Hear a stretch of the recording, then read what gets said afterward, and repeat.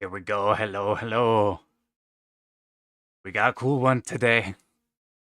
I was thinking to do another title one right after doing Rayforce, but the same guy who had the crazy Rayforce run that made it like that whole route and did the video on, it turns out that he's also got Goated Metal Black run.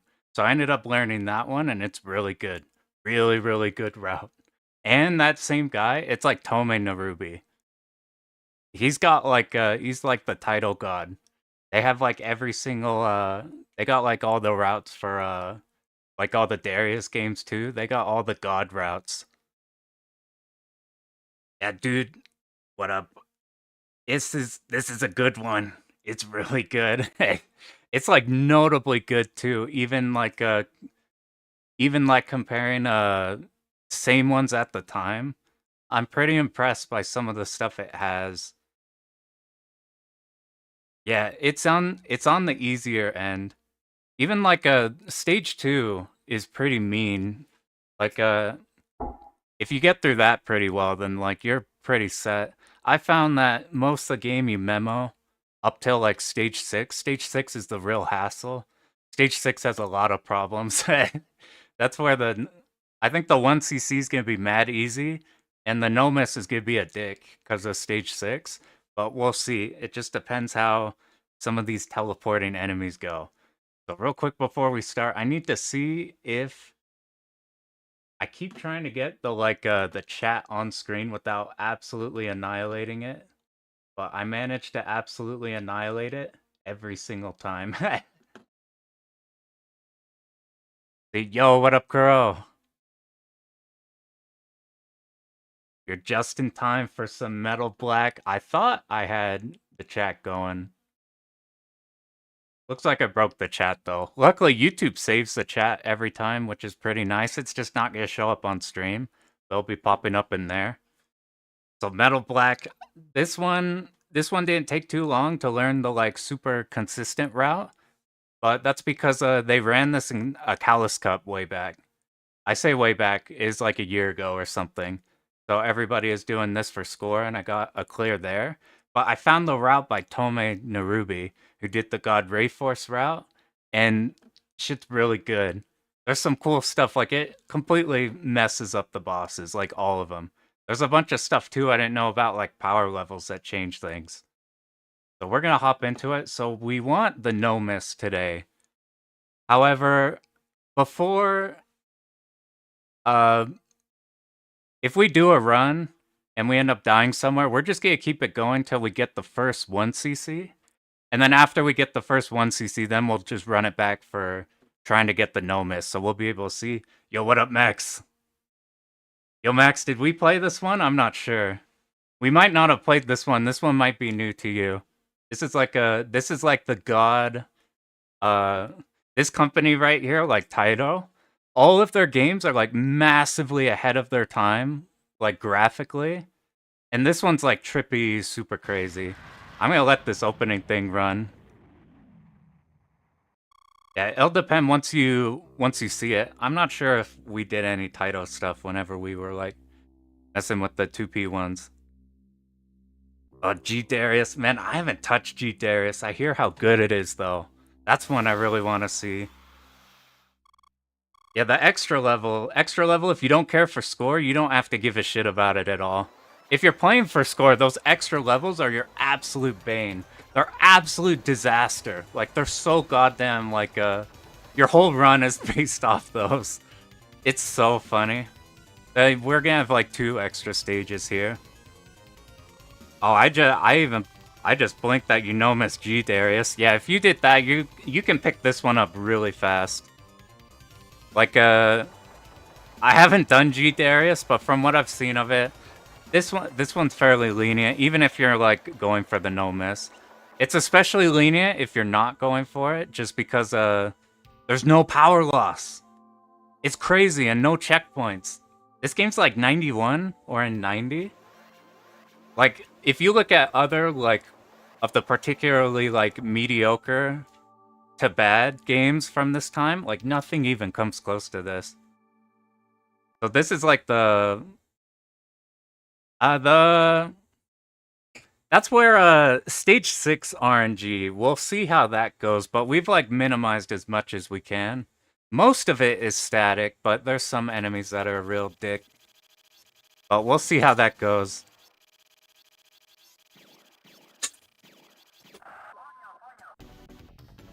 So right, G Darius is pretty consistent. I actually really like static shmups. I'm a bitch like that.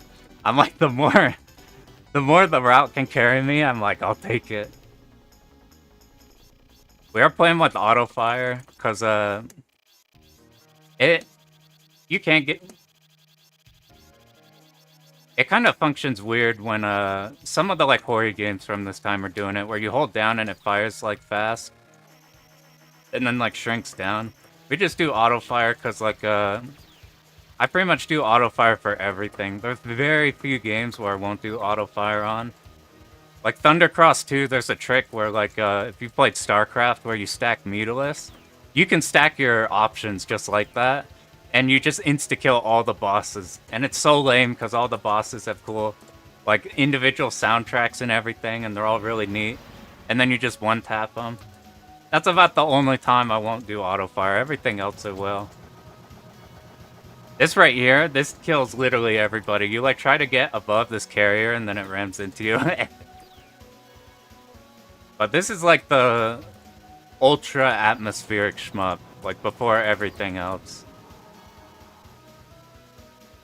When I tried this, when I was in like younger in high school, I actually thought this game looked bad because for some reason you not getting any audio feedback on picking up the power-ups drove me crazy, and I didn't like the UI at the bottom. I've noticed that like the whole thing is when you're younger. Yeah, I'm doing 30 hertz. I notice when you're younger, like people say that like kids don't care if it just looks good, then they're happy. I was the other way around, where I didn't give a shit how this game looked at all. And then I get older and I'm like, wait a minute, this shit is unbelievably cool.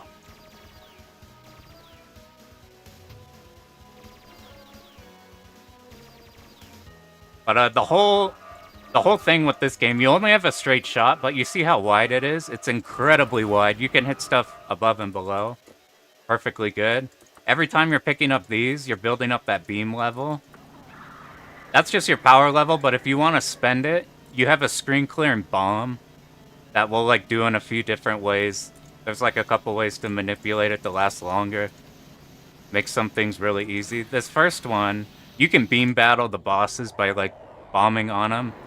And if you have more power than what they have, you'll like beat them there. We don't want to beam battle at all because that's taking all of our beam power up. And we're routing those specifically to make some of the easy sections, make some of the hard sections like Brain Dead. Alright, this shit here. So you're always in one of two camps when you play this game. You either love this game because like visually it's a freaking feast, or you fucking despise this game because you're a score player. When we were doing this in Callus Cup, everybody was agonizing over this shit. Because whenever you lock onto an enemy, it freezes the timer. And if any of them get away, it takes like all of your time to try to like... It's shit like this happens. And you're like, please God, lock onto it. And all of your score is on there. So like playing this game for score is like absolutely miserable. Playing it for just survival though is freaking tight. I forgot you could even move it here like that. This stage, I feel like this stage walls everybody playing immediately because you have a bunch of memo checks. Like, look right away. Immediately, you have these rockets from behind. This I came up with like 10 minutes before stream just because I didn't want to think about this section. We just wait for stuff to shoot at us. You just hold forward, and then we hold back. And now we're out of everything. This one has a few memo checks, but aside from that, it's not bad. I think this is one of the harder stages just because there's very few landmarks. You have to memorize what formations of Zakos are coming when. It helps though, later on there's like a high-speed bit, so it like helps divide the stages and stuff. We're trying not to pick these up, because right now they're just giving score. What we want to do is stack most of these on screen, so whenever we do use like a screen clearing bomb that takes all of our power away, we can easily refill. Donpachi I really want to do. I really want to chase a bunch of Hibachis.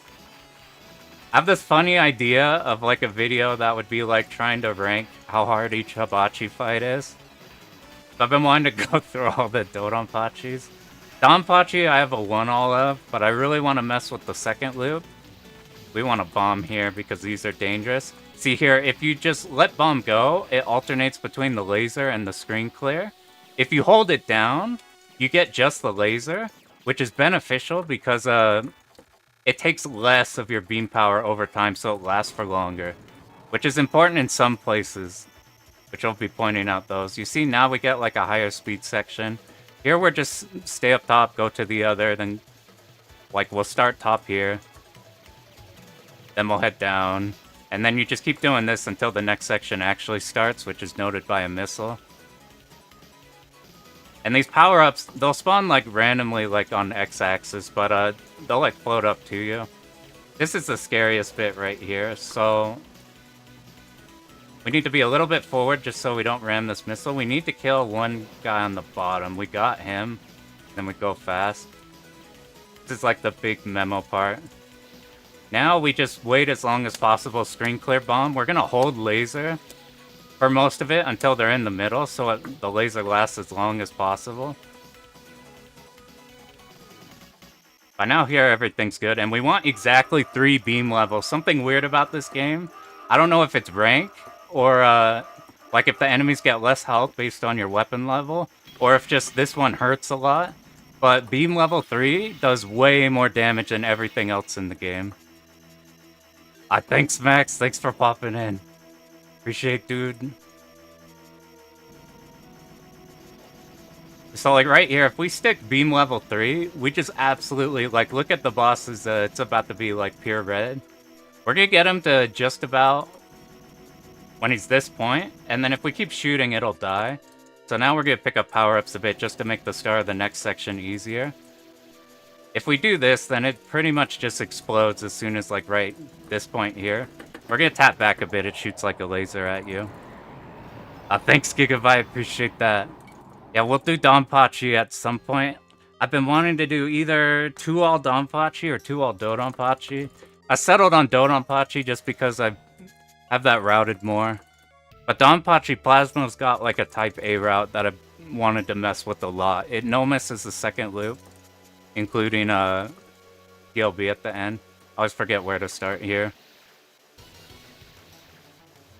This level's a lot easier than the last one just because there's more landmarks. Here, these shoot spreads, so if you want to be safe, if you don't kill those in time, you just tap. We pretty much don't want to be... This is like a planned bomb spot, and we're holding our laser so it lasts, because if we keep it for long enough, the tail end of it kills this enemy up here. That's not like a super dangerous enemy or anything, but it's completely free to kill him that way. Now we want to be positioned right here just so we kill these walls immediately as they spawn in. The only thing here that's dangerous if we stick on the bottom here are these enemies, which will move a bit and then just shoot one aim shot. So if we... Sometimes they'll go up, sometimes they go down. This time we killed them really fast and it is easy. Now these... You get to see how wide your shot is here. It doesn't seem like it since it's completely straight, but it's got a wide hitbox. It's like using like a Dodonpachi laser. You got a bit of an aura. If these get past you or if they touch a wall, then they stick on it and we'll start blasting 3-ways at you. Here, we want to speed kill this right away. We get up on you, and then we move up. You see how they have to turn? They can't shoot you while they turn. It's kind of like a Gradius walkers, how if you're like above them, they have to like turn around and do the animation before they're in like a shooting state. Like here, you get on top of them, you just hit them with the top of that. Yo, what up, dude? Yo, have you done this one before? I think you got like a way bigger... I've been impressed when I look at your channel how many clears you got. I'm like, one day I'm gonna have as many as that. This one's freaking tight, and it's like, it's shockingly lenient because no checkpoints and 3, 4, 5, 6, 7. That's important. You have to wait for 7 so you could tap these and then you move. If you don't wait there, then you either have to dodge them from both 2 sides or like more of the bottom ones remain. Yeah, this is I haven't tried like full on Gun Frontier, but this one is way easier than that one looks. There's a bunch of this one here. You see the dung up here? We need to kill the dung, so we're like, and then force them down here. And that gets us to this phase. In this game, anytime you get any of these arms that try to steal your power, they don't have a collision hitbox, so all we're worried about is these little balls that's rolling. And then we bait it down here, because the dangerous part of this boss is when it gets this ball to the top of the screen. But if we kill it there, then it's fine, and we just keep bringing it back down. And, like, it's got to spend all this time going up, so even though it takes, like, a little bit, you just dodge, like, one spread every now and then, it's completely fine. Yeah, Gun Frontier, I got a little... I heard the Zakos in Gun Frontier are crazy. Ooh, I haven't seen you do the laser before. Let's just kill you, it's just dead right there. But, I got a taste of that from Rayforce. Rayforce has some, like, mean Zakos, too. I think Taito got the meaner ones. Basara's really cool. Alright, now we got the score player demise stage. See, that shit happens if you're trying to play for score. Drives you freaking crazy. See, this is the stuff that happens if you play for score. That happens, you gotta insta reset. That's why this game's like way better for survival. Actually, the run I was looking at doesn't even, they just don't shoot at all because they want to get past this. I don't know if their scoring extends that you have to meet very hard, but you get like 5 by the end of the game. Basara 2 was one of the, like, my very first shmups I've tried. Basara 2 looks mad fun. Yeah, this is... you can't die in any way, it's purely for score. As soon as you lock onto an enemy, the timer stops. You have to kill all of them and you get a bonus for as much time as remaining.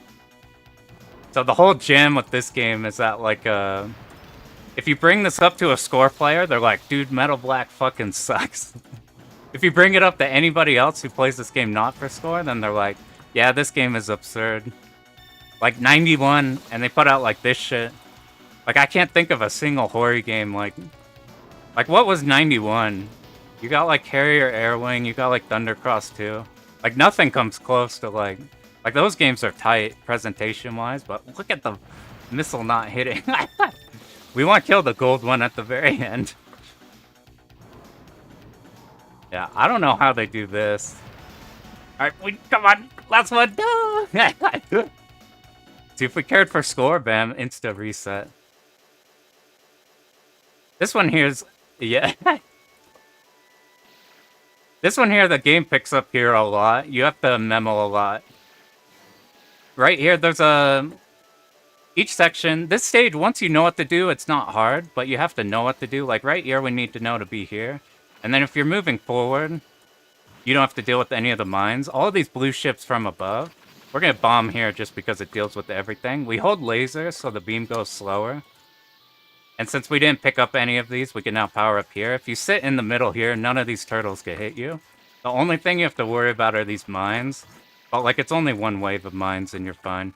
This game's really fast. It's like 20-minute, or like around that range. And because no checkpoint and no power loss, it's once you have the route, you can mess up like 4 times and still keep the route going as normal. As soon as we kill this, we need to move up top left. So now the spiders are dead and we're good. I came up with a crazy strat. I don't know if I want to try. You know what, fuck it, we're gonna try it. I came up with this the other day, just for fun. I found if you just hug the right here, nothing hits you. You don't get any of the power-ups though, but you see the hitbox? You're completely fine. Now we do need right here to be careful not to run into the blue shots. But I don't know if I've seen that anywhere else. I think it's bad though, because you don't get powered up.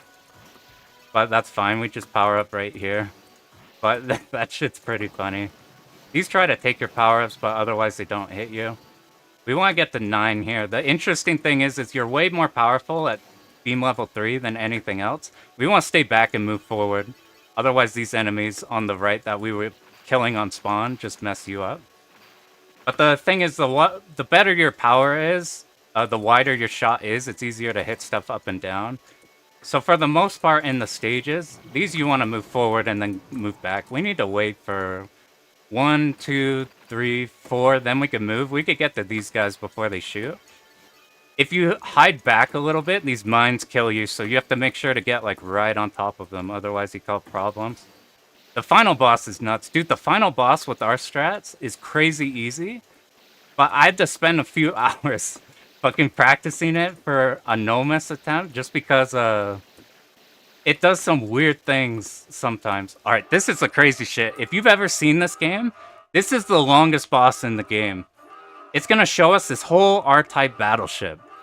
And it's got all these screws on it that it's just showing us the ship for the first part.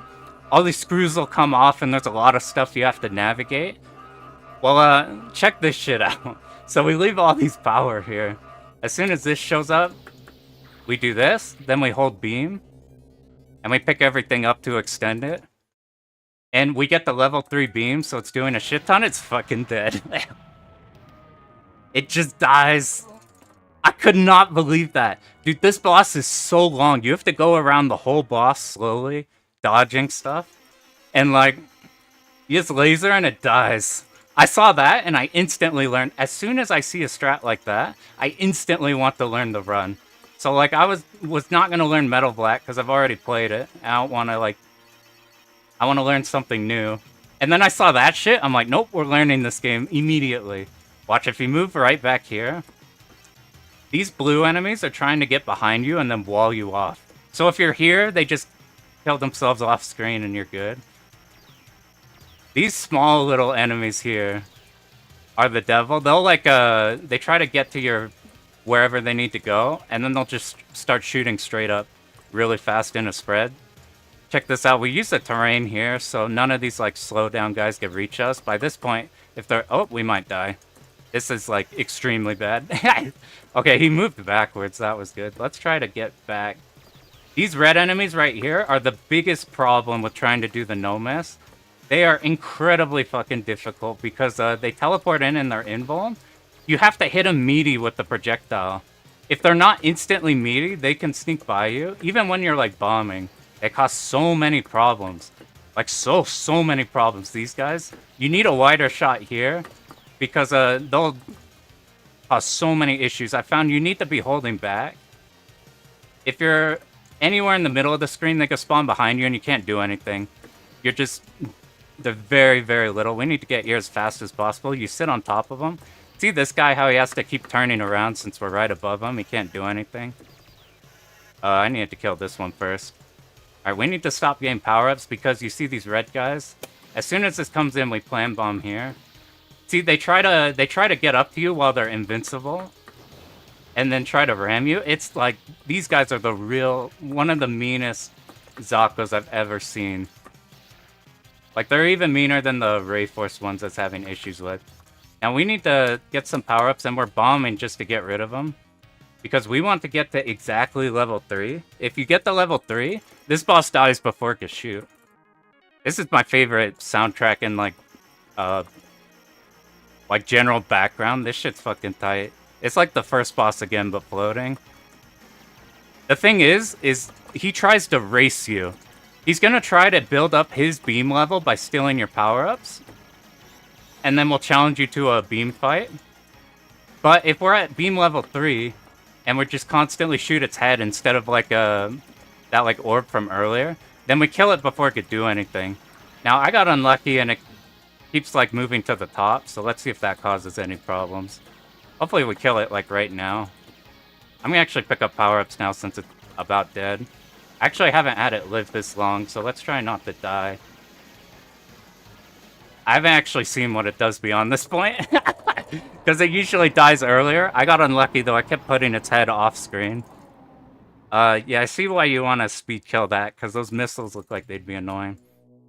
This is the hardest stage. All the other ones are fairly static. Like, the red enemies in the last stage are the only thing you have to, like, really be scared of. Like, the route covers everything else, but this stage has a lot of problems. It's like an onslaught of all the previous, like, elements of the last stages in, like, really messed up ways. It's specifically because of the red enemies. Right here, I messed up the strat I like to do here. We got lucky with the blue guys, though. We're constantly getting the blue walls, which cause so many issues on this stage. We can ignore these spiders. We're just gonna hang out here.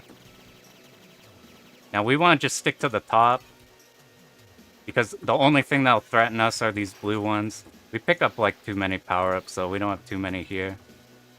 These are gonna try... If they're coming from the front, they're gonna wall you behind you. But right here, if they come from behind, they're gonna try to wall in front of you, so you give room ahead, and then you're completely fine. If you sit down, none of these blue enemies hit you. Now, here's the real problematic part. We have these blue ones, and we're going to try a laser to extend it, because these red ships are the huge hassle. I like putting the long laser on them, because if they, if you do the wide area of effect, something that can happen is, like, it can sneak by. Now, this part's really easy, but I found, specifically today, I've been having problems with.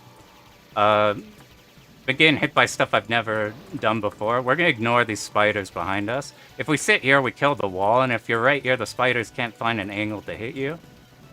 And if you're down, you kill everything else. Now, we need to... This is the second scariest part of this stage. We need to bomb now and hold on the backside to kill those red enemies, because they can sneak through you while they're invuln, and then even while you're bombing, we need to get the... Our level 3, fuck. Okay. I needed to rush ahead way faster. This is a safe spot right here. If we're here, we only have to worry about... These enemies are, like, slightly random. This part's terrifying if you get a bad pattern, so use laser there. We need to get exactly 3 beam level. Yeah, we missed the no miss there. We want 3. You don't get any more power-ups here unless you kill a specific part. So you could pick up everything and you'll be at the exact same beam level. You don't have to worry about dodging anything. This is the final boss. This boss is incredibly easy at beam level 3. And the very start of it is really static. So, like, it can do random things past this, like, first few phases. But right here, you can always do this, and you're killing the first few phases really fast. Like here, you often get the second one. I didn't get it, so what we're going to have to see is this tail. This tail is a real problem, but the way to do it is right as it's about to shoot, we can damage. We move up, and now we get diagonal to it. If you get diagonal, your shot won't clash with its shot, which means you're damaging it, and it dies really fast. If you're like right above it, or shooting at it, it'll clash with it, you do no damage to it, and it causes problems. But look how fast you go through every single phase when you're at beam level 3. It's crazy. This is the second to last one. It does so much damage. It's absolutely absurd. We can even... Let's try to kill it before the... Let's see if we can kill it before... Nah, we gotta deal with this one more time. So we just sit on it. It's gonna be harder now because it's in a later phase. Nope, that was easy then. Goodbye. So that's why you want to beam towards the end where things are scary. And get yourself to exactly beam level 3. And then you kill it. God, we died on like the easy section too. So we're gonna run it back and try to make sure there we pay more attention. I think the part we died on, I think the issue was I think we beamed too late. So we entered the next section and like some enemies were alive. I wasn't paying attention super good. We're gonna watch the ending for this one, and then we'll get back to it. So what's cool about this game is you get a good or a bad ending depending on how you interpret the Earth exploding, getting cut in half, like right after we killed the boss there. So whether you think like this is the good or the bad ending, that's what happens when you win. But if you game over, and you can continue on the last stage, but if you game over, you like get past the continue screen, you get a whole new ending, and it's like a lot longer too.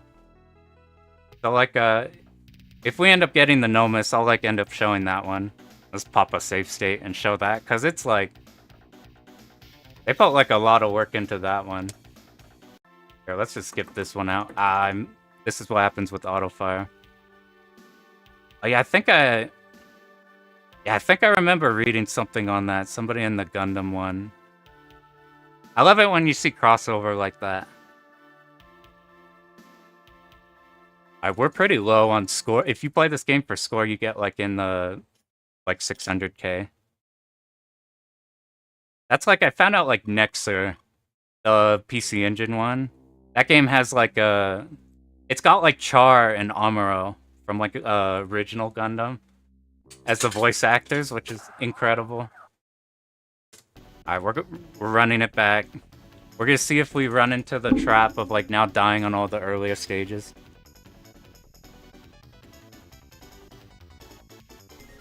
But if you just want a survival clear, this one's really nice. You saw we died there. Still had the same beam level, you just continue going. So like, I've heard a lot of people have trouble with this.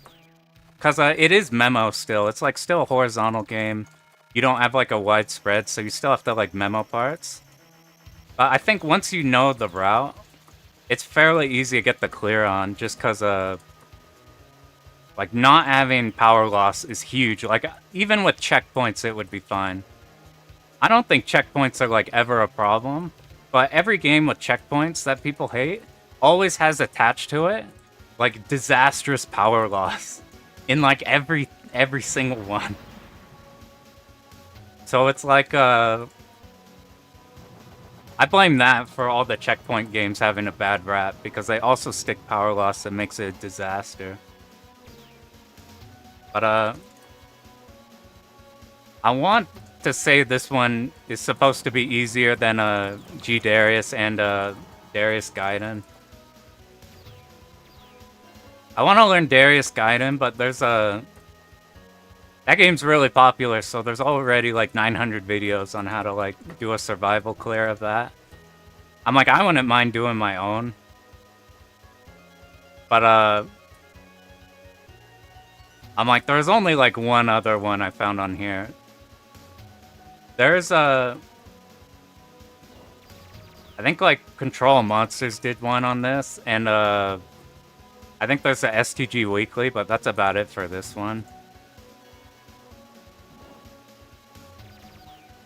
But I still can't believe this one graphically for like the exact time period. These enemies you don't have to worry about, your shot's so wide, and they don't shoot. The later stages they shoot, you get a bit worried.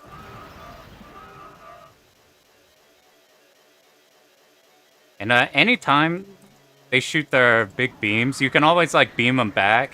You get some Dragon Ball Z-esque like beam battle going on. But I haven't found a point where you actually want to be doing that. The only time I found you might want to do that is the final boss. It's Big Tail that we speed killed in the last stage. If you get in trouble and don't kill the tail, you run into some issues where the tail keeps moving around with the full screen laser. You have to beam battle it there. That's about the only point I've found where you might want to do that like optimally, and you could still deal with that section without it. Let's see how we deal on these. Auto fire helps out extra with these ones. I imagine they could sneak by when you're tapping as well. Cause a lot of issues. We got a bit of time. What are you guys trying to clear right now? Any runs that seem cool? I'm in the background trying to learn Dodonpachi. Trying to learn a 2-all in that one eventually. Let's see if we get hit by the second stage. I don't know what game to do after this. It might be Radiant Silvergun.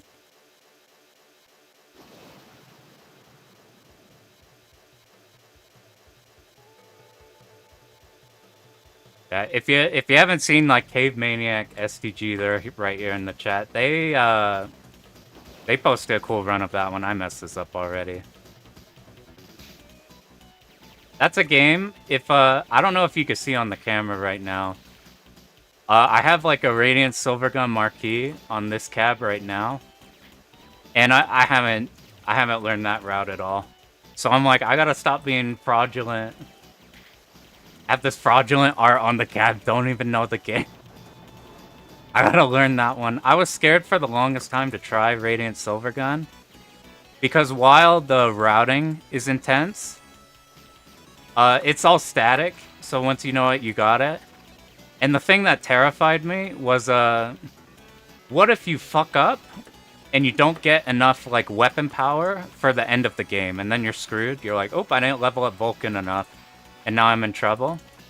However, it turns out, like, you can do routes that are pretty safe, that don't put you at risk of, I gotta remember a beam there. They don't put you at risk of not having enough power. They're lenient enough while still doing safe strategies to get through there. So that caught like a huge worry I had about the game out. Like that's because like if you play like Musha, Musha also has a game-wide resource. And if you get to the end of the game without that resource, it's like infinitely harder. And that gave me kind of a bad taste. But Silvergun's different. Like after looking more into that one's just good. It's just really good. I'm like, I really want to be learning that. Alright, let me not mess this one up real quick. This is the easiest part to mess up. We need to kill all these first. We need to kill 2 guys on the bottom. Okay, we got 2 of them. Now we move down. That way they don't interrupt you here. Now we're pretty much set. We just bomb whenever. And we're holding laser just to extend it.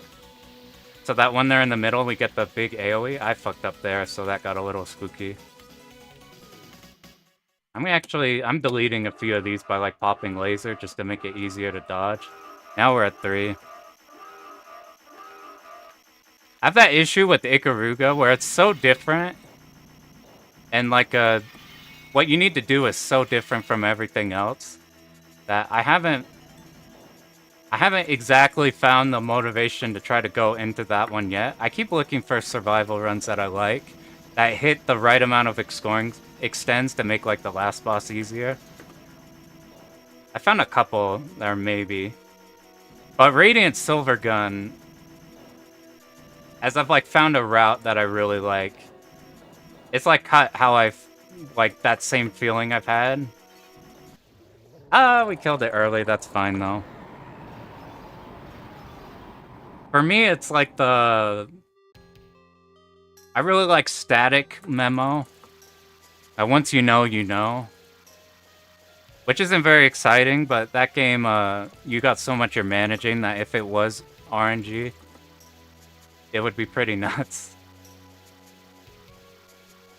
Like, that's the appeal I found in Radiant Silvergun. Plus, the survival strats in that game are cool for the bosses. There's a lot of cool stuff you could do in that one. I need to start back more, but since these shoot a aim spread, you just tap, you're good. We need to up our laser a bit. We're just gonna pop it here. We're not getting the full, but that's fine. We use this laser for the most part anyway. Now that's interesting how little damage that did. I think if you start from max power, it's like a lot different. I've noticed like if you do laser without maximum beam level, you do not get the area of effect one, but it seemed like the beam was worse also. Alright, let's not get rammed here. A lot of the times here, you could get a pack of 2 of them and you have to sneak in between. But it's not so bad. You see like the range here you hit. Even if they land like behind you, like that one right on the like the very far end, you're still completely fine. We do want to remember though, you want to rush this one immediately. If you hold straight up, that enemy can't hit you. You have to worry about the turret shot, but the green enemy that shoots down won't shoot down. It's like stuck animation. I found here, as long as you're holding on the top end, nothing on the bottom spawns. Everything's just crawling up top and you're good. Now, what other games are cool? Not a big list of stuff. I was worried about this section for a while because of these turrets. But it turns out their interval between firing is really slow. So all you do is you just wait for him to shoot, and then you have a lot of leeway to move around and do stuff. And just run right at him. We have to count right here. We have to count to 7. 1, 2, 3, 4, 5, 6, 7. It's a little harder if you go one earlier, one later.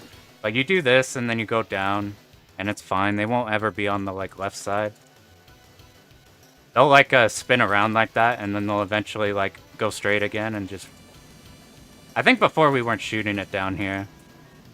This was the boss. We stay down, and anytime the dung's here, you want one of your shots hitting the dung and the other hitting the boss. That's enough to kill the dung, and you still damage the boss. If it ever runs to here, that's like the stage transition.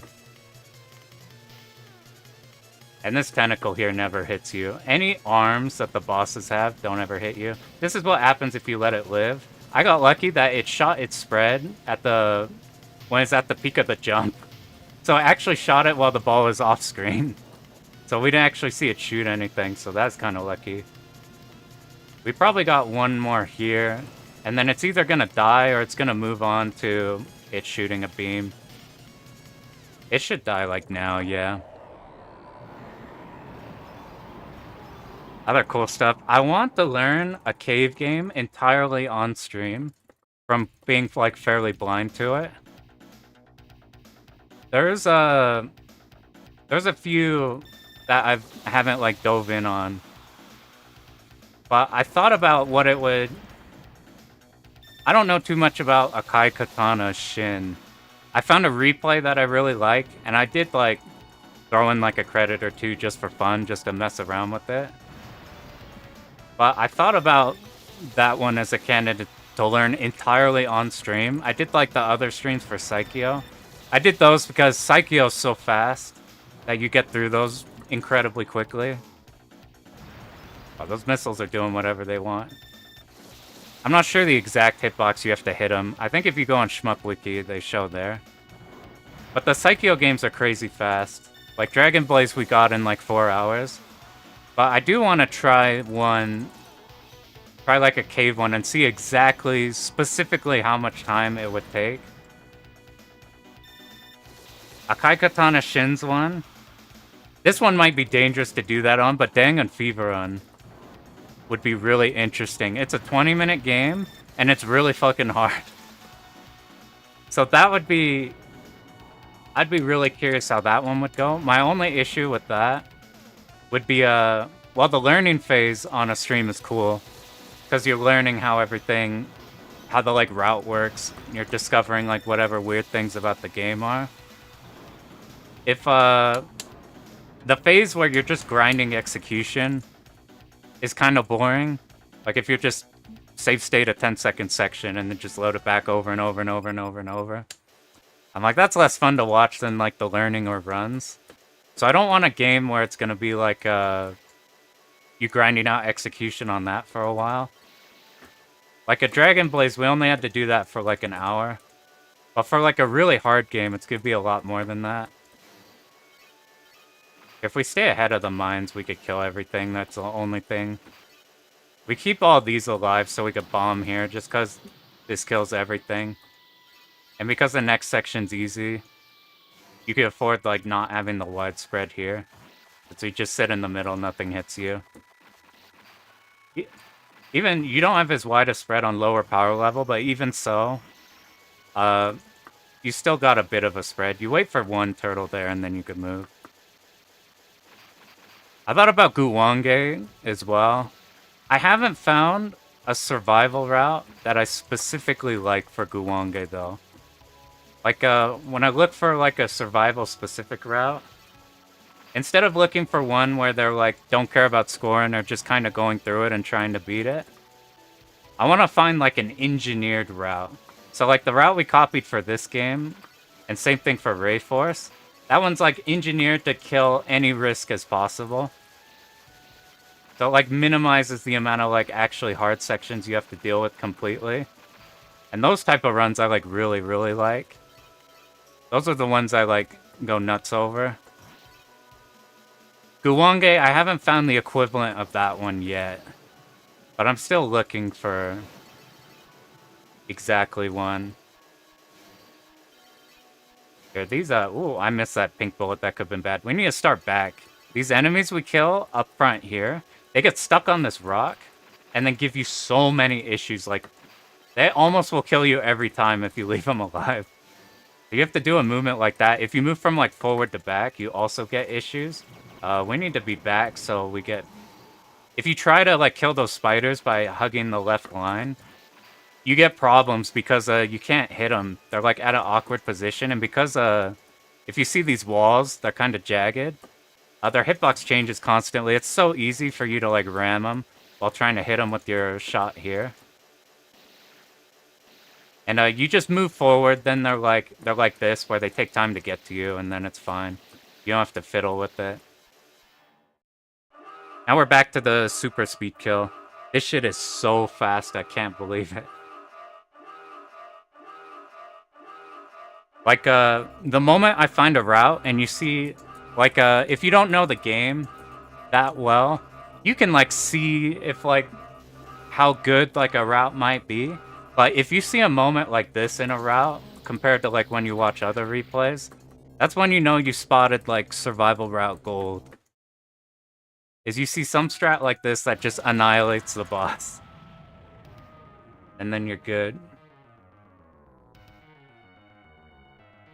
Another survival route I found that's really good, Plasmal has on, like, the Shmup Wiki page on, like, all the replays. On the replay page on there. They have a Type A for Donpachi route. That's freaking amazing on second loop. Like, really, really good. Donpachi, I started with... I got a 1-all on a Type C. And then I wanted to learn the 2-all with Type B. And I'm going to end up learning it with Type A. I think Type B is technically the best ship in that one. I want to say B is the best for scoring survival. I think C is the easiest, but you're so slow that some sections are, like, really hard, even when you, like, really know what you're doing. But it makes, like, some of the easier sections you don't have to think about. B, I think, has the best of both those worlds. Almost died. We have to hold back here. You see this enemy at the top here? I wanted to make a bomb strat for this part. Fuck me, dude. We got mad lucky, like really, really lucky. We have to pull this red enemy forward. This is the most dangerous part of the stage. We really want level 9 here, max beam level. Because I see these red enemies right here that teleport in. If you don't have, like if you bomb the previous section, it's really hard to kill those and then they just rush you down. It's a real hassle. It causes so many problems. When I was first learning the game, this one was the really, really hard stage because this one you have to route very specifically. However, this might be a problem. Luckily we pushed the walker back with our movement, so that one on the left didn't shoot. Now we do plan bomb here. If we hold on the left, while we are picking up some power-ups we don't want, it makes all the red enemies spawn ahead of you. If you're anywhere but the wall on the left, then they spawn behind you, and you just have to hope at that point. Now, we have too many power-ups on screen, so I pick up some, let the beam rip. I could have picked up a few more, but I didn't want to bother counting. We're going to see if we kill him this time before the beam. Last time he was stuck at the top of the screen where you can't shoot him because you want to be shooting its head. Because you see here, you see this little orb arm it has? This thing will block your shot. You really just want to hit the head. I still don't know to what extent point blanking does more damage in this with the auto fire. Right here, though, we get a lot. Yeah, it should die, like, right now. Just off screen. Now it's dead. Nope. In practice, I haven't actually seen it get to this point. Luckily, though, it just should go down now. Yeah, I wonder why that's lasting so long.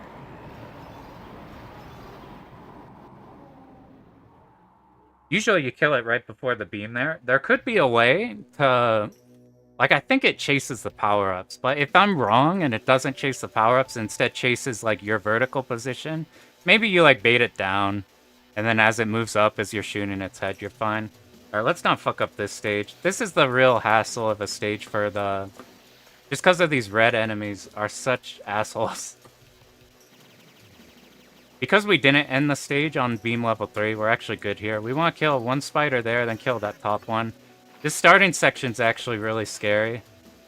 If you start like killing the bottom ones, then the top one causes issues. The enemies from behind are an issue. Here, they won't shoot you at all. The route we're copying does kill those, but I've found that I die to them in silly ways. If like you get them stuck on the left, where you can't shoot them, I'm picking up way too many. If you pick up, if you try killing them on the hard left, you can't hit them. You have to bait them forward a bit, and it becomes a bit awkward. This is what happens if you don't bait from forward to back. You get walled on the left, and while I was fine there, it could have been bad. So we have to pay more attention to that. As soon as we see these blue guys, we go. We're holding laser so we could keep it for as long as possible for these red enemies. I prefer using the straight laser on the red enemies so they absolutely don't sneak through. Now, where do we want to be here? We want to be on the bottom because the blue enemies after these cones can't hit you down here. You see this, you're good. Now, the spider's the problem on the top. Now, we need to make sure we're not too far forward. Yeah, we're on no miss for this one, so we just gotta make sure that part we died before, we don't again. We want to stay right by this pillar, and then as soon as these blue enemies come in, we move back. Alright, this is the part where we died last time. We are gonna bomb mad early. Oh, well, that could have been too early. And we picked up too many power-ups. We just got a hard focus now that we don't let any of these red enemies past us. If they land or get past us in a spread position, it causes a lot of issues. Luckily, that one that spawned, I think it's random, the bubbles, becomes a mine. Okay, now we pray. Pray, pray, pray, pray, pray, pray. We got dodge purple shots. We gotta move up and around. We got unlucky there. Alright, this is the last terrifying part of the run. I got a bad pattern, we might die.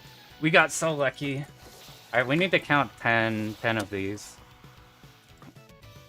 Okay, we're good, we're good. This should be good. I think we're set for the no miss. I think we're here. So, with beam level 3, this boss like instantly fucking dies. The only issue we could have is while the starting bit is really static, like it's always coming down here and you could damage it a little bit. At the very top, it's always good to do this pattern.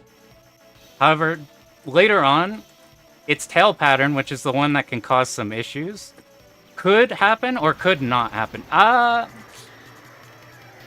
need to stay at the top, so here's what we're gonna do. Why are you so high up? You can move through the tail. We might... No, we can not use the beam here and we're fine. Now, we need to kill you before you drop too many power-ups. Fuck, dude. Oh, God. All we had to do was hold up at the top. But because I tapped down a tiny bit, we ended up getting that phase.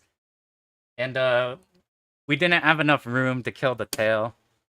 That's the problem with that boss. That boss is, like, absurdly brain dead. But if, like, some weird shit like that happens, you're completely fucked. Like, we could have beam battled at the end there. Ideally, the strat there is you beam battle it, you kill it, it drops power-ups, and then you try to recover. But, that part's a motherfucker, because the boss moves left and right. And depending on when the tail happens, the tail could be forward a bunch, back a bunch. You can move through the tail, but the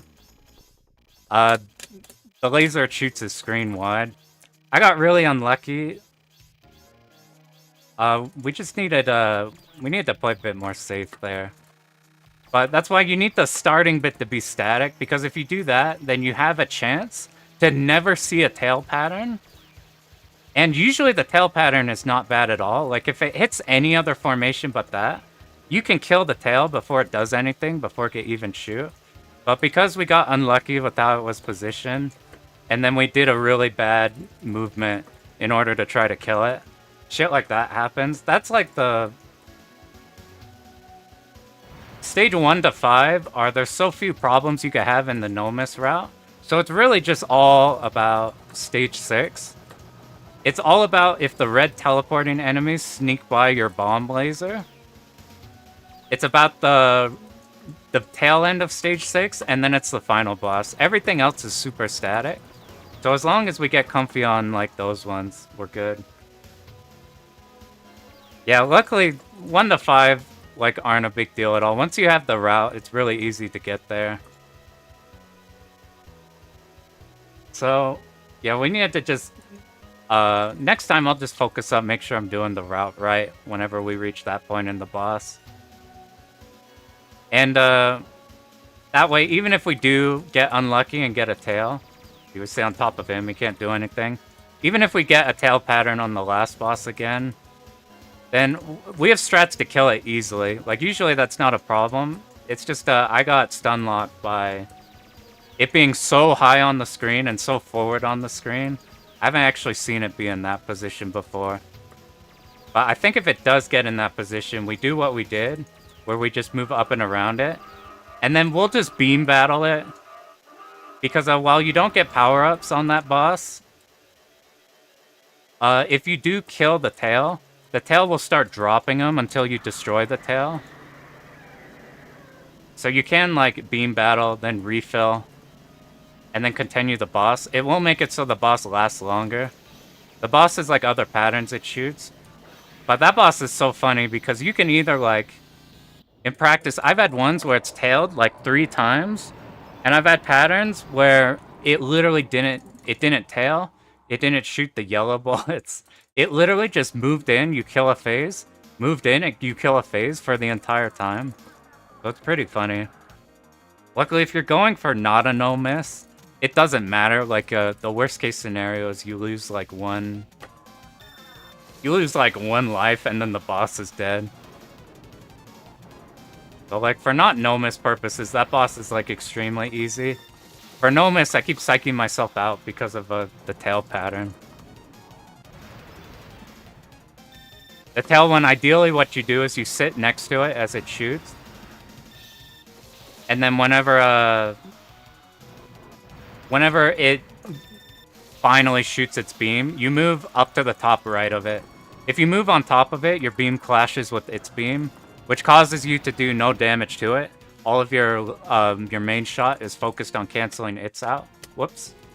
That's not the start button. Secretly cut in a recorded run I did just now. Don't tell anybody. I kind of messed this one up before. Here's what we do. We just hang out. The moment we have Zako shoot at us, we just move forward and back and we're good. You see these ones shoot, we're good. Move back, we're fine. Now, we don't want to pick up any of these. Last time we picked up too many. It's not super specific. Like, if you pick up one, it's not like, oh shit, the route's over or anything, but you just try your best to not pick them up. A lot of them will float in this mid space here, but they do get, like, up and around you. I think that enemy was left over from when this was still a Darius game. This game was originally supposed to be a Darius game, and then it, like, now it's like a Gun Frontier game. But that doesn't... The, like, Gun Frontier naming scheme's really weird. Because the 3 games you got Gun Frontier, which is so different from this one. Like, that one's like a Wild West, like, everything is a gun. Like, all the ships are just different forms of gun. And then the 3rd game in Gun Frontier, or I think the 2nd one. No, I think this is the 2nd one. Is like a dino fighting game. Like, aside from title aesthetic, they're pretty much not super related. So this one's weird if you want to consider it a Darius game, like, side game or not. Or its own thing, or a Gun Frontier game. I just wait. They start up top there. We go, like, top to bottom, top to bottom. So another Hori game. Since I did this one, and I've been wanting to... I've done a lot of vertical ones so far. I did mess a bit with Zezex. And I think Zezex might be my favorite R-Type game. That's the one with the tentacles, where it's the Konami game where you got the tentacle option. And you use the tentacle option like a Force Pod more than you use the Force Pod in a R-Type. Like, for the vast majority of the game, you have it detached. So it's like that's kind of what... Alright, what did we do wrong there? Okay, I think what we do is we pick up the power-ups. So I ran out before... This was the last wave before it ended. What you do is you pick up the power-up so it extends it for as long as possible. Yeah, I guess G Darius has the same, like, the beam clash mechanic. Do you ever want to do that in a run? Or, like, I don't know specifically when that stuff happens. Like, this one you're trying not to beam clash as much as possible. I feel like I've seen a replay where you do. Yeah, do you just, like, that's the fastest way to kill the bosses? I'd be, like, hitting the, like, smoke the bosses with it. In this one...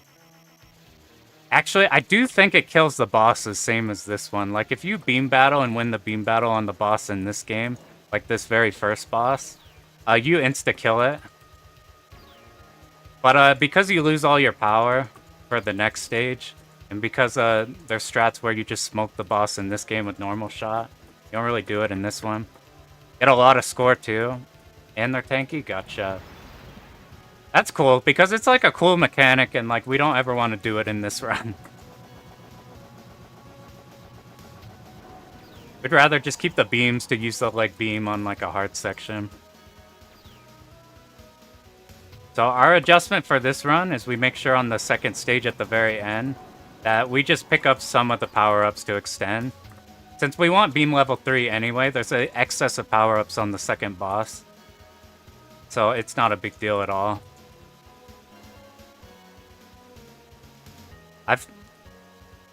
I have seen too some Darius Gaiden runs. I've seen survival runs where they do or don't go for the captures. I've like seen some where they just speed kill the bosses or the little mid-boss things. I've seen some where you like capture all of them just for like extra spread. You don't want to damage it so it doesn't hit a phase.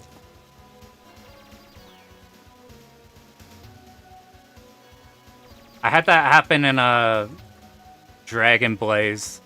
I noticed one of the bosses has like a pattern where it does nothing but shoot a laser that you just sit next to it and it dies. But if you damage it too much, then it shoots its like final pattern right at you. And it's way, way more terrifying. Ran into that one not too long ago. I don't know why I'm avoiding these. See, we ran into the tentacle there. It doesn't matter. It doesn't have a hitbox. That way, otherwise, that would be like a random element that'd be a real pain, because it just randomly goes after the power-ups. Like this one, if you beam battle that phase there, it'll just insta-kill the boss. I'm trying to think where else you would beam battle in this. I don't know if there's a big one on second boss. I don't know if third boss is the dung. I guess you beam battle, it only does the beam at the very end. So maybe it's same in this game, it's just you don't want to do it because want to keep the bomb. Whoop.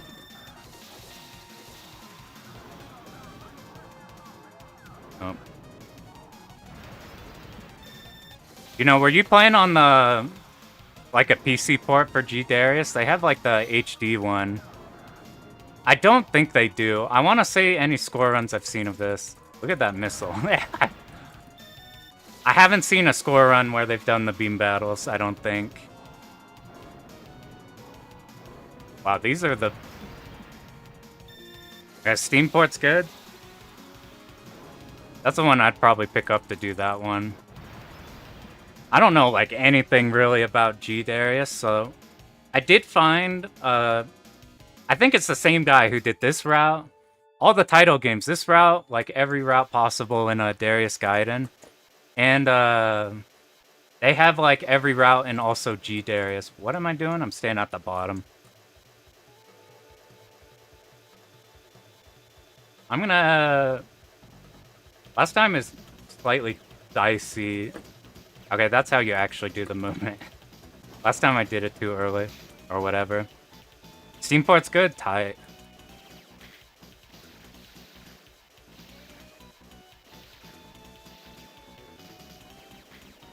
But they have a... I think I found what's supposed to be the easy peasy route for G Darius I might mess with. I can't remember the route names very good because they're all like Omicron or like stuff in like that naming scheme. That's... Is that because of, I have seen... The one thing I do remember on, G Darius is, the huge battlefish, the battlefish. What is the enormous ass boss called? There's like one boss in that one where you have like a whole fleet behind you. And then you get like screen-sized Giga Battleship that just instantly wipes your whole fleet but you. I thought that shit was tight. I might have done this too late. No, we're good. We use laser as long as possible so that maybe... That didn't last to here. I think if you get the level 3 here, this shit just insta-dies. You see that? It's not just bosses. It might just be damage. I don't know if there's, like, rank for health. Like, if you play, like, a Rising game, they have rank based on a... Their health will change based off your rank. I don't think this is that. I think this is just strictly damage. Fire Fossil is the huge battleship. That's sick.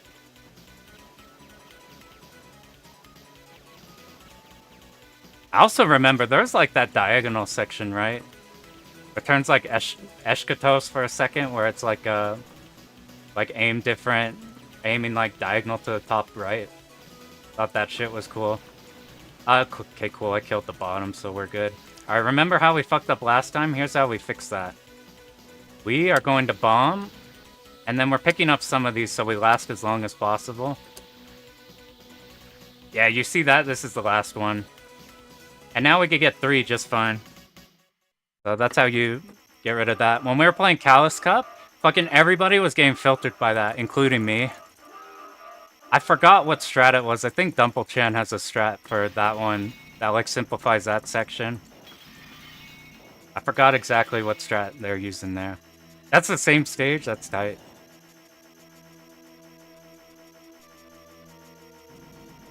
What I always thought was interesting is the sound not playing at the very beginning of the game. Or the music. I can't think of that many games that do that.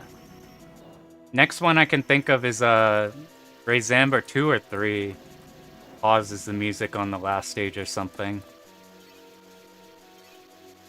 I think we got enough power-ups I'm satisfied with. If you don't kill it before this point, you deal with that laser. So just as like a option select, basically just in case the laser happens, you tap back.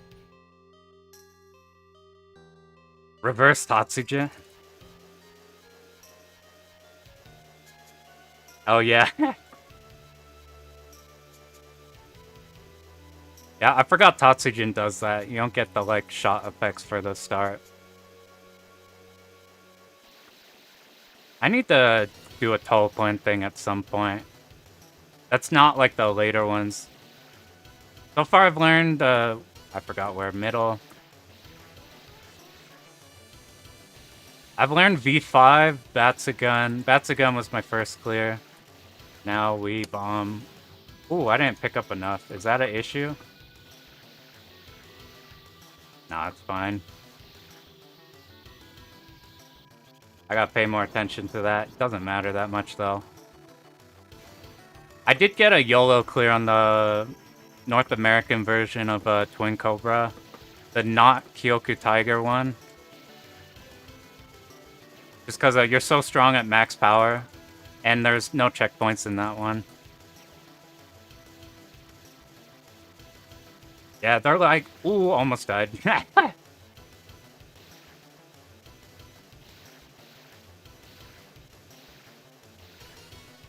Yeah, the only thing holding me back from Tatsujin 1 is just needing to memorize stuff without landmarks.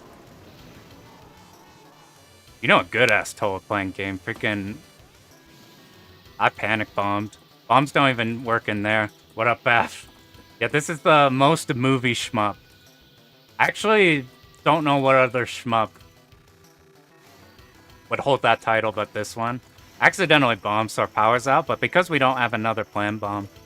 So, Bath, our first run, we died on the very last section before final boss. We have to hold back here because of that turtle.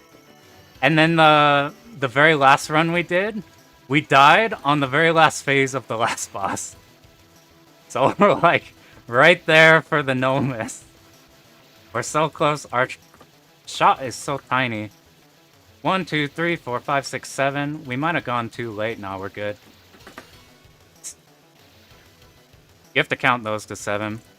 Dude, the 8-way, I've been whining about those all stream. The like red enemies that do that.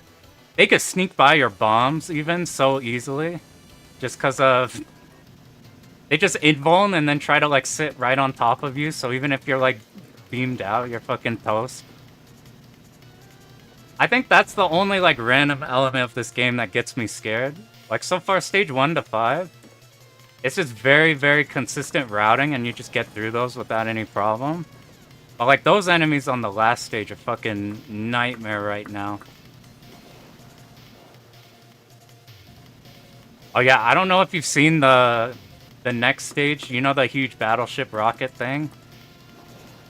I decided to learn this game, like this route, because I found a strat for that boss. That it insta-kills the rocket. You don't ever have to move around the rocket, it just dies. I thought that shit was so sick after like when you used to try doing this for score. And like the rocket took so long to kill. Yeah, I freaking love that strat.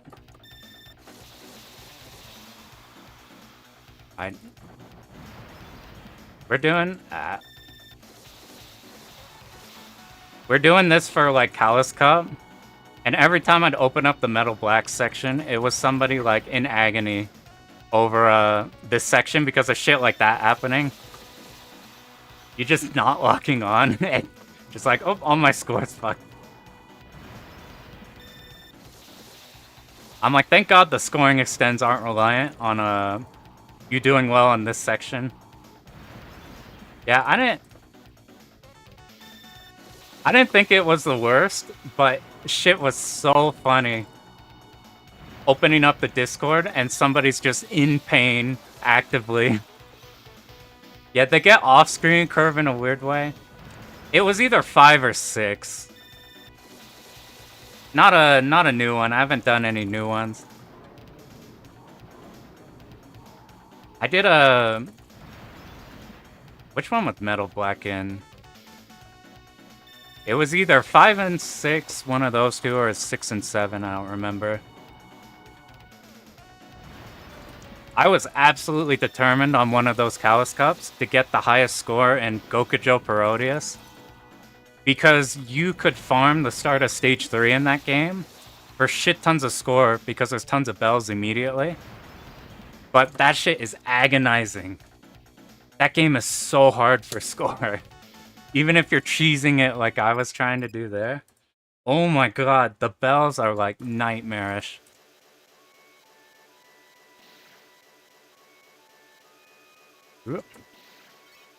I want to learn... So Omcol posted a run of Gokujo Parodius at really low rank. And it, like, is incredibly low rank. Like, really, really, really low. I want to learn it so badly because, this is a planned one. I want to learn it so badly because it, like, gets you to special stage. Like, super hyper consistently. Like, all the, like, the runway stage, the high-speed stage, massively easier. Stage 3, which I find really, really hard, massively easier. This stage we kill one spider and then we go. Okay, you want to see? This is trademark stupid-ass pan strategy that I don't know if anybody's fucked with, but I was just messing around. And I found out that if you're here, this is a terrible strat because you're not picking up power-ups. But if you hug the right side, I'm sure somebody else has tried this, but if you hug the right here, fucking nothing hits you. And your shot's wide enough for the stuff that can. This, like, everything perfectly can't hit you, and then you just move like that. Nothing can hit you. It's bad because you don't build any beam.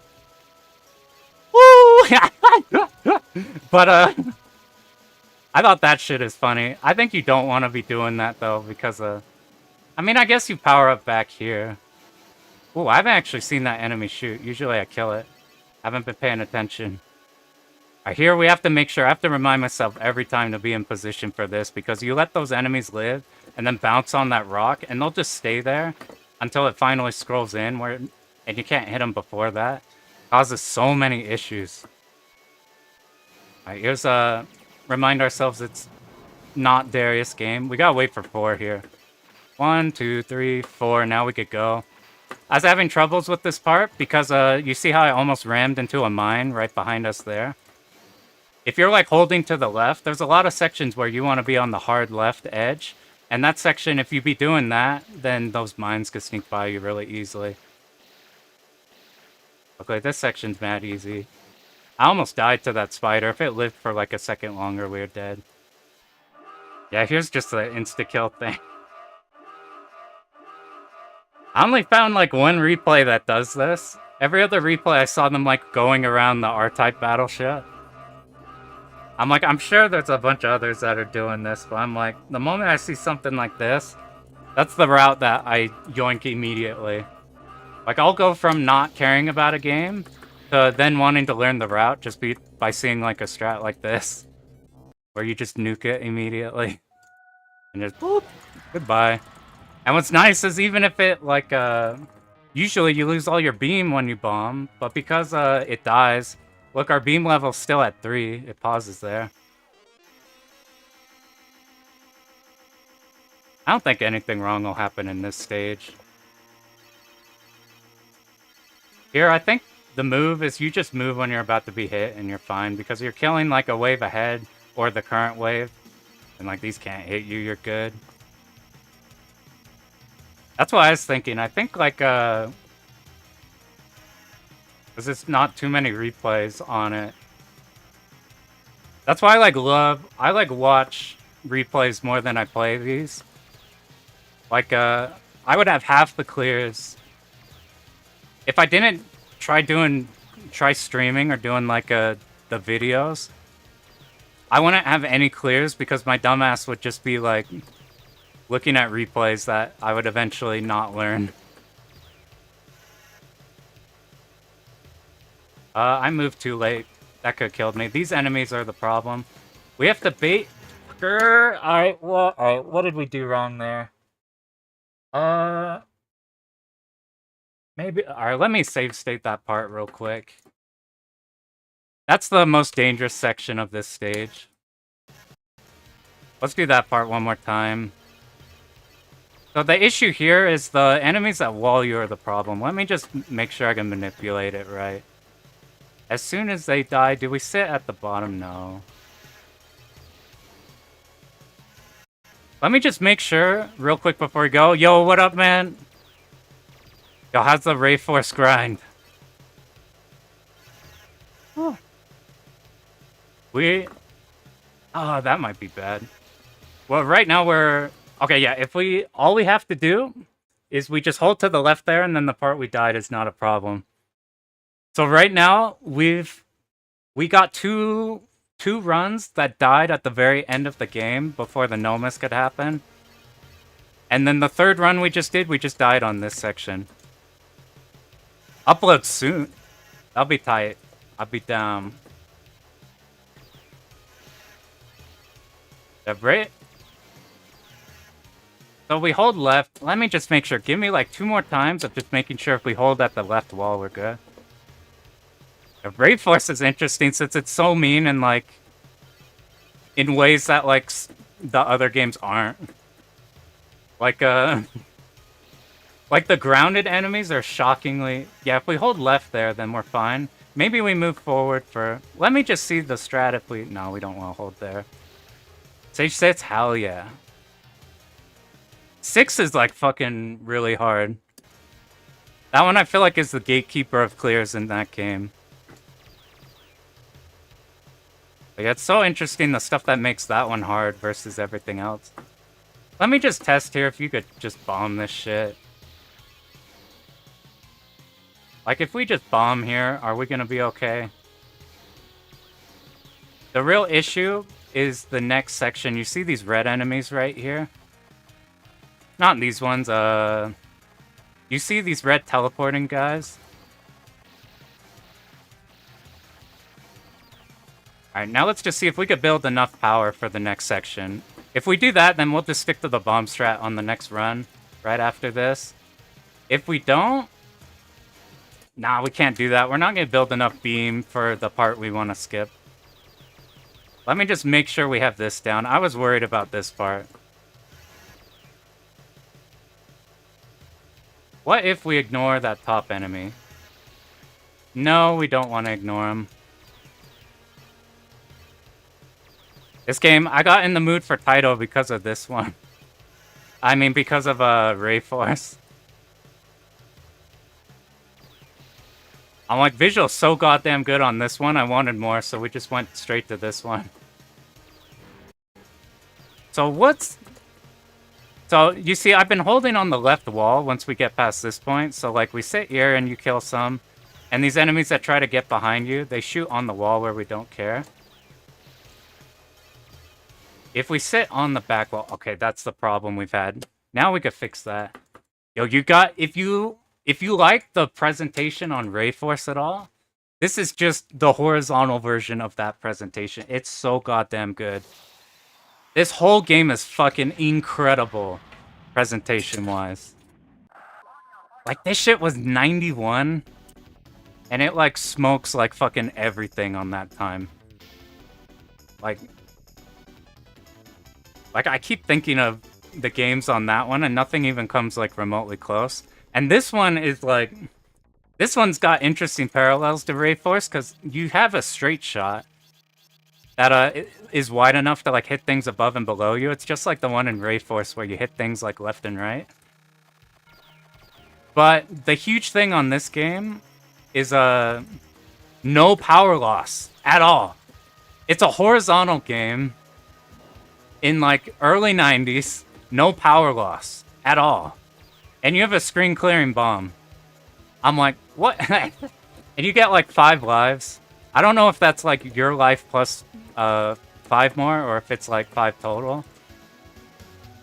But this one's, like, shockingly approachable. It has a ton of memo moments. But this one's, like, not bad. That's each one. Yeah, no checkpoints is sweet. They figured that shit out early.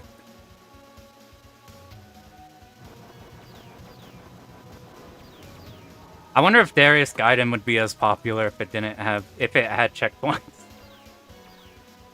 Yeah, the annoying parts I've found in this game are like, for me, it's just those fucking teleporting enemies that just rush you down meaty. I don't mind like the 1cc, but I think the no miss is driving me nutty. It's because of the last stage.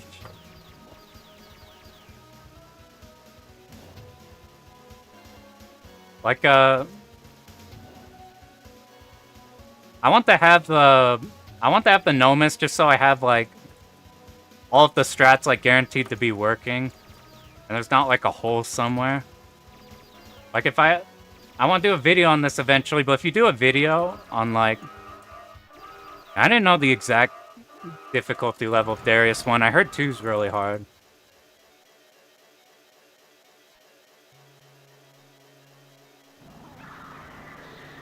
The background here is what kills it for me. As in, like, a good way. Like, it's fucking awesome. Like, you ever do supers in, like, Alpha 2? Or, like, in Third Strike, and they have, like, shit like this? Anything like that looks fucking awesome. And the explosions here. Same thing as, like, Gun Frontier doing that. Even, like, how the text warp's fucking cool. It's so weird, because when I was, like, a kid playing, like, stuff like this, Like, this would just be a whatever game. Like, all I cared about when I first got into shmups was like, are there a lot of bullets I can dodge? Because my only frame of reference was like Touhou. So I just open up, look how fast that was. You'd open up Touhou, you'd see how like fast all the bullets, or like how many bullets there are. And then you'd look into arcade games, I'd just be scrolling through like random ass games, don't know like what developer's doing what or anything. I'd open up something like this and I'm like, okay, this one doesn't have too many, I don't know, I want to look for like a more bullet alley one. And the more I know about these, now I like open up one like this, I'm like, nah, this one is pristine. Minus the fucking last stage. Minus the teleporting in red enemies, man. Those ones are such asshole. I make sure I do this one right. This one, before I knew what the general difficulty was, I was scared to learn it because if you don't know this stage, you get memoed by this stage. Oh yeah, I bet if your reference is like Star Fox and then you look at anything else, you're like, man, everything's behind the times.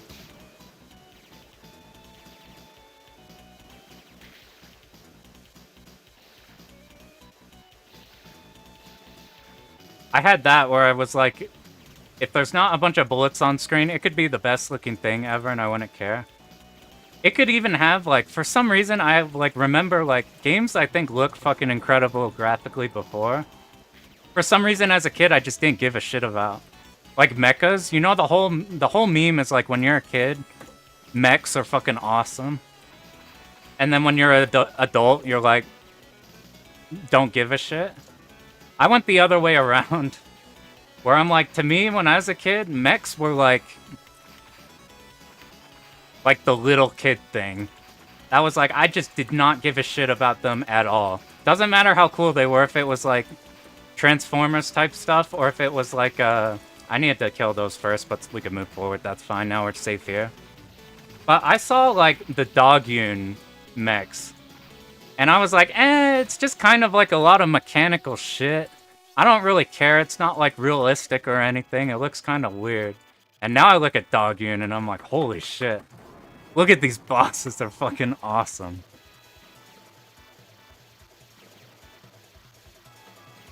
I have that same way with like a lot of games. Like, I didn't think this one looks good, and I think this one looks amazing. That said, something I still hold the opinion on, I don't like bases. I don't like bases without any context. Like, if you just spawn in, stage starts and you're just in some base with like nonsensical shit in it, I don't really care for that too much. Oh, that's why you hold forward a bit, so you don't end up getting clipped there. Where am I? Yeah, this was the part where we needed to pick up a bunch, so we hold for as long as possible. But hold laser to extend it, hold laser, they come in. I picked up these late, that's gonna be an issue, we have to dodge. We got lucky. We're just gonna pick up 3 so it insta dies. We don't want to pick up anymore. But like games like Gate of Thunder, where you start outside somewhere and then you get into a base, that shit I fucking love. Like Gate of Thunder has a shit ton of bases, but you always have to attack the base first. Like if it's a mining base, first you start outside the mines and then you get into the base. If it's just like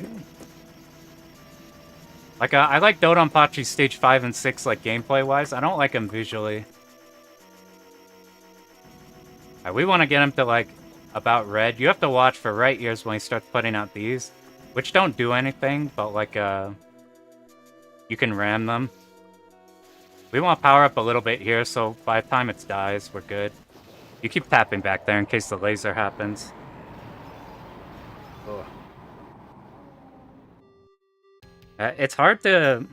Now, Mushi Stage 3 I count as a R-Type battleship. Or a King Crimson stage. That shit's something that I've always loved. Just giant-ass ship or plane that you dismantle. I used to think was the coolest shit ever. Like Thundercross 1, when you have the stage that's entirely like one giant boss that you're going in and out of. That stuff I still find unbelievably cool. Or Thundercross 2 has like a... You're constantly going in and out of like a... Not like a space colony, but a space base. That shit is always awesome. I needed to bomb right there. I keep forgetting. I think your bomb, if you're not max power bombing in here, it doesn't kill this very fast. We're actually more concerned about any Zakos that appear here than anything. I don't know why they didn't appear. We stay here, you kill the walls immediately. All of these walls start from the bottom, so you just hang out on the bottom, and the only thing that's a threat are these green ships, and odds are you kill them as they spawn here, like especially if you get ahead. Mushi Stage 3 isn't one I used to like just because of how slow it scrolled. But I think I like it a lot more after looking at the routing of like different ways you could approach that stage. I have like a greater appreciation of that one.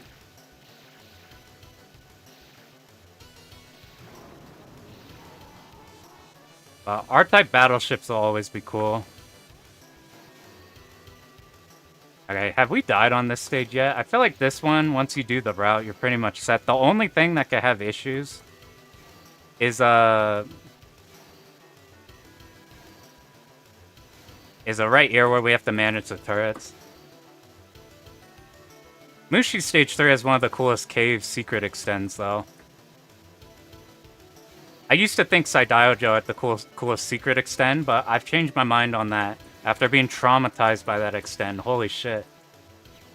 Like, that extend is so catastrophic to not get. That is driving me loony. Like, I was so happy to be done with 4, 5, 6, 7. I was so happy to be done with SDOJ so I could play a game where I didn't, like, mid-stage, stage 4 was the make or break of the entire run. Luckily, I did at Bath's event. I ended up getting that down pretty good because you can make a... Whoa, I haven't seen this happen. What the hell? Why is he not going up? Am I tripping balls? Oh, I think I killed it. I think I did enough damage that the transition happened. And the slope disappeared, so the ball couldn't go. I've never seen that before. We have to be careful with the ball. Okay, we got it. I'm like, I've never seen it go, like, just straight into the boss before. So the run I did at Bath's event was the one I'd cemented. I wish I knew the better way to do that before I made the giant-ass video for it. We need to be careful. The ball's still there, but it was so damaged, we're good. But, like, if you end the stream to the stage 4 boss, where you end it, like, right at the very right side of it, in front of it, it sets it up so it'll be like a static for the second pattern every single time. Or I guess the first pattern every single time. And it makes the dodge on that pattern so much easier, and it just so happens that it positions yourself for the second phase. God damn you! It positions yourself for the second phase so that you don't get fucked over by the needles that go vertical. I wish I knew that first before doing the video. Please! Luckily, even if you fuck up on these, you still get all the extends. Not that we care about extends. I don't know the exact hitbox. I think ShmuppWiki has exactly where you can target these. Or somebody somewhere. It could be on the, like, on the forum. Yeah, I feel like all of SDOJ, like, you can route the entirety of up till that stage 4 mid-boss, and you'll do that consistently every single time. Yeah, the spreads are hard to dodge. You see the routes where people hold level 10 hyper till the final stage, so they could use it on the mid-bosses? That shit is, like, terrifying. Needing to dodge every single pattern of every single boss. Like, you could safe spot, like, stage 3 boss. We almost got the last one there. But, yeah, that mid-boss is so mean. I think the next meanest one is probably, Mushi Ultra, trying to get the stage 3 extend. Looks really spooky. Alright, do we go for the cheesy ass safe spot strat we did? Or do we just do it normal? I think we just do it normal. So, like later on in the stage, we're not gonna do the fucking just holding right to win. Here we just hold middle to win. Since there's only one wave of the red mines there, it doesn't matter that we don't have the extended range of our shot being powered down.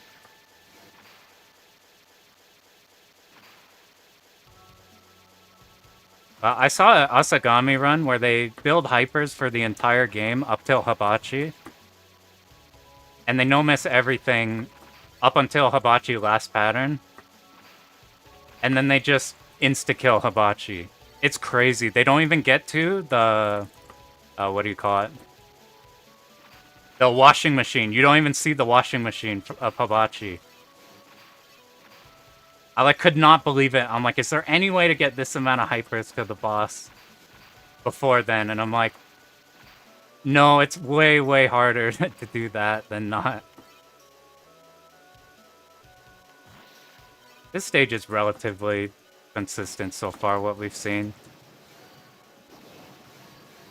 This one, until you do the route exactly, there's a lot of weird ways to die. But until then, you're good. I found you always want to go back to forward here. If you go forward to back, then these shots will block you off from killing the last Zakos. And then it's really easy to die. Just want to kill the spiders more than everything. We hold middle here. Whoa! I haven't seen that either. Did you see it not activate? But I think it's still taking damage. I see how forward we held there. That way the mines didn't hit us. Last time we cut it close. What do we have now? I think stage is over.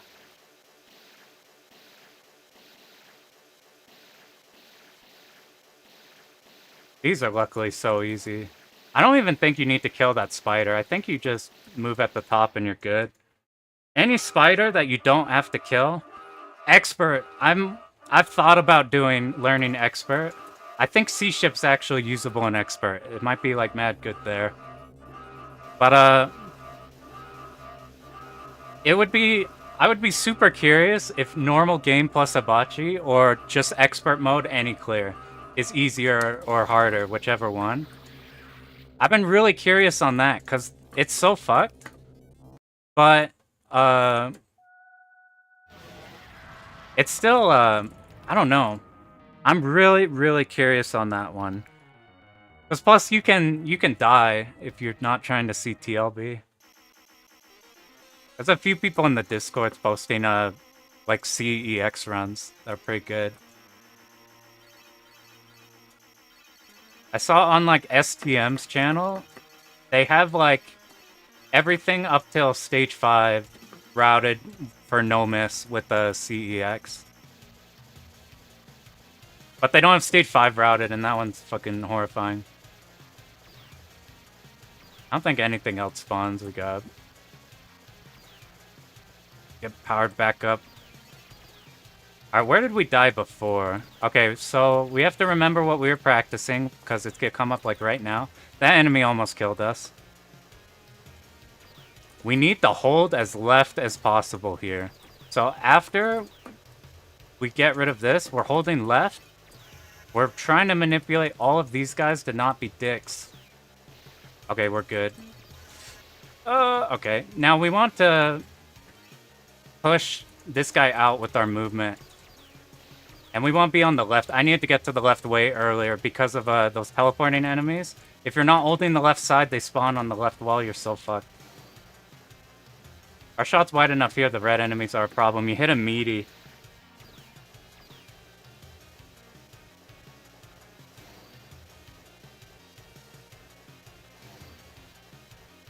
Alright, now the rest of this, I used to think this was the hardest part of the game right here. But after finding out if you go here immediately you're fine, and finding out that this enemy won't shoot, oh, it's pretty good. If you're fully powered up, check this out. You actually can sneak your shot through there, kill the small guys. Which makes it so you could do your bomb here later if you want. just to make this slightly easier. Even though we're low power, you're still able to kill the enemies on the bottom fine. Okay, now we're gonna... We dumped some of those. We picked them up and dumped them because we want exactly 3. Let's see if we... What I'm gonna do is after we cause him to teleport, we're gonna hold down on the screen, try to bait him more down because we've been sucking on our damage. Because, he keeps getting stuck off screen where we can't hit him. We need to hit the arm as little as possible. Luckily, a lot of these are on the bottom. See this teleport? I don't know if we manipulate it. Like, if we go here... Nah, I don't really know. Let's make sure his ass dies. God, he's still at the... Please die. Please die. Please die. Any moment now. Okay. I don't want to see that last pattern again. That last pattern is spooky. Okay, final stage. We just gotta not fuck up. I'm gonna actually shut up on the really hard parts. Yeah, the funny thing with this game, if you're at 3 beam level, you actually delete all the bosses. Yeah, that's my favorite. That's my favorite background of a boss. My favorite theme and the, like, explosion is fucking awesome. Alright, these red enemies, fucking nightmare. Because we picked up a lot of beam there, we're actually ahead of schedule, which is good. Now let's kill one here, go fast. Kill one, go fast, kill here, we're good. This could be bad. This could be okay, we're good. These bubbles are slightly RNG, they pick a different thing. If we move up here, the spiders don't hit you. Okay, what do we need to do now? Fuck me. My dumbass is gonna try not to look at chat for this stage just to make sure they fucking do it right. See, I already, okay, we needed to... I'll just keep it running just so we could do the... I'll just finish it out for this one and then we'll run it again. That's what I mean by it's easy unless you, like, you have to do the route right. I went from, you're supposed to go forward to back. I went from back to forward, so I walled myself. We'll just finish it out because I need to make sure that we could do the next one's easy. You're down here, you're perfectly safe. We didn't kill that wall, but that's fine. We're lower on power than we normally are. But since you do so much at 3, it's fine for that section. Here, we do want to kill that wall, but because we're low power, we don't have a big enough width to hit it. So we're just going to ignore it. Luckily, it closed in. Here, we're not going to have the full beam spread, so we're going to try to last and then beam here. We need to pick up as little as possible. Luckily, you can hit these from behind with your beam if they ram you and you're fine. If you're in, like, even, like, any level of beam. Let's just make sure. If we're... That one beam's the only thing you have to worry about, and then this is a whole safe spot.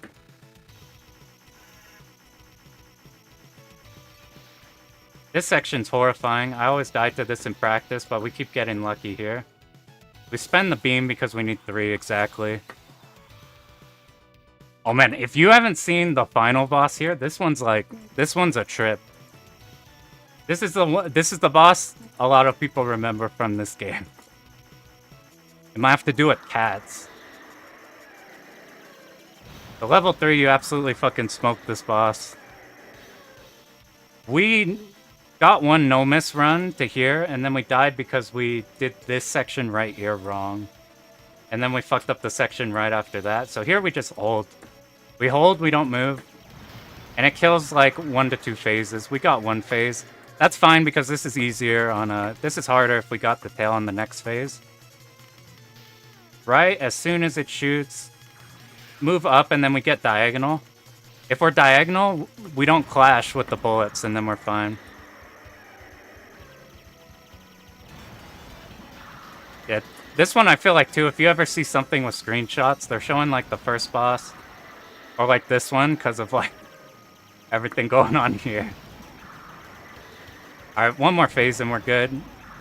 God, I can't believe we threw away that one, both of those runs on like the tail. This tail is so easy if you do this strat here. This is how it actually goes. You just go top right and it dies. And then we won, right?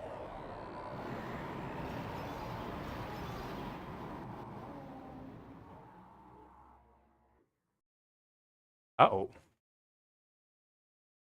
I don't actually... This game fucks around with being like, is it a dream? Is it not a dream? So you don't know if it's actually dead. If you get the bad ending... Here, let me actually do the bad ending real quick. We haven't shown that yet. That shit is sick. So if you game over... Good ending is you get, like, it just shows the ocean. And then asks if it's a dream or not. However, if you game over at any point in the bad ending... this is what ends up happening. Wow, we do have a lot of lives. Man, don't play this game to no miss, man. Just play this game normal. It's so much easier. Here's what happens if you... The even longer one than the normal one.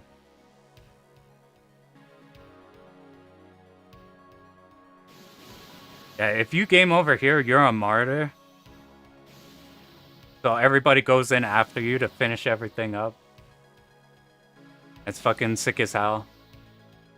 If you actually beat the game, then it's like 50-50 on whether or not it's a real bad ending or not.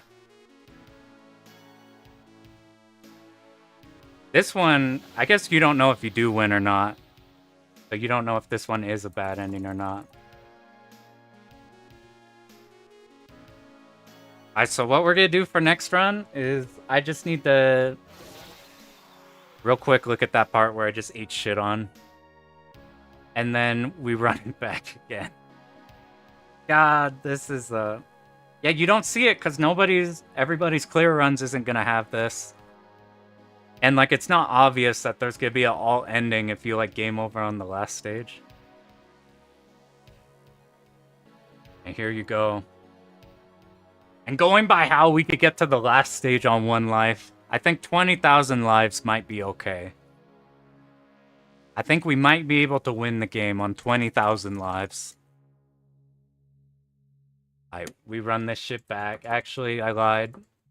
This was the part that we just died on right here. You see this section right here? Not that section. The one right after. You start forward. No, this is the end of it. Is it this one? Sorry, let me find it real quick. I just need to make sure I don't eat shit on that part again.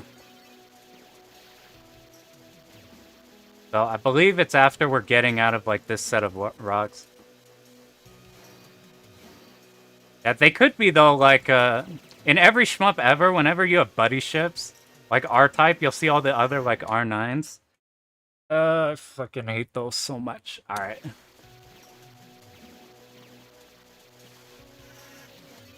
Like, whenever you have your buddy ships, or like Thunder Force 4, when you're at the section where you're fighting the boss that you can't damage, the, like, rival boss. And you have all your ships with you, and then they're just all eating shit in the background. Well, you're the one who lives. I feel like every shmup where they do that, what's an... G Darius does that. They'll like, they have your whole fleet, and then that giant fossil. See, this is what... I keep reacting to these and then doing it poorly. Alright, this is one. We do this once and then we go back to runs. The reason we died before is because we need to be aware as soon as we're out of the rock formation that we stick on the middle. Because the other sections you're trying to stick as far back. By here you're trying to stick in the middle as much as possible. You see, right, it's easy to want to stick back here, but you need to be middle. If you're in the middle here, these get ahead of you, and look how much room we had. That's literally it. That's all we had to do to live there. So now we run it back. Fucking... Well, you do have a bomb in this game. You don't have panic bombs in this game.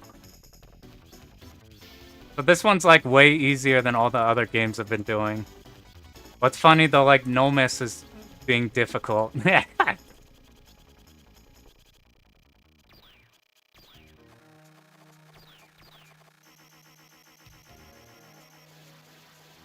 I think, though, you stick like a couple hours of practice on that last stage, and it probably fixes all the problems we've been having. Just to absolutely cement the movements. At the very least, we're at a point where we can get the clear no matter what. Because it's so easy to die and just keep the round going. Like, shit's easier to recover in this game than, like, cave games. Even cave games are, like, powering you down.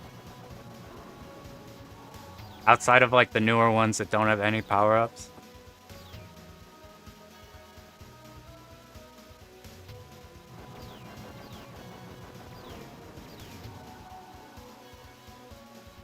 I thought about messing with Futari God mode. Because I want to do the TLB there, because the TLB looks... It's like massively, massively easier than a Ultra. Like it's not even close. It looks mad doable. But you have to no-miss to that boss. You have to no-miss literally the entire game to reach God mode TLB, including the final boss. So I'm like, I don't know if I want to agonize over a hard game trying to no-miss again. Even SDOJ, you could eat an auto bomb. But thing is there's a way to write onto the PCB. There's like a secret code that makes it so you fight Larsa no matter what. Spiritual Larsa. So it might be fun to like just learn God mode and do runs. And like for the very first run, you just have it so you always fight her. So it'd be cool to always like fight her. And then from then on, you could just be like, oh, we'll throw a credit into Futari. See if you could get the no-miss on this one. Because, while stuff like first stage of God mode, like, is terrifying and, like, spooks you off it, it's actually, like, shockingly doable. Like, that game's way more scary than it is, like, difficult on God mode. Like, it just looks scary because of the amount of shit being shot at you.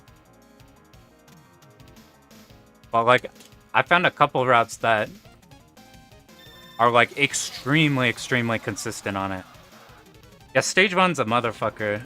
Like, the very start of that, like, right after you get the first big cancel from the tower, and you have to deal with that section that leads up into the mid-boss, that's the one that spooked me off doing that run. But, then I learned past it and found out that that part's actually mad hard compared to the rest of it. And then, like, I looked up Ultra Run, like, I looked up Jamer's Run, and, like, it's for Ultra, obviously, so that's gonna be way different. Well, he mentions that Stage 1 is the hardest run in Futari Ultra. And I'm like, I kind of get that vibe from God mode. Just like the opening section there is, like, shockingly hard for some reason. Alright, let's not fuck this up. Last run, we did a weird thing. We just wait till we're about to be hit. About to be hit, we go. Then we go back. Look how much room we had.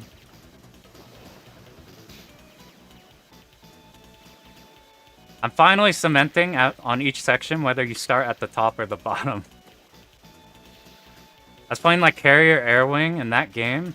Like you can speed kill all the Zakos before anything happens because you insta kill them as soon as they pop up on screen. But you have to memorize like up, middle, down, or down, top, middle. I can't ever wrap my head around that. So the replay I saw, so we're killing the enemies on the bottom, and then we wait. Just to kill some mines, and then they went up.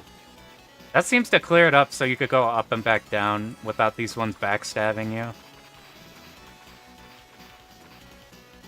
Let's kill the Coke cans here. But now the rest of them are good. All we have to do is wait for these enemies that pop up. Waiting for specifically these guys. I'm gonna actually pick up some just to hold this for longer. Just to make these easier, and then we get some damage there.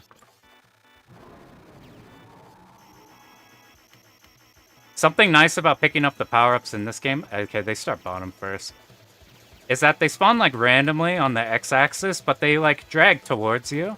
So you can stay on this line, you'll kill the enemies, and you'll still pick up the DNA pellets and everything. So you don't have to worry about chasing them, you're completely good. I don't think the mines are static. You are just looking to, like, if you have to move around one of the vast majority... let me... Actually, real quick, let me not die here just because the section's funky as fuck.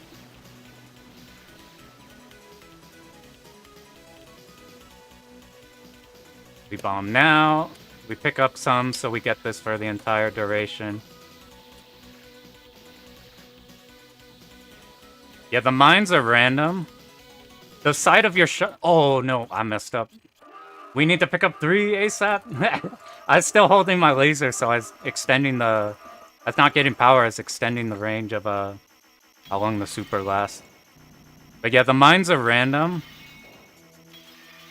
The vast majority of them will die to, like, the aura of your shot.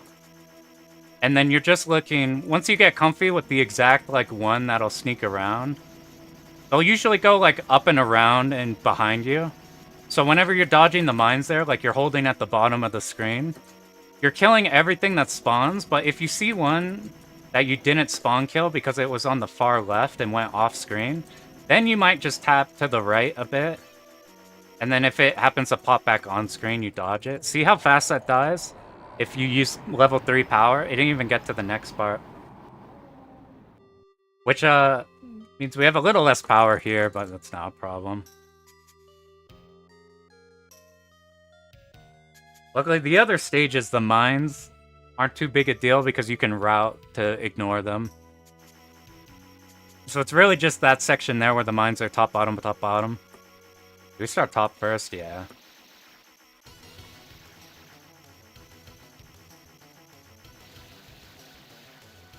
Now we get 2.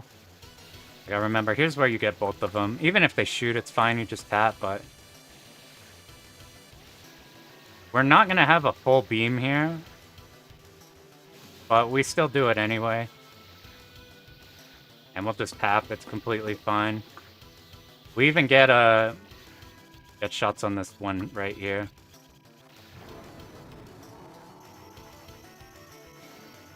Alright, we stay here to kill this one coming in. Yeah, when they're combined with shit, it's a real hassle. Well, I blinked and we killed all these. On that mine section, I'm pretty much just focused on just those mines. Because if you plant yourself to kill the Zakos in that section with the mines, they start like bottom, top, bottom.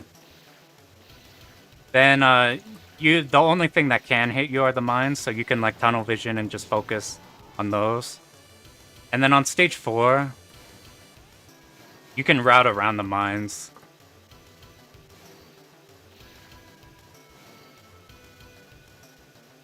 But they're annoying when they like do a big curve around. They like evade the like aura on your ship. This stage is shockingly the most consistent one we've had. We're waiting for the turrets to shoot. That one just shot so we could go in and go. This one just shot. It's nice killing the bubbles before they get spawned, whatever they do. Hero shot's so wide now that we actually went in this time with the properly powered up one. Alright, let's count. 1, 2, 3, 4, 5, 6, 7. Now we just tap. I almost died. Sometimes when I slap the tap, I get backwards. Go like forward to back.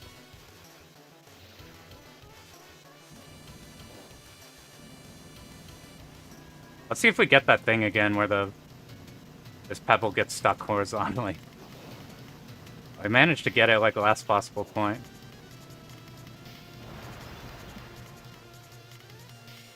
We want to focus this time on doing as much damage as we can to the boss as well. Like, we're gonna bait him down here while also shooting him. That's probably what I was doing wrong before. Just to absolutely guarantee we don't see any extra pattern.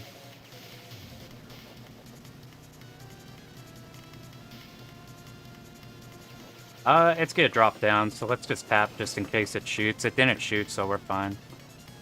The real problem is if you don't kill the boulder when it, if it, like, comes in, shoots, and then bounces, then it's right next to you shooting a spread, and the boulder itself hits you. That shit's a real hassle. Unlucky! Ah!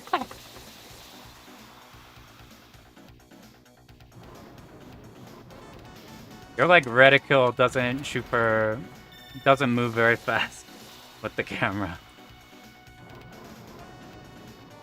If you see the, like, top scoring runs, they're really good at, like, snagging the tag or the targeter instantly. Like, you'll see as soon as it pops in, they're just like... Wow, that's taken a while. Please! I wonder if you could soft lock here.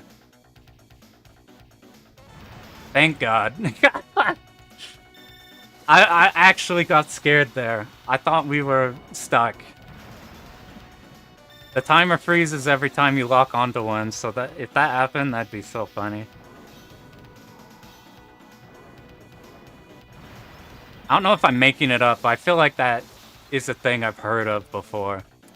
I bet that could happen. I don't know. Yeah, lose a no miss because just rocket can't find target. Like, uh-oh. They front load these though. Like, we have 3 whole stages. Or, yeah, 3 whole stages. Without any more of these sections. At least if you're playing for score, if you get like a shitty run of these, then you're not too far behind. Yeah, look at the difference you could get in RNG. We had 17 seconds remaining and we killed them all. I don't know if they're like fake seconds, if they're like Marvel seconds where they last forever, if they're like fast. Luckily, we don't care about those. This one's pretty consistent for us. Just stage 5, stage 6. Give us a headache. See, like these mines, if you move up and out here, like if you do better than I did and you actually kill that spider, then like nothing else hits you on that side. I'm not going for that one. He's too far. If you try killing the spiders while they're too close to the left side, then they're an issue. Here, it might seem like the mines are an issue because you have low power, low width. But it's only one wave. So, like, you usually just outlast them at, like, top of the screen. Alright, we gotta remember, kill one enemy, up and back.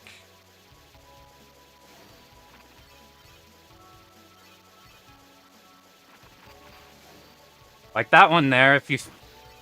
I thought felt a little weird, like, it might curve around, so we had to move.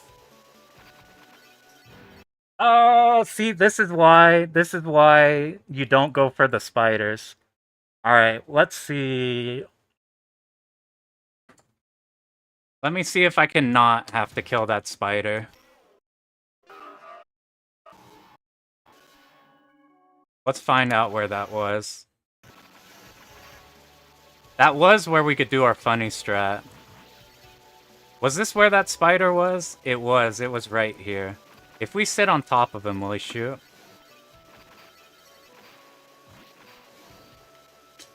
We're just gonna do the funny strat.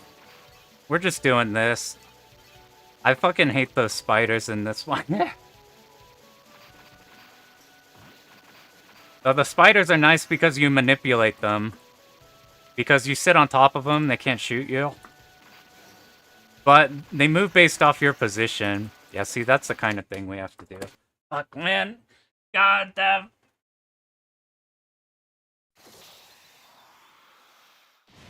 So the real problem with them is when if you try going up to kill them, and then they're too far back, you have to then move forward, they drag them back, and then move backwards. And shit like what I just did happens.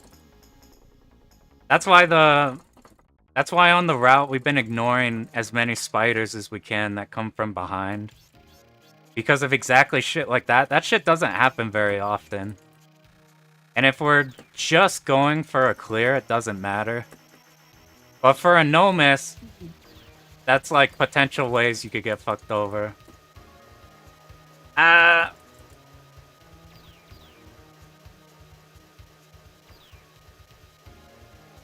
We gotta wait through. That's the only time we've died on that stage. That's unfortunate. We're just doing the funny strat, because I thought the funny strat might be worse because it is scarier. But you don't deal with spiders. You don't deal with anything, you just do it correctly and you're set. So that's what we're gonna do from now on.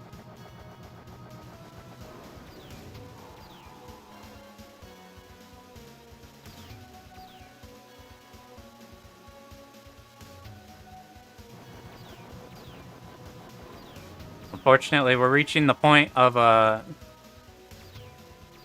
early stage 1 fatigue. This stage is quite easy, even though it's like the coolest looking stage here. Okay, this shit's not very long at all.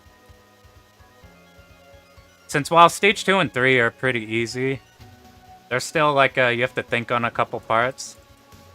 I was running into the issue in SDOJ where we got to a point in SDOJ where like stage 1 through 3 were just the waiting room for the rest of the game.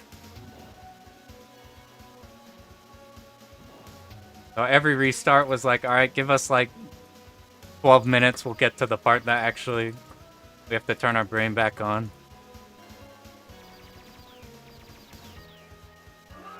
This first stage brains off, but stage 2 you have a couple sections. Stage 3 is cool in general, so... Stage 4 we were pretty consistent at. I just did some dumb shit, unfortunately.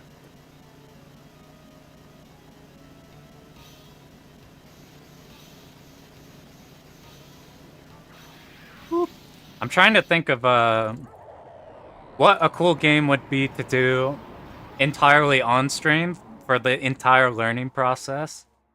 Since I've just done the Psycheo ones because they're hella fast. You know what? Here's how little I care about my score. Here's what we're gonna do on this stage.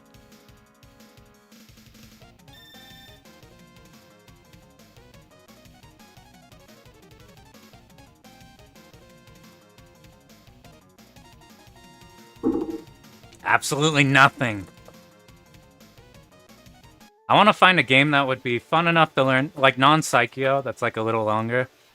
That would be fun to learn the entirety on stream without getting to like a grindy part where like mid-learning where you're just grinding execution over and over.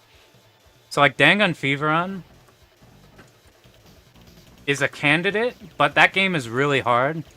So without knowing the extent to which that one would be difficult, I don't know how that would go. So I found like, originally I wanted to do Rayforce entirely on stream, but I wasn't sure to what extent Rayforce would be difficult. And I think Rayforce would have been a really fun one to do on stream in retrospect. Whereas I think like learning SDOJ entirely on stream would be like agonizing. At Dangun, like I saw Buffy like puts that at like pretty high on theirs.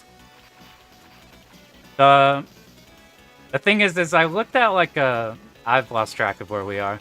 Now we go down. We're waiting for the Coke cans. Wait, where are we? Yeah, here's the Coke cans. I mixed up this stage in stage 3. I haven't done Kuro. At one point in time, I was trying to learn the scoring for it. I think That game's interesting because I wouldn't play that one for survival. For Kuro, I'd rather do that one for score. And normal Ibarra, I would play entirely for survival. Because of, if you see everybody doing, like, the Dying D routing, where they just bomb the living shit out of the bosses. That shit's awesome. But Kuro, the scoring seems really cool on that one.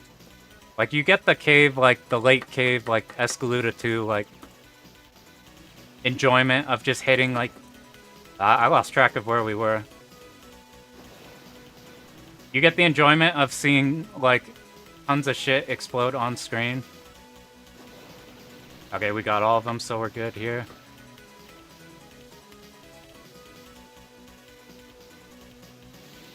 I pick up a couple to extend. Yeah, the Graze is cool. I'm gonna use Beam there to get rid of some of these so we stay at 3.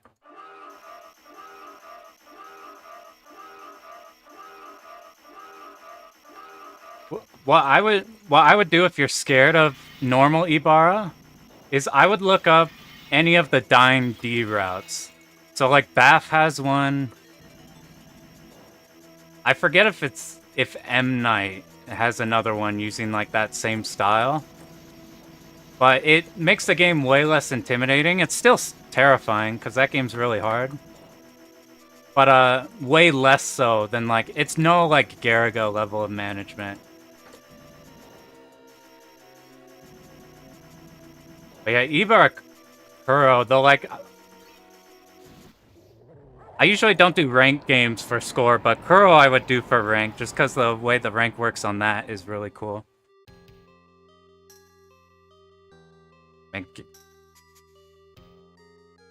Yeah, that one... I could be completely wrong, but I think the rank management isn't as intense as a Garaga. If you're doing the, like, pure survival stuff. But the stages are fucking hard in that game. Like the train stage is a real thing. I need to move back faster. Luckily, it just dodged one.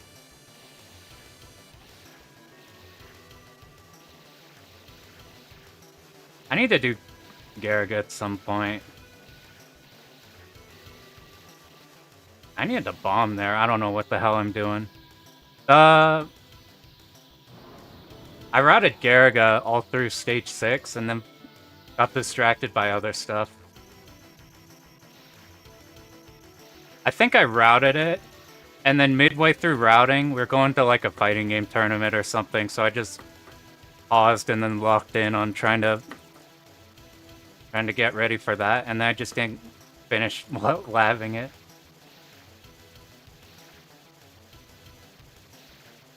I was gonna do Metal Black sometime this weekend instead of today. But we had a local bracket and I haven't been to one in a minute. Ended up going to that one.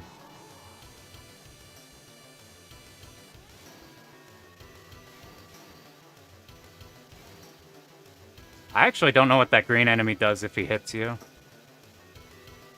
You know a game, you know a Yagawa game. That's the move. It's fucking Bat Rider.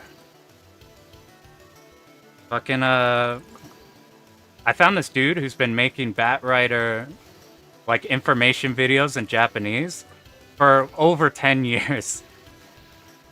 They have a full English guide of like a Bornum route. They have like a God route with like Shorty B. I think it's Shorty B. 1, 2, 3, 4, 5, 6, 7. That like annihilates that game. That's the one I've been wanting to learn. I learned a little bit of it a while ago. But like that one's fun. I keep seeing whenever somebody has problems with Bat Rider in the Discords. Like I noticed like Chinopolis mentioned that how fucked the last boss is. But the route I found just brings enough bombs and literally bombs the entire last boss. So I'm like, hopefully if the last boss is what makes that run especially difficult, maybe that route makes it a bit easier. If you go into the boss with fucking like 4 bombs and lives in stock, you get like the special extend at the very end. So you have like full lives, you burst your bombs. Die burst bombs. Yo, appreciate it. I'm glad it could help. I'm always happy to hear that it could help somebody, because I'm not sure if I'm not sure to what extent these could help people, because everybody has like a different thing they want in a route. Like I play like very few games for score, so just like doing the survival stuff. Yeah, there's a weird factor about Garaga that I can't like pinpoint. I think it's how it is aesthetically. The color palette combined with the music honestly makes it... Uh-oh, we're stuck here again. Like, does something happy to me. It's the same thing with Ibarra. Ibarra tries to hit that same exact... tries to hit that kind of aesthetic, but just adding on the, like, rose motif. Versus, like, Batrider is really good aesthetically in its own way. In, like, the hyper-exaggerated, like, superhero theme. Yeah, the best case for Garaga is you pick up the, like, M2 port and make that shit all purple. If you own a PS4, though, you're stuck trying to dodge invisible bullets. I'm glad the Ketsui one got help, because I wasn't... I always worry about, like, if, I don't have any qualifications as, like, a player, because I haven't been in the scene at all. I've just lurked, and that's it. So I'm like, I feel weird making, like, helpful videos, assuming I have any authority, when it's like, I don't know, I'm just guy. Just random guy who showed up. But luckily, survival, if you're doing that for score, there's always going to be somebody who knows more for score. Like, I keep throwing around the idea of doing, like, Tekken tutorials. But in Tekken, there's always a layer you can know better. Like, no matter how far you are, it doesn't matter. Like, even if you're, like... If you're a professional level player, you're still, like, there's shit, like, that's a gap. And that's the same thing with score. Like, there's always going to be somebody who knows how to do score better. So scoring guides, I feel like, are something I'd never be able to do or, like, feel comfy doing. Survival, though. I've seen enough survival routes to know how to make shit easier. And, like, they're straightforward enough that, like, it doesn't... You can have a better, like, survival routing. Like, something about the Ketsui video I worry about is, I think there's way better stuff for Stage 4 boss survival in Ketsui. Specifically for, that one phase where it's shooting the 2 per... Let me not die, actually. I'm, like, not even looking. My eyes are looking at the game, but my brain isn't. Like, Stage 4 boss, when you start second phase, and it's doing, like, the ones where you blow up the pods and they explode into the patterns that divide, or, like, wall you in if you get stuck there. My video does a really bad job. I messed up here. We got lucky. We killed all of them there. That's why you go forward to back and not back to forward.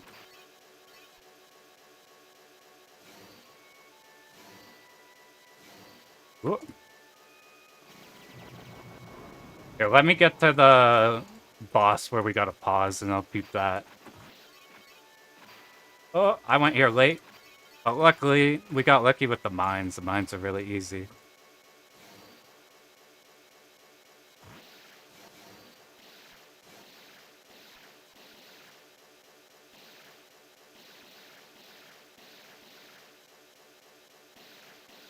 I'm gonna kill you just in case. We had so much room that it was fine to get up and around it. Fighting game for beginners. Honestly, whoever you can find people to play with is huge, because just playing online is miserable with randoms. And whichever one you want to do, they're all fucking hard in different ways. Like Tekken is really easy to have stuff happen when you don't know shit, and it's ungodly hard if you're like going from beginner to intermediate. Street Fighter is like more straightforward in what you have to do, but you have to deal with drive impact. You have to deal with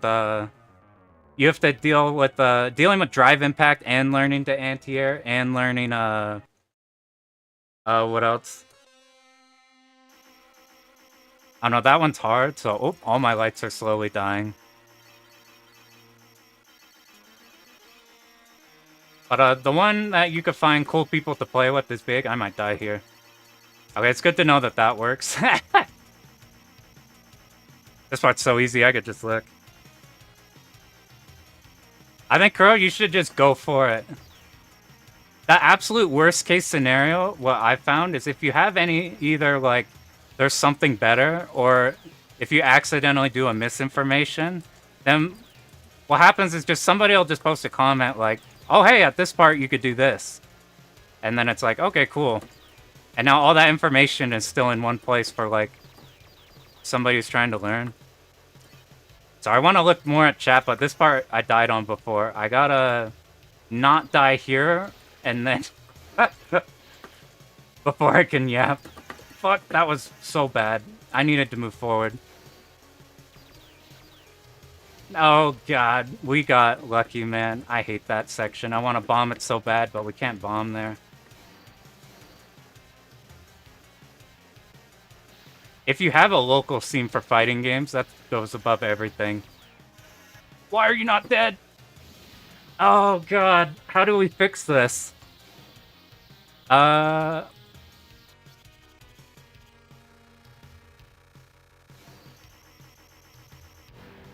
Damn it, dude. Oh my god, I fucking hate the red teleporting enemies, man. I'm telling you, that's like the only random element, and they're the motherfucker. I've never seen it get stuck in the floor like that, and then rush the left side. God damn it. Yeah. Oh, now I can breathe, though.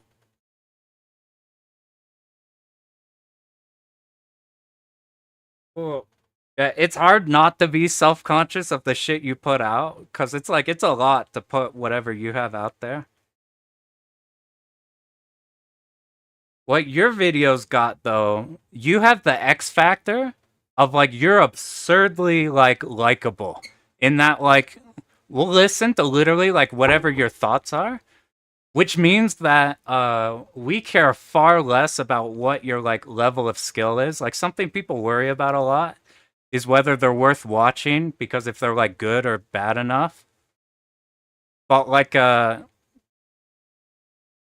what people, like, really want to hear is your journey and, like, any opinions you have.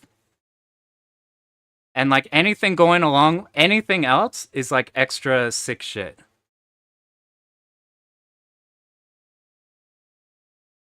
Like, I wouldn't be scared of throwing stuff out there. Everything's been good. If you need to find stuff, there's shit tons of Discords. Like if you're playing Street Fighter, I think Sajam's Discord has like a... Sajam's Discord has like beginner only shit for a while. But I feel like for content, you really don't want to be the person who's known for being good, because then every time you post something, you have to live up to the expectation of you have to be good person. Like, I feel like I could be spitballing, but I bet if you're like somebody like Jamers, you can't just post like every run, because you have the reputation of like God player. So like you just have to put out ones that you're like especially proud of, which makes it hard. If you have like a premise that's not related to that, then it's fucking sweet. And there's such a hole in... Like, there's a lot of people doing it, and it's just hard to find just because it's shmups, so it's like niche as hell. But there's a lot of content on like expert people doing stuff, which is fucking awesome. But there's not an enormous amount of content for everything else. And that's changed a shit ton recently. Like I remember trying to find stuff like way back, and there just being jack shit. You'd just be replays, and then like there'd be like STG Weekly or whatever. But now there's like more and more and more like beginner stuff. Even if you aren't a beginner, just stuff geared towards learning something fast.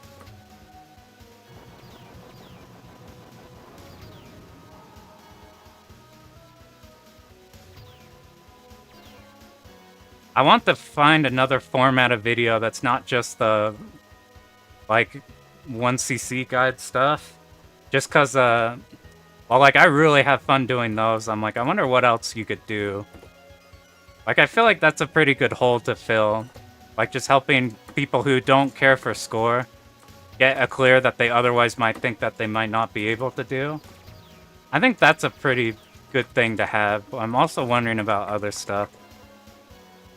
Score-wise, I'm never gonna touch, because that shit's endless. Yeah, that shit's completely endless. Yeah, that shit worked, you got...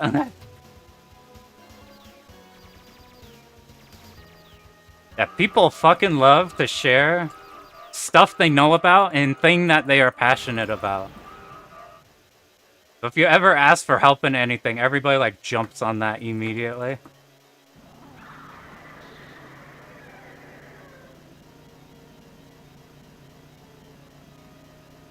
I haven't seen a lot of progress videos.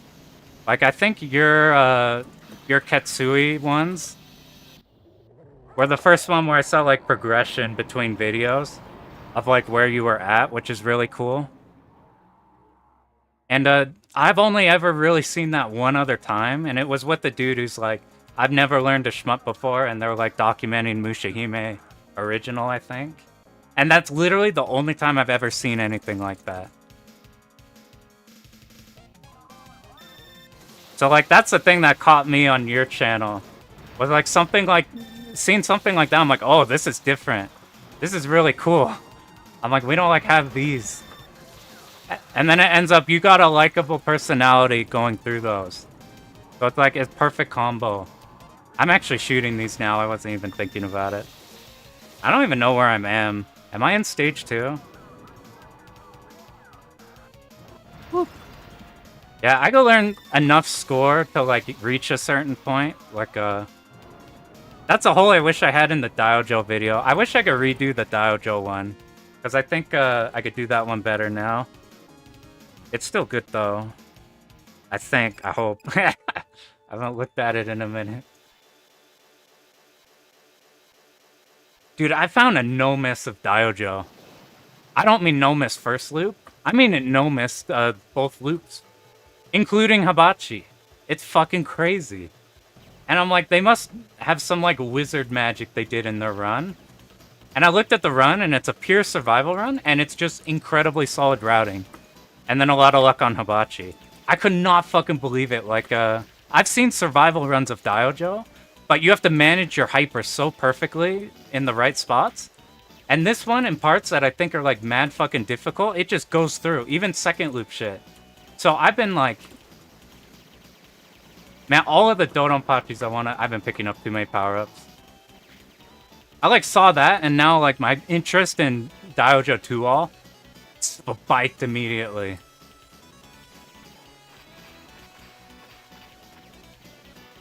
Yeah, I'm like, on that one especially, like Dodonpachi, it's a lot of RNG on Hibachi, but it's still ultimately just dodging.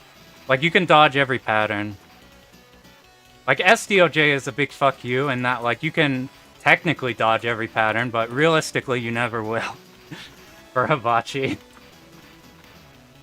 And like Daojo is like that, where you need setups. But they just fucking do it. I could not believe it. It's cause they get mad lucky on Koryu, or the one right before Hibachi comes out. They have like a god dodge that like makes everything possible. Because it's usually a part where you're forced to do a resource. But like, I saw that run, and I'm like, I'm yoinking the shit immediately. Like, I had this cool it's a black label. White label would be a different story. White label's so hard.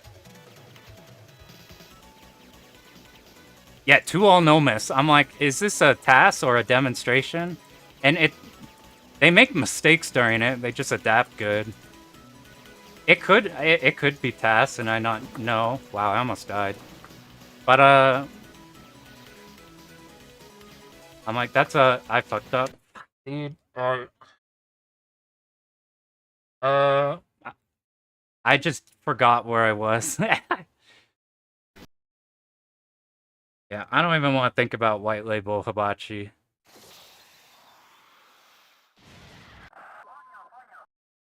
Yeah, white label no miss hibachi I don't see possible with the fucking hitbox.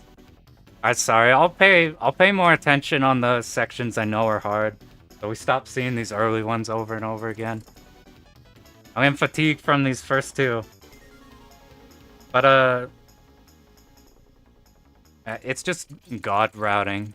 I wonder if let's take a little break since I've been going non-stop on it. Instead, I'm gonna pull up that Dojo replay. Let me pull this shit up real quick. It's fucking unbelievable. And it's not like ultra score, it's just consistent survival routing. Alright,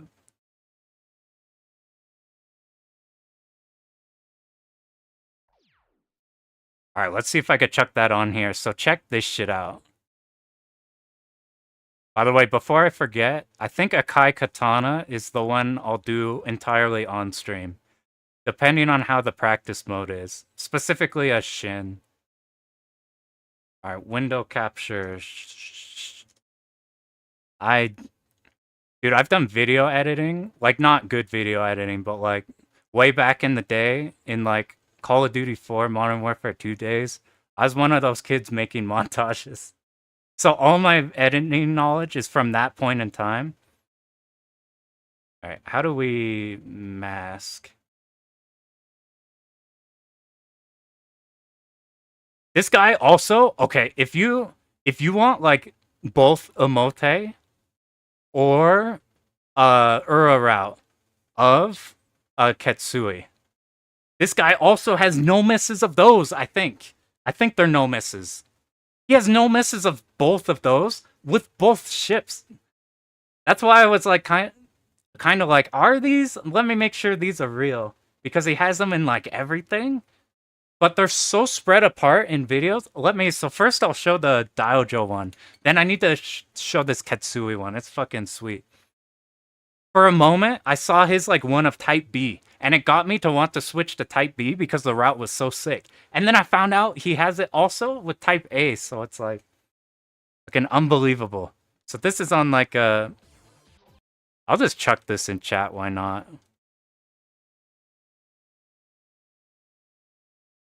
Oh. For some reason, I can't keyboard.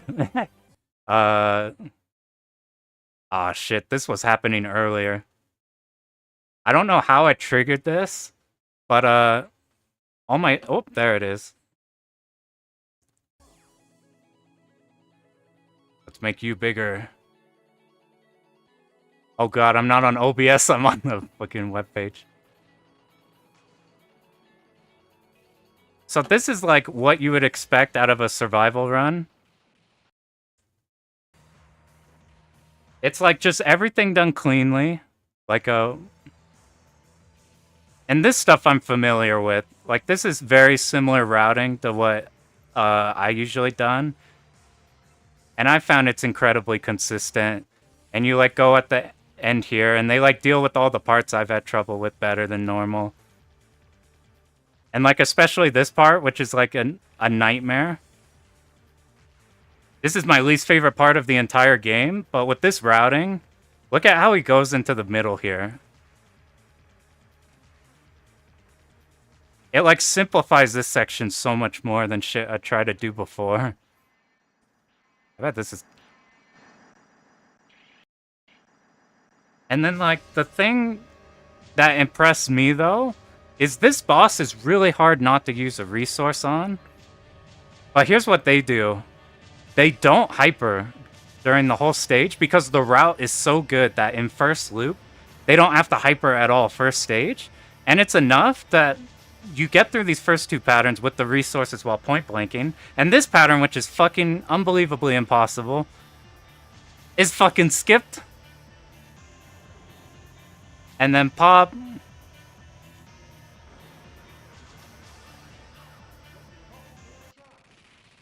I'm like, this shit is so much better than stuff I would do. And it relies on you holding hypers the whole stage.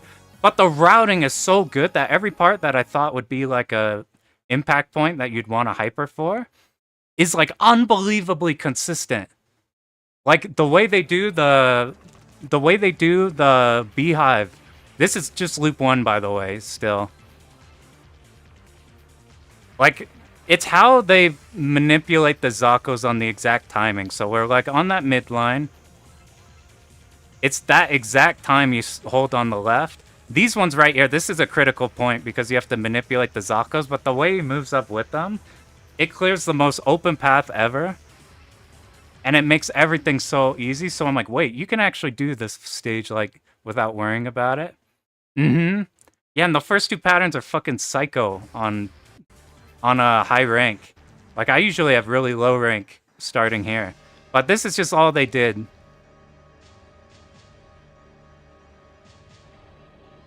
And it even makes that part easier. Like, we do have the cancel there that makes that easy.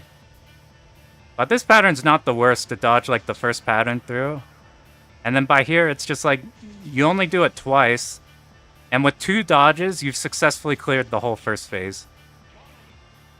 And then this one, you just out-resource. So that, I'm like, that's crazy. But now, second loop is just ungodly consistent.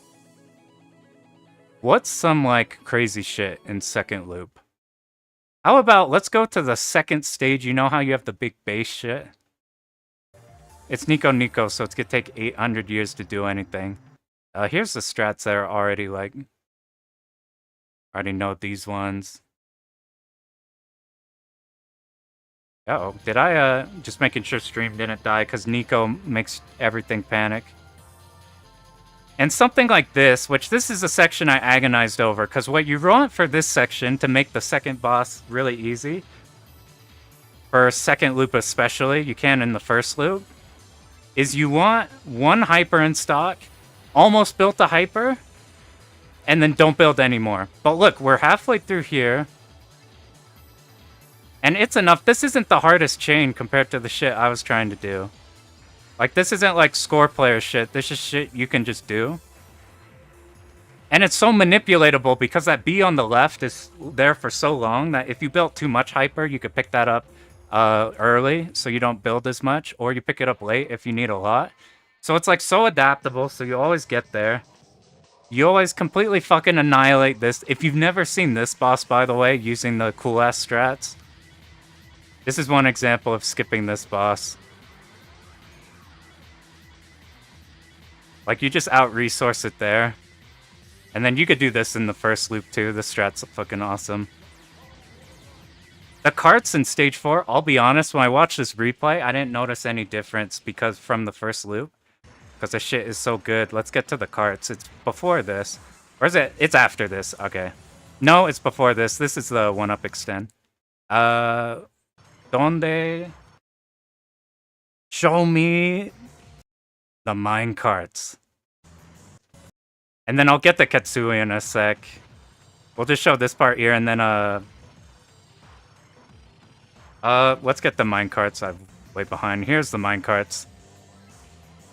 You do the same shit from first loop to second. Like, there's more bullets, but they're manipulated in the same way. So there's no difference between you macroing the bullets here and macroing them in the first loop. So it's just brutally consistent survival-wise. This is a bit more optimized too with the, like, how they move straight down there. Just to make sure nothing causes issues. But I did not want to do a 2-loop of this game. Specifically because the hyper routing gets scary if you do that incorrectly. Because you kind of want to... Yeah, that's what I was thinking. You kind of want perfect hyper all the time. But the way this route works is like...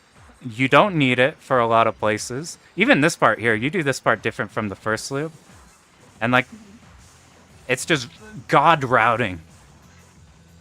I'm like, I lose my fucking mind anytime I find a replay and I see like shit like this in it. Where it's just like consistent, solid, really well thought out route. And the cannon doesn't even look that hard second loop either. You do the same baiting. So like oh yeah, this part's fucking nuts.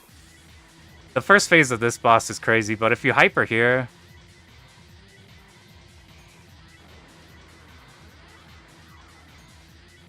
he's like routed it just to skip the whole first bit. Let me see how he does post this pattern, because yeah, you build a shit ton of hyper here, so you're always gonna have hyper. Because of his hyper timing, this hyper will run out. And then you have a hyper here, so you build it for the next stage. And then this stage is all fucking god done. It's the same exact movements from route to route. Or from loop 1 to loop 2. Even like the end, which this section, which is a goddamn nightmare, is done, I think, the same exact way. I wanted to say it almost even looked easier on second loop. I could be tripping balls, though. Yeah, see, that looked like mad doable. And then, like, you're not gonna...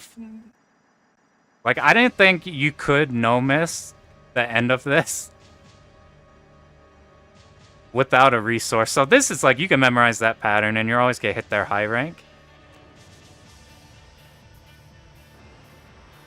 So here, that's easy because you didn't have to make any dodges, because it's just before it's on the hard bit. At that timing, you dodge this, and then this pattern is easier in second loop because you do like this triangle pattern. It's somehow like less terrifying. And then this is just like first loop, just a bit faster. And then this you can memorize. So really just by doing those resources on that second pattern, you get through that. This pattern I used to think was fucking psycho, but I think this one's not bad at all, the more I like messed with it. This one is fucking impossible. This one is just... Like, I think you're no-miss. If you're like a god player, I bet your whole run just boils to that point. Because that one you just have to resource on.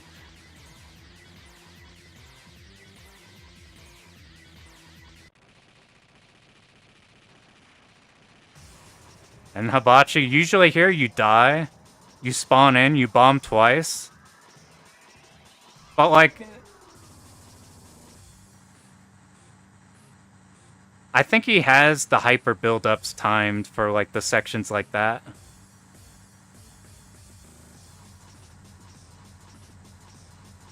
And then once you've gotten past that point, like the rest is the rest.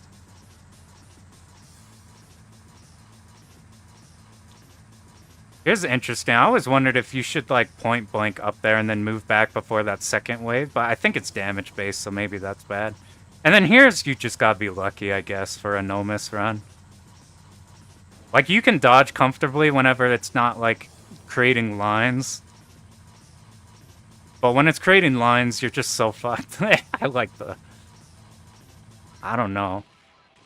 I'm just like, obviously you wouldn't go in trying to no-miss Hibachi because that's some like psycho shit.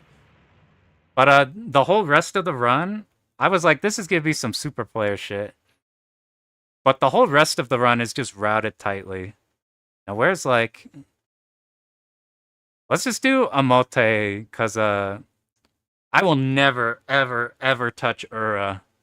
Because I think I saw... I haven't seen the clear of the game. I just saw the Jamers video where he demonstrates that fight.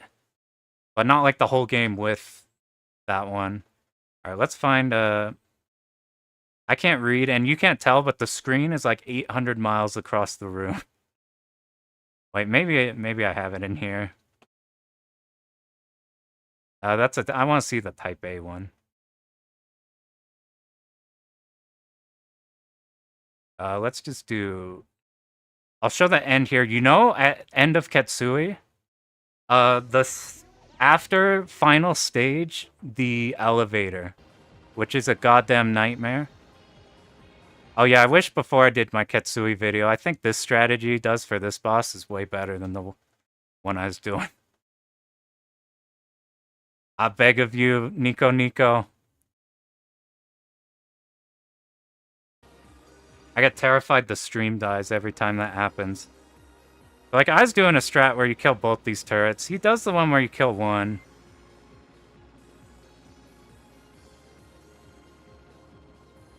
And then you just lock on one. But, like, look at where he's positioned here, which makes it so that these won't ever overlap in a fucked way. Because if you're in the wrong spot, those red and blue, they get, like, the lanes create in each other. It causes a lot of issues. My biggest problem when doing, like, Emote runs was this boss right here, this pattern. Is sometimes really easy and sometimes ungodly hard.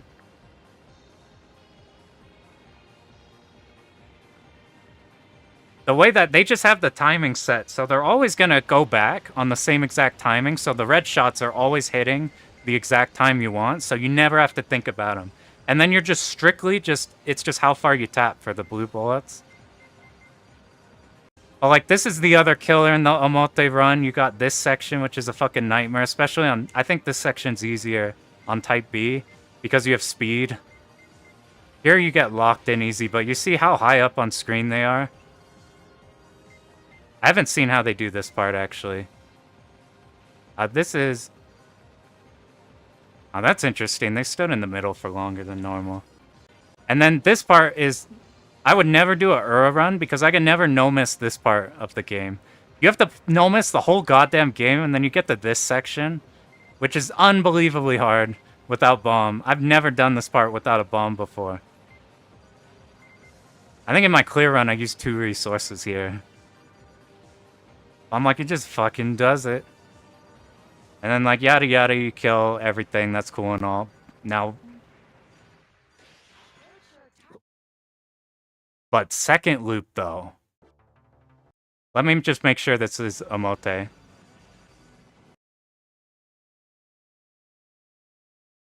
There should be a lot more than just that. Damn it, where's the second loop? Fuck it, I'm just grabbing the Type B one just to show kind of what I mean. Yeah, they get right up there. I think the lock-on goes right away, so you kill them before they stack. Is this the second one yet? So they have one for Type A. I just grabbed this one because I'm not sure where their Type A one is. But it's like... If the last one convinced me to maybe try the 2-all for Black Label, for Diogel, I think this one might convince me to try for actual Emote route.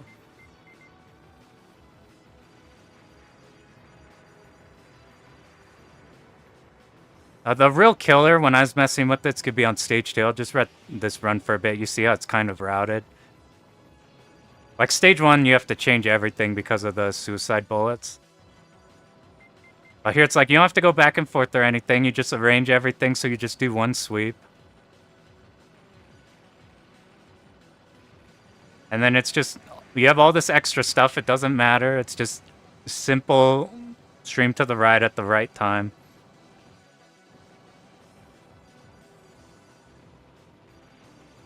And speed kill wise, like, I think speed kills are the...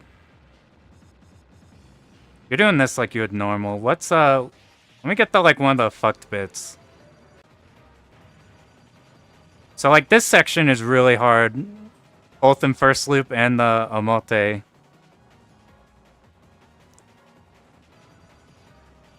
It's like, okay, we only had to dodge 2 bullets there by leaving that alive, and you guarantee that you don't see another one. And even though this would take a long time of practice in order to, like, get the exact movements down, it's, like, very clear, straightforward routing. Like, I don't look at this and I don't go like, holy shit, this guy had mad execution.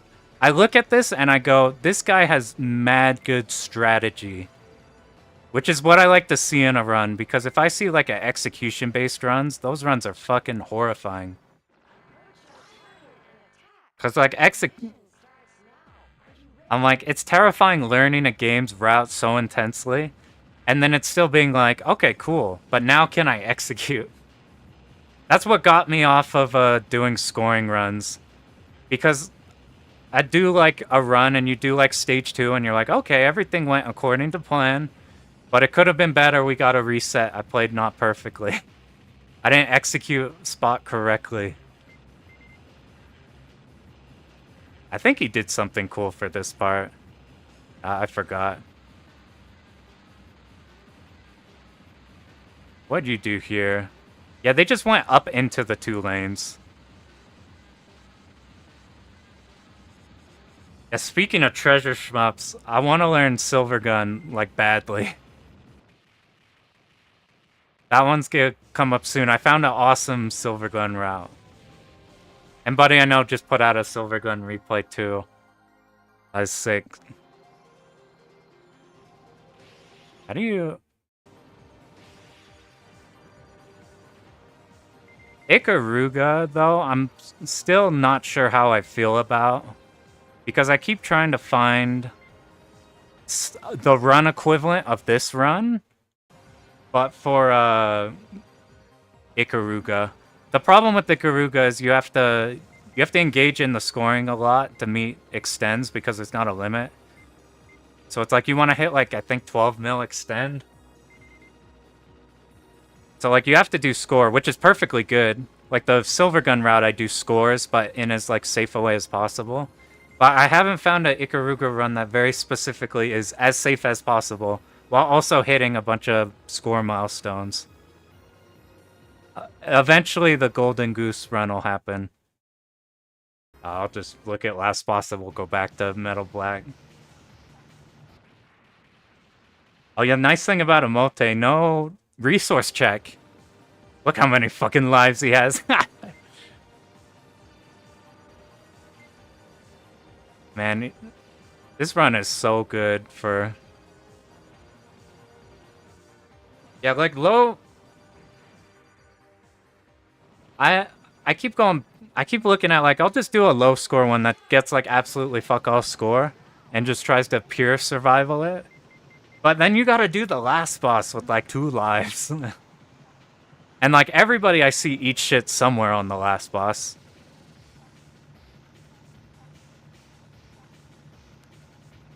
I once tried to do Ikaruga for score and I didn't make it through stage 2. My opinion when I was first learning 1cc's was that if I want to learn a game, I want to learn a game extremely well. So my strategy was like, I'm just going to learn the score because I don't want to learn just a chump run and then be like, cool, I learned this, but it's not very good. So I wanted to learn score, and then I had the same opinion for score. I was like, if I'm going to learn score, I need to learn the scoring route. Like, I don't want to learn anything less. So I tried learning, like, Ikaruga's scoring route, Escaluda 2, the world record route. I learned really fast that they're world records for a reason, and that shit is ungodly impossible. It takes... When people say, like, hundreds and hundreds of hours, they're talking about those types of runs, the world record routing. I'm like, once I stopped caring about the getting perfect score runs, it changed everything. Yeah, they should be. It's like, I can't think of, like, any random element in Ikaruga. Yeah, that's a good way to do it. Like, the first stages are always like a playground of mechanics, so you get to see how it feels.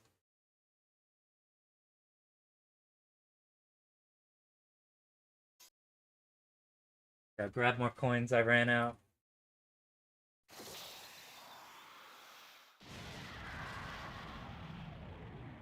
got. I don't know if you could hear that.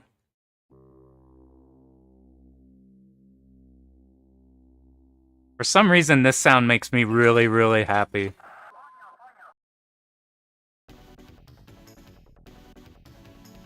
Putting the coin in is one of my favorite things ever.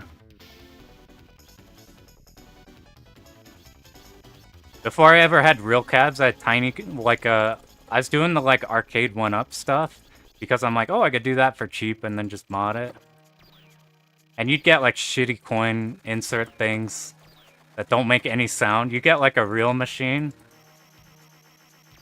And, like, it has to travel through all the mechanisms. Something about that makes me very happy.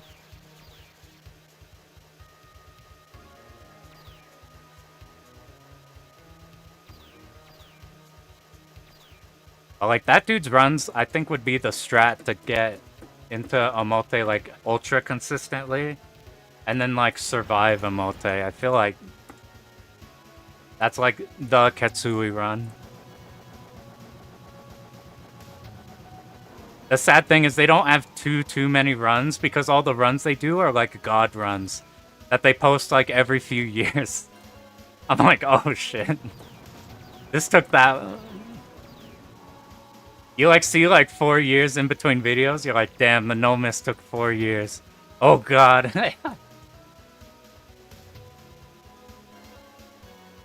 Luckily, I'd never, ever want to try to No Miss, like, a do-all game. I'm just happy to see second loops.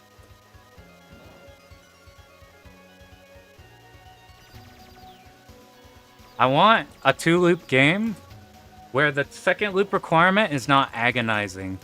Because all my SDOJ runs would, like, come down to 1 resource. Like, every single SDOJ run was 1 resource too little, or, like, just on point to meet the Hibachi requirement. It's driving me up the fucking wall. Like, I got to a point in Ketsui where I could hit Emote, like, fairly consistently, but it would mean using all 6 resources. So I'm like, I never want to do a second loop requirement that involves, like, no missing. Thanks a bunch for hanging out, girl. See you, dude. I never want to do a 2-all or a TLB boss that is, like, a massively hard no-miss requirement. So, like, Ketsui, no fucking way. You hear anybody talk about that? Like, I looked at one of Peg's videos, and he'd do something like, yeah, I've been playing this for the last few months, trying to get the Omote clear after learning it. And he's like, he'll get, like, 2 entrances of, like, a week. Of, like, I can't... That would drive me up the fucking wall. Like, grinding runs for a week, and then getting, like... Like, you get into a point where you can clear the loop, and you just can't fucking get there because you gotta, like, grind out for, like, whole last week trying to reach it there. I'm like, oh, God. So, like, Donpachi, second loop, it's automatic, and there's no resource check. The TLB, which you get automatically, is you can do without resources. Like, you literally need 1 bomb. There's no, like, you need, like, 3 lives and all your bombs type of shit. And then Dodonpachi is just easy enough of a game. Like, if you're at a point where you're doing second loop Dodonpachi, getting through first loop is not bad at all. Especially with survival strats. Good luck on loop. Dude, that guy's a god player, man.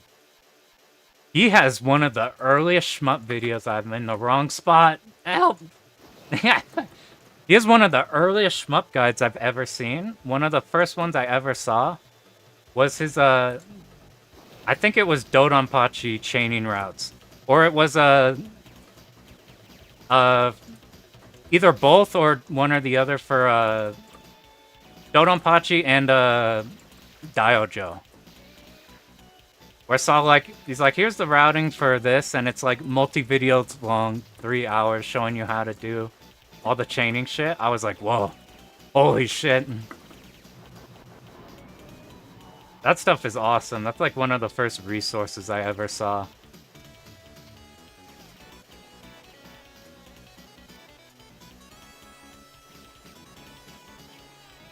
If I do Donpachi, I'm going for like a 20 mil route. I think his is at like 75 or it's like 70, I think, and it's like aiming higher. That shit is so fucking sick. The scoring run of that game is awesome. Okay, we got the first 3. Yeah.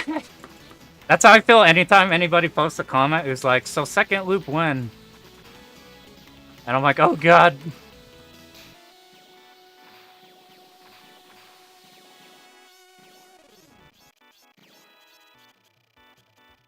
I think if you go for the Ura route, that's gotta be like your game. Like, you don't go around shopping for games or just messing with shit. If you're a Ura player, you are only a Ura player. Because that shit is so intense. I say that, but like, there's a lot of really good dudes who have like, that kind of thing, and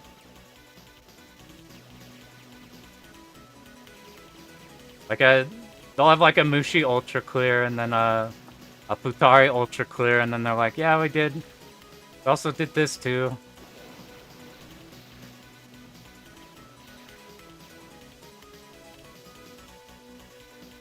My instant gauge, if you ever find a replay channel and you want to know exactly like what level the player is at, if you ever see that they have a Futari Ultra Clear, then I instantly know everything about them. If I see Futari Ultra or Ura 2-all, then I'm like, okay. If I see like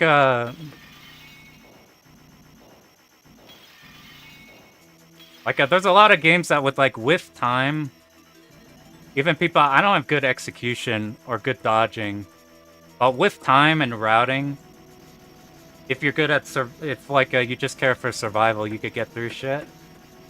Like even like hard shit. But like if I see an Ura run or I see a Futari Ultra run, then that's like I'm like, oh, this is like a guy. Gradius 3 is also in that category, I think. I don't even think Gradius 3 is as hard as those ones, but it requires as much mental energy as those ones. I'm like, I don't know how to have an opinion on how hard shit is, because like I thought SDOJ Hibachi was something I'd never be able to touch. But like there's enough strats where you can make it to where you can get there with enough resources that even if you're bad at dodging, I might die. I did that wrong. Bottom, middle, top. Like SDOJ is a game where it's short enough and the execution through most of the game is not bad enough that like you can get the second half of stage 4, you just gotta make it through stage 5, and then you get a shot at Hibachi. But like I look at Ura Run and I'm like, you can't just make it. You can't just get there. You have to like know very specifically absolutely everything. Dodonpachi, I feel like, is on the, like, I feel like I cannot be a god player, and I can make my way through Dodonpachi just because the survival strats are good enough. So it just takes time. Time and routing, and you're good. What I worry about are games that you'll literally never be able to beat. Like, what terrifies me is if I see a game where I'm like, no matter how much time I put into this, there's a good chance I might not be able to clear it. And I look at Ura and, like, Futari Ultra in that way. Whereas, like, Saidaijo with TLB I don't look at. Specifically Hibachi, not Imbachi. That shit's absurd. And, like, I look at DDP 2-all as, like, this is gonna be hard, but this is gonna be doable. Let's wait for you to shoot.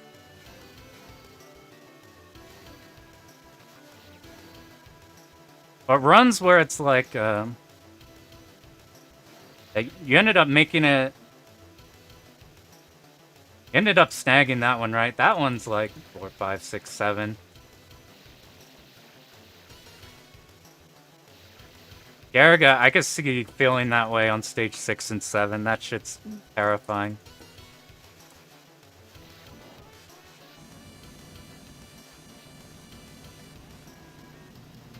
Like, as long as something is like, this is a learnable thing, then I'm okay, like, with whatever difficulty it is.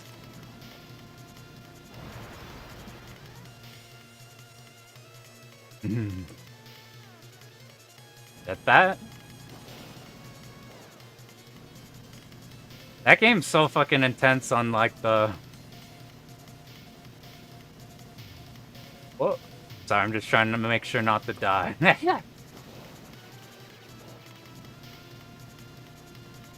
I don't blame you for that one. Dude, stubbornness is a superpower in this genre. It's just time. Since everything's routing, it's like... That's why I like this genre more than roguelikes. Like, I like, eventually your route is just gonna be tight enough, and you've seen enough shit that could happen, that, like, the weird shit that kills you from run to run will eventually, like, get internalized, and then you don't have to get hit by that anymore. So eventually the numbers work out and the odds are in your favor, that even, like, mad hard games you eventually reach. As long as they're not, like, fucking impossible. You're not trying, like, Imbachi. But, like, it's hard to feel that way on the really hard ones. Like, when you're mid-run, having the mental to keep working at it. I was trying to do, like, SDOJ, I was losing my goddamn mind, because I'm like... I was in that barrier between, I think this is actually doable, but I might not be able to do it. Yeah, yeah, eventually, every time you die in Ray Force, because there is a bullet that you didn't see, or like one of the grounded enemies shot you that you weren't expecting, or something like that, because that game is so, like, specific on the route, please, because that one's so specific on the route, every time you die somewhere, it just adds on to your, like, fountain of knowledge on the route, and eventually, like, things you die to, you won't, and you're fine, you'll just power through it eventually.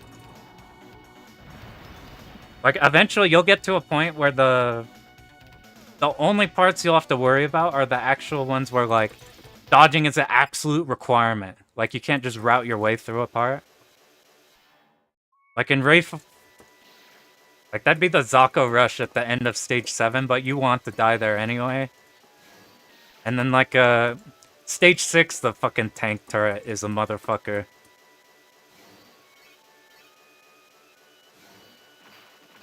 But, like, aside from that, every death I feel like in that game is like a... Oop, that's a part I can die on. Then you, like... You fixed it, now you don't die there anymore. At least... That's how I feel with the, like... The games specifically like that. Versus the ones where you're... manually dodging stuff. Yeah, that one. That one, I posted the Rayforce video, and I think every single person who talked about having trouble in that game talked about that one specifically. That tank...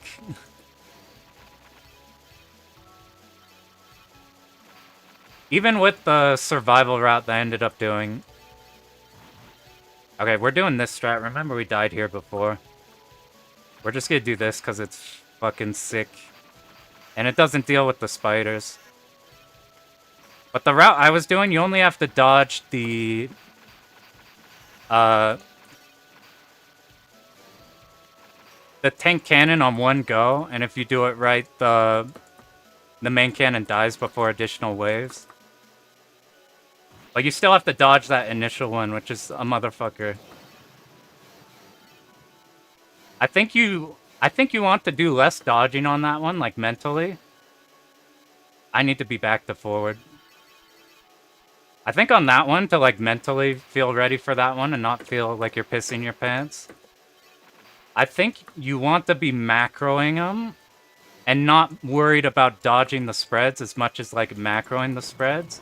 And if you think in that way, and as long as you stick up close to the tank boss, then there's few things that can you're just making sure you time the cannon, and your macro itself is gonna deal with the spreads. That's like kind of vague, but like that's how I got myself to not be horrified at that part. Because I think that's the hardest part of the game. Oh, I could breathe. Yeah, that one, you can't like, you have to be so on point for when the blue bullet appears. Like, you can't be like, I'll wait for the blue. Oh, the blue's here, I'll move out of the way. It's like, nope, you gotta be ready the frame you see like that blue on the fucking cannon to like fire its ass. I'm like, I could not believe how fast that shit shoots. Like, when I was learning, I was like trying to figure out like, at what point you start moving, and it's like, nope, you just gotta go. You just gotta go. I blinked and we're on stage 5. That means the route is good. If I can yap and we can make it far, then that means the routing's doing all the heavy lifting. As long as we don't fuck up on mid part of this stage. But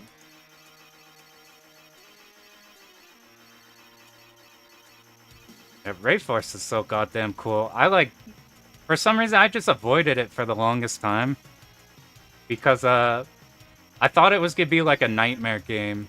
And while it is, like, mad fucking difficult, it's not like a Same. Like, it's just hard.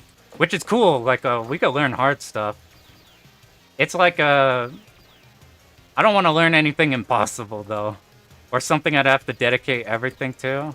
That one, it's just like, okay, it's gonna take a while. Oh, I fucked up. Ah! Help! Help! Please, fucking Christ! We need to bait you back and then move down because we need to be back here for the red guys. Fucking, I hate this section so much and you can't even bomb that shit. However, I did hear Ray Storm is way harder, which is... What the fuck? That happened again! I haven't seen that happen. Alright, how do we fix this? We need to pick up as much as possible. And then get here fast.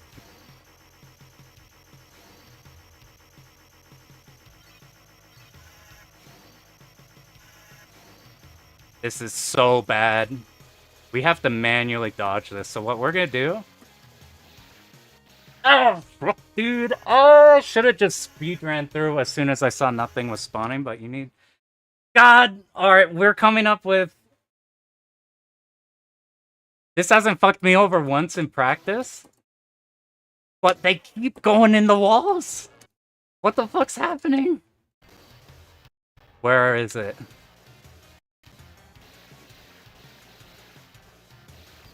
Alright, new strat. Instead of hugging the back wall, you see how they're spawning here? So I'm hugging here, and I think what's happening is that they're spawning close to me, but down. So they're spawning in the floor, and then rushing me down, and you can't be on top of them once they come out of invuln. You get rammed. And if we don't have hyper here, we're fucking dead. And if... So, I think the strat, while usually you deal with these by being on the back wall... Let's move back one just so we go... Here's what we do. We need to do this whole section. What you do is you go forward so they spawn forward, but not enough for them to spawn backwards. See, this is really easy if you don't leave that one guy up top. Good.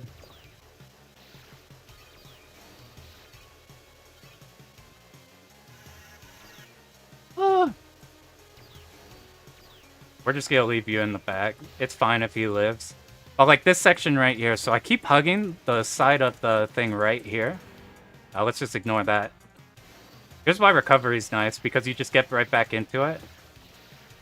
Huh, but those didn't spawn. We just gotta keep...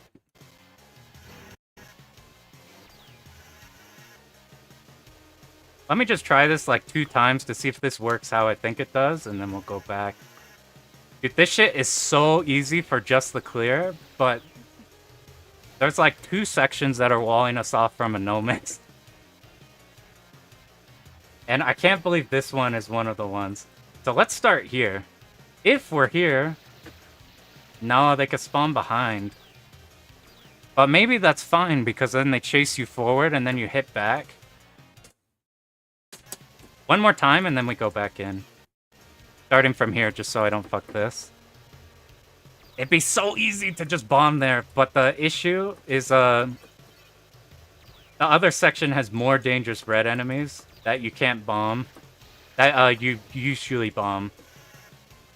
So if we hold back here, that's another thing that clipped last time. This is all we have to remember. When we're on this section, we get right up to this guy immediately. We hold just middle back. What the fuck, man? No, we can't hold middle back. Alright.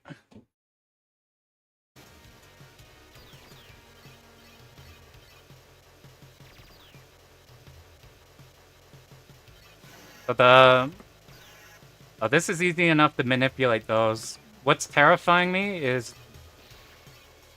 Alright, we just stay up a bit. That makes sure those kill those. All we have to worry about are the top ones. I forgot about. Let me get here real quick. Let's test to see if we want to be forward like we thought.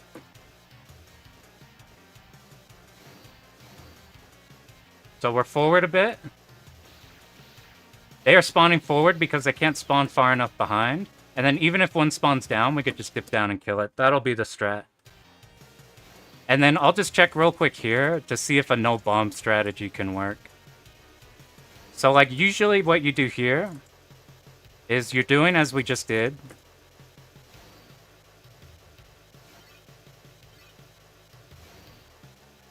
You're hugging back here. I'm gonna not kill these even though we can, because we're gonna assume we have a shitty shot. Let's move forward and see what happens. Okay, there's only 3. Okay, worst case scenario, we're gonna do that movement if we end up needing to bomb in some whack spot. That'll be our backup, and we have a better idea of how to dodge there. We just hold down and on the middle. We're holding back so that we're holding back so all the red enemies just line up in us. That should set us up for the part before the, like, vertical staircase thing. Once we're at the vertical staircase, then all we have to do is just go forward a little bit. If we're forward, then they'll spawn forward. And they won't have enough to spawn behind us. And then, even if they're fucked, we have room to move back. We don't get rammed by them. If you believe it, the first 2 runs got the last stage. And now we're finding out all the little inconsistencies in the route. Which is a good thing, because, like getting the clear's the clear, but I don't want to make a video on it if, like, the routing is not good. If there's, like, potential for fucky shit like that to happen, I want to cut out as much of that as possible.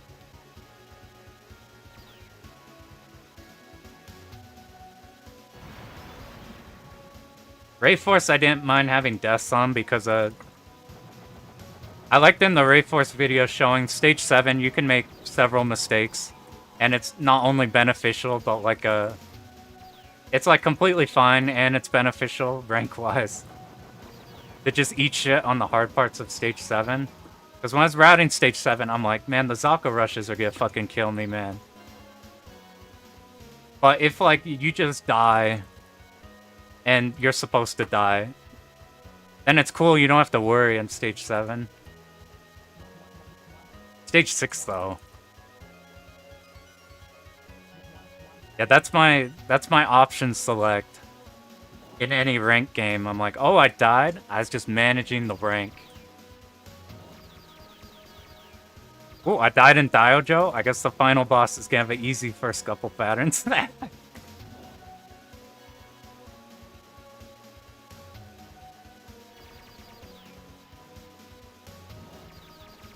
I was talking to a dude at one of the Evos. It's like friend of a friend who I found out had a like cave stuff. It's like One Regret Beetle. That dude's got a bunch of really good commentaries. And like we're at Evo, just fucking around on Moochie Moochie Pork. Every time he dies, I'm like, doesn't matter, Yugawa game. You're like, they're all on purpose, even if they weren't. They're all rank management. I found out you don't rank manage in Moochie Moochie Pork. Like, you don't do it. That's like the one Yugawa game where you don't. Yeah, and Garaga, you died of Blackheart 1? You're like, yep, cool. I was setting up homing for stage 6. I wanted to die here. Or like, or that kind of thing. You're like, whoops, I died. Well, I was gonna die in like 3 seconds from now. It's funny, I see like Garega runs, and then you're like, most of the suicides are completely obvious. I'm not even gonna score. I'm so tired of that taking time. Like when I look up Garega runs, most of them are super, super obvious where they suicide on purpose.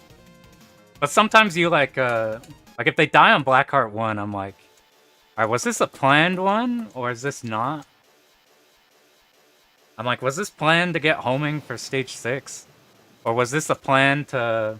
Or was that just a backup in case they fucked up? Well, it doesn't matter because both are good. I haven't... Oh my god. I'm losing my mind, man. Like I'm curious in a Bach raid. Not Bach raid. I'm curious in Batrider how the rank management is on mistakes. Like I've learned enough Garaga to know where like if you fuck up somewhere you weren't planning, how that actually affects you. And like ways to recover.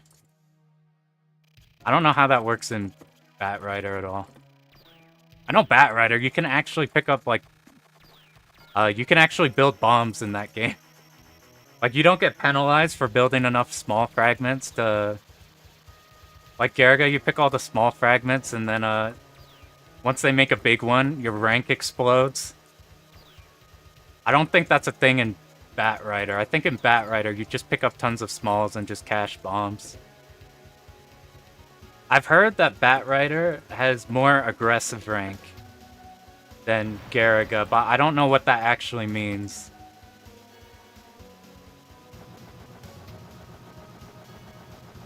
The run I saw doesn't do any meddling. Yeah, if you...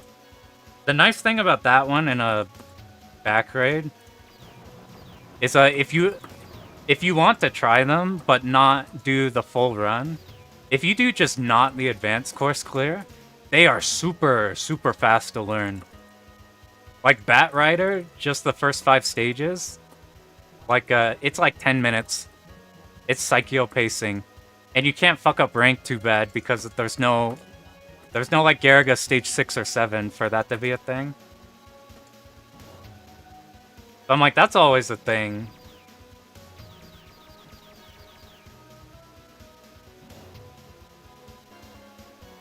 I think most of the I think it's like Garaga, where Garaga like if you fuck up your rank early, it's fine. Up until stage 6 and 7, and then you feel it, like, horrifically.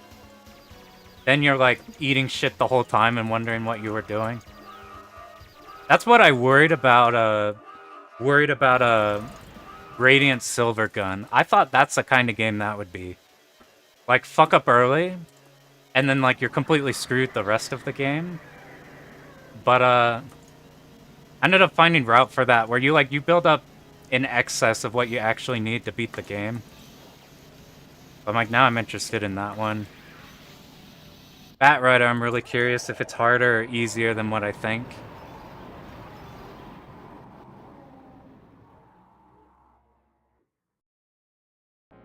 Yeah, I don't...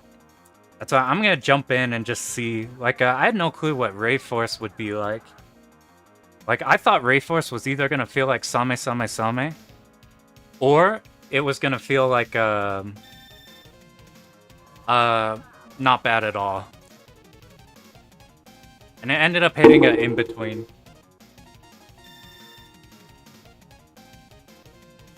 But Silvergun, I think, like, the whole thing's static. You know what, we're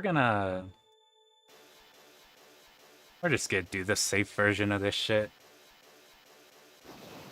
Now that I know that you can get, like, rammed by the front of the pod here, we're just chilling up here. You can't get tagged by the front of these. Like, if you're careful, you don't. Like, that's not hard to deal with. What I'm really curious about is how normal Ibarra compares to the Rising Yagawa ones. Because, like, the Dime bomb spamming stuff and the not, like, ultra intense rank management makes it seem more approachable, but something about that game, like, scares me in like, a bullet difficulty-wise. Like, I think the stages are harder. Or to be. That said, there's a bunch of replays of that game of people doing the, like, Dime stuff. There's the entire Pearl video, which is incredibly good over that one. I want to do a Yagawa video, but the ones I would do, Pearl already did a God video on. And while I'm like, I'll still do one anyway at some point, I'm like, right now I kind of want to do ones that might not have shit available.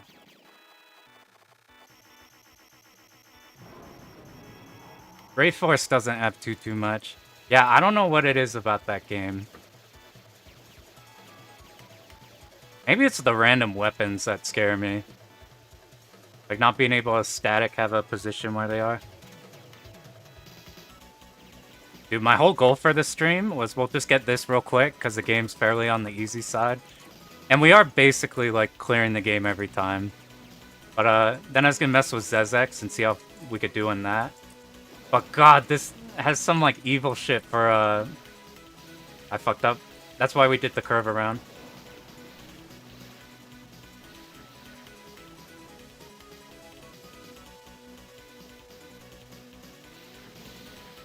Alright, laser, they're in the middle.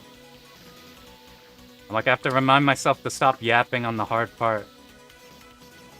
We're gonna actually kill some of these. And then pick up exactly 3 beam. Ibarra! That's like the bomba every time. I think something about like... There's no HD version of it either in the vein of like the 360 ports.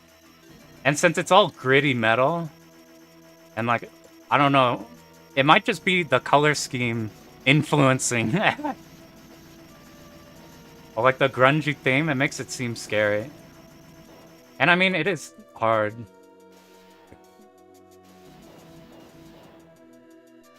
But I gotta put my hands on it to see. That's why I'm really curious about Dangan Fever Run 2, since that game's supposed to be Nightmare. But I saw Asagami Route. They have a clear of that game. Where they just try to hit the TLB, which means you have to no-miss the whole game. Because the TLB, it can't hit you. It's like bugged.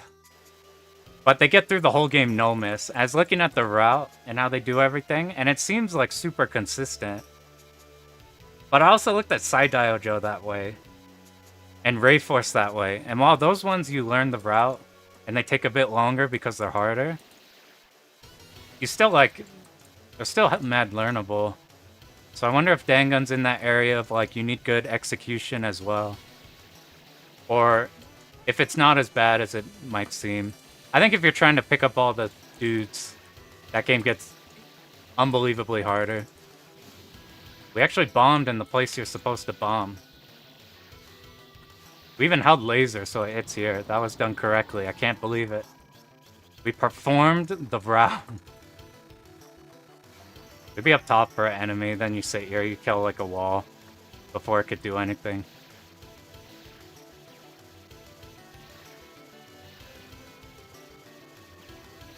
Originally, I was gonna do Ibarakuro for the hitbox, and you have like cave slowdown, but it feels weird playing like a Yagawa game with the Yagawa elements like yoinked out of it. But I think score-wise, I'd prefer Kuro better because it's more bombastic whenever you do some big shit. I think survival, I think normally bar would be cool. I might have gone here too late. No, we're good. Are we even maxed yet? We're not.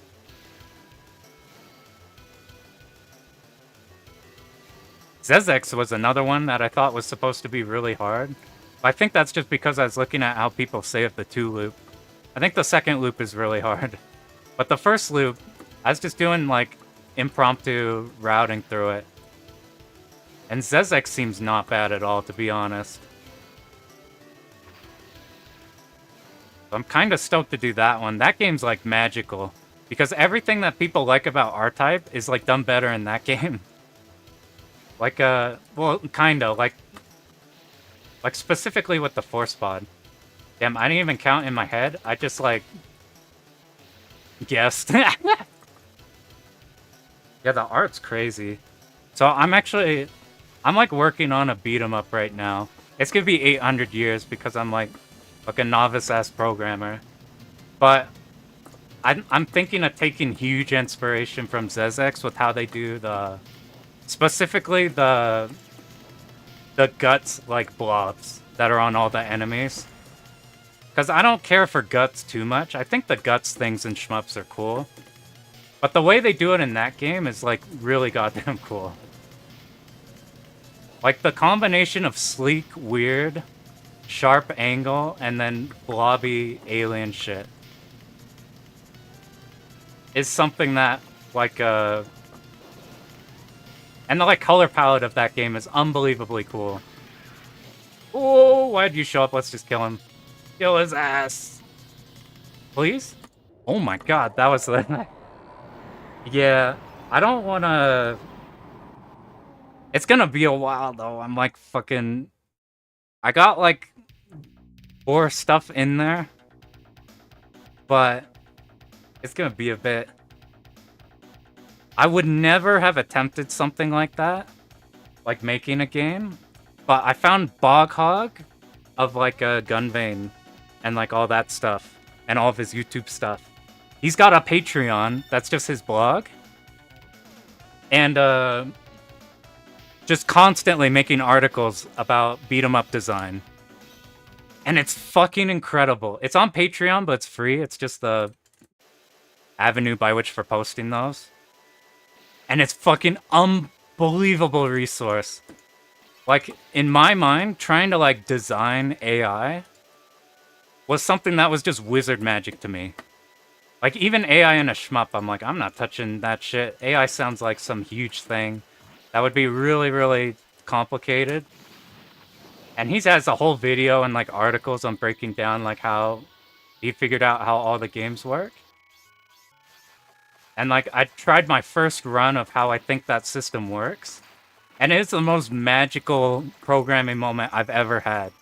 Was watching my little dudes, like, making decisions and shit, and, like, acting like normal beat-em-up AI. I'm like, whoa, what the fuck's happening? I'm like, I would never attempt a thing like that, but seeing, like, Bog Hogs, like, has, like, a... fucking on everything. It's, like, one of the most unbelievable resources I've seen for, like, learning about that shit. Because while I like beat-em-ups, and I have a handful of clears, but I don't have anywhere near the prowess in beat-em-ups as I do in, like, shmups. And it's not even close. Like, I'm super novice beat-em-up player. But, like, going through those, you get a feel for, like, how to understand what the games are doing. And be able to piece together how those are going. I've thought about, like, Punisher. I haven't done that one, but I've watched a lot of it. We need to be back and go forward. I've watched a lot of it, and, like, a lot of people recommend that one. And, That one's just fucking good. That one's just good, like minus any like difficulty considerations. And it doesn't like hang you like Final Fight does if you're not like fully ready. But my issue is I decided to do a beat 'em up inspired by King of Dragons because that's one of my favorite games. But the issue is King of Dragons is like an anomaly in beat 'em ups because nothing else, it doesn't do the Final Fight style. So while I know a shit ton about that game, I don't know about the Final Fight style where you can actually like knock down and CC enemies a lot. About how that design, I had no idea how you would do that. So I was like, I had no clue how I'd do design stuff. And then finding like Boghog's videos and finding the articles. And then like now I gotta, and like the Electric Underground articles on like the beat 'em up stuff. But like finding those out was crazy. Like for like getting an understanding of how shit works. And like what is good, what is bad. I'm doing that shit that's notoriously bad. Like, so I just have to see if I could, if it's a mistake or not.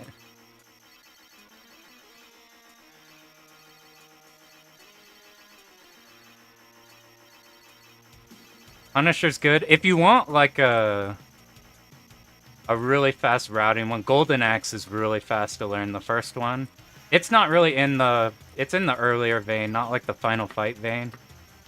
And it's like, you route it, and it's just all static, and you insta-win it. Honestly, I would... They probably already know who you are at this point. I almost died. But, like, I honestly would just shoot something, like, I've posted a bit. I fucked up here a little. I've just posted a little bit on, like, Boghog stuff, just, like, asking questions on his articles. Maybe up a tiny bit. This went really good, even compared to practice. But, like, they're doing those because it's something they're ultra passionate about and want to share about. Otherwise, they wouldn't be, like, doing, like, informational content on, like, shit like the genre stuff. So, like, I've just posted a few things on Boghog, and he's giving me, like, I just messaged, like, I'm like, oh, hey, thanks, I'm doing stuff. I'm like, the AI stuff's fucking incredible here for me to fuck. God, we didn't go too fast. Alright. And, like, they're totally cool with just being like, okay, yeah, if you want to do... Like, Alright, I'll pay more attention on that part again. You just have to go there faster. It's not like an execution thing. It's just, not being dumb. Next run, I'm gonna let the whole credit play out, because we're tired of restarting. But, I think those guys would be cool to say stuff. It's not like reaching out to, like, a fighting game pro or something. And then, like, expecting something back. Oh, now you're...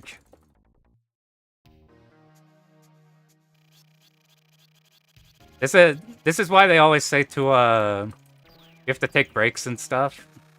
Luckily, that's usually if you're mad.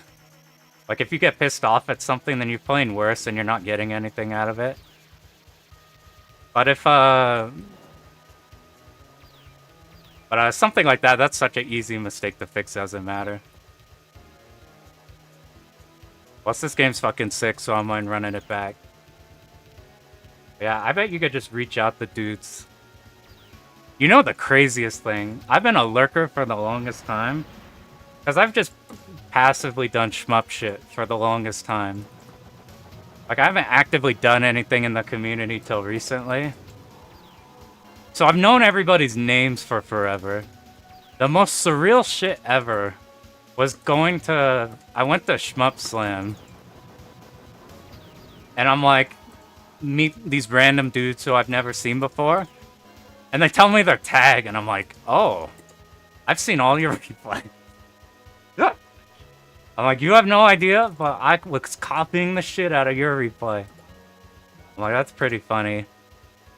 Or like it's surreal seeing like people you've seen before interact. I'm like, whoa, where am I?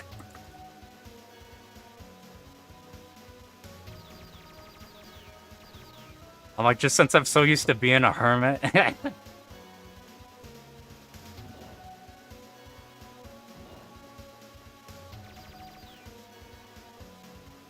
Man, people are cool too. I was at Shmup Slam, and I didn't know who Twilight EX was. I knew that that was a good player, but I didn't know who exactly that was. And I was just hanging out with them the whole weekend, giving them shit or whatever. So that day, he got the world record on like 2-all of like the hardest mode of Larius Stargazer. And we watched that whole run. He did that shit live. And that shit was ungodly difficult game. Like, we were in the crowd going like, this shit is unbelievably insane. And I'm like, man, my dumbass is just yapping around him the whole weekend. He actually flew from Japan, too. I'm like, that's so funny. He actually got the world record and then bought us drinks. That's a pretty cool dude. That guy's pretty tight. I think he has, like... what's the Psycho game that has a bunch of mechanics? Starts with Hell. Not Helldiver, that's the co-op one. It's Hellsinker. I think he has or had or still has the world record in that. It's surreal seeing people in real life and they're just people. Like, I've had that happen in fighting games where you meet, like, you're at EVO, you meet, like, a fighting game pro. But there's still the disconnect because they're, like, you're going in as, like, oh, I'm your fan, this, whatever, and they're still cool talk or whatever, but you're still going in as, like, yeah, I'm a fan or whatever. But there it's trippy. Like, everybody there are just, like, dudes. And they're all really cool. And then you're like, oh, wait a minute. I actually know this person. Yeah, that's fucking tight. I saw in your video you're at, like, a Family Fun arcade. That's, like, an incredible thing to have been a part of. That shit is so sick.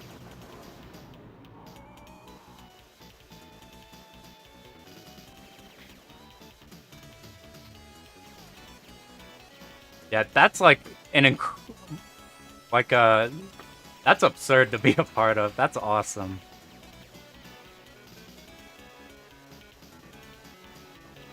Not the... Here, let me tell you this as somebody who's omega sweaty in fighting games. It's so much less stressful to not want to try to win. I've been like...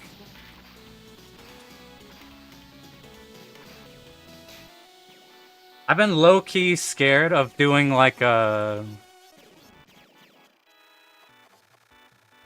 I had like a lucky streak at our locals. And now it's like I gotta... You don't want to... In a fighting game, you don't want to lose to somebody you usually beat in tournaments. But we got a bunch of super good people. So we're in this weird balance where like everything's fucking terrifying leading up to tournaments to a point where I get like mad turbo stressed. Like I took a several month break from brackets because of that. I'm like, I think the actual move... I don't know how I lived there. The actual move is to try to be really good. Try to be like great, but not winning is the goal. I think if you occupy that space, you have no expectations every time you go to a tournament. And then you can just play, and if you like end up doing mad good, then it's like, that's fucking sick. And if you end up losing to either somebody better than you or somebody worse to you, then it's like, whatever. I've been trying to adopt that mindset more because I get turbo stressed at tournaments. Which is weird because I don't get turbo stressed in matches. Like, as soon as the match goes, I'm fully, like, locked in and confident. Whenever it's in between matches, I'm, like, fucking horrified. I'm like, I'm trying to adopt the, like, just fucking go and play and, like, who gives a shit approach. Sorry, that's some random fighting game shit. But we just had a tournament, like, 2 days ago.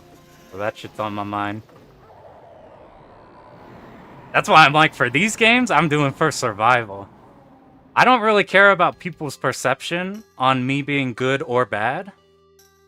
So, like, that's why I don't give a shit if it's a survival chump run. I feel happy doing it, and they're satisfying. So, like, this makes... The runs I do here, I'm pretty happy with. But, I know some people in shmups, they have to, like, I've heard that people might, like, want to learn a hard one because they need to show other people that they're capable of that. And I think that's the same mindset I have in fighting games, which makes it, like, toxic as hell for no reason. When it's like, this shit is cool, it should just be cool.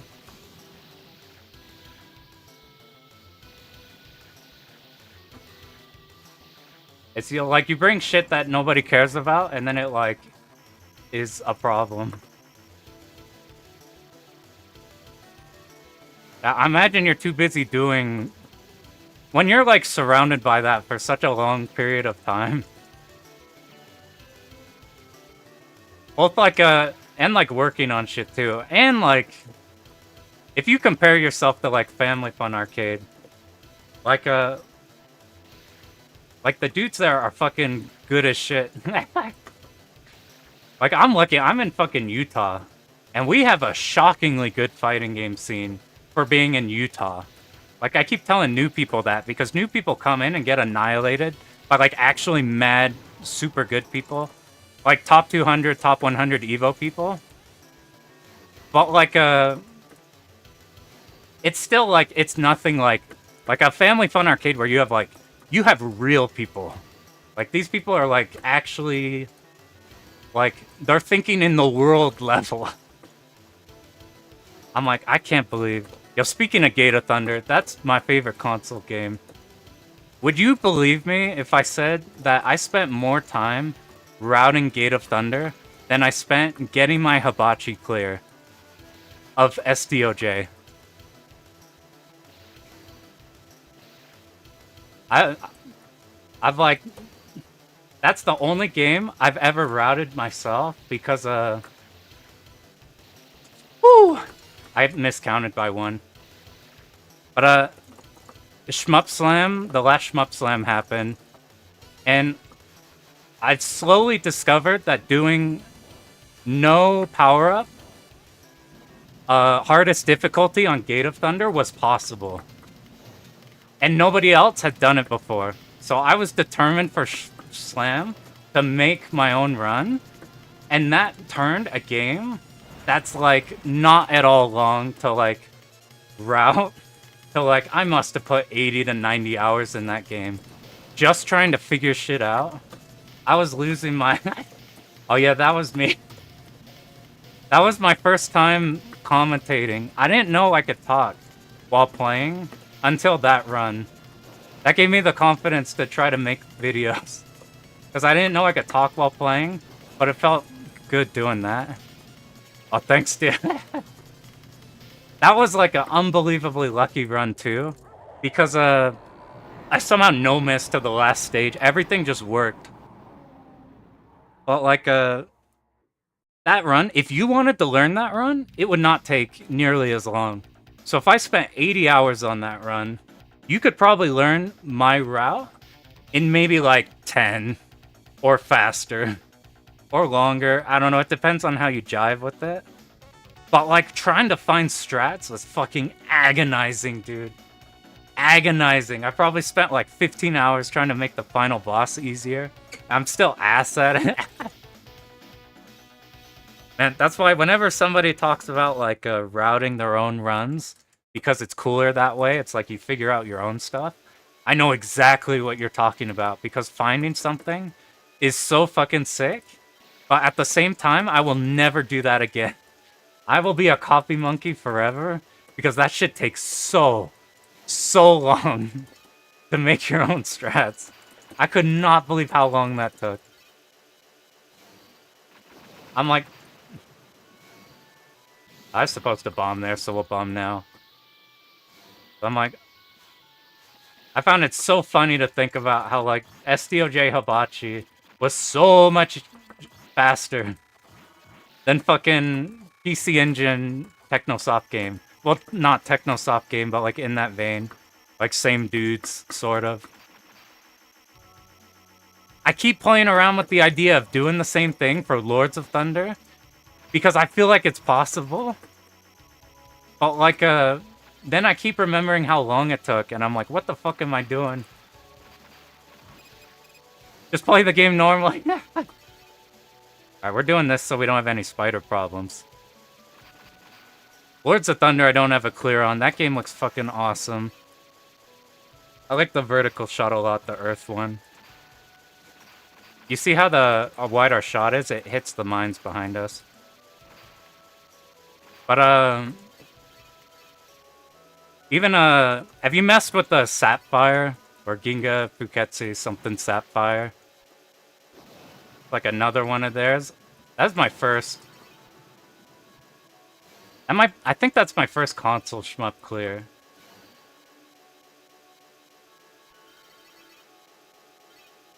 Woo! I fucked up. You see how I mispositioned there? That one's like really... That one feels more like an arcade game than like stuff like Gate of Thunder, but like everything that like all those PC Engine ones those guys do are fucking awesome.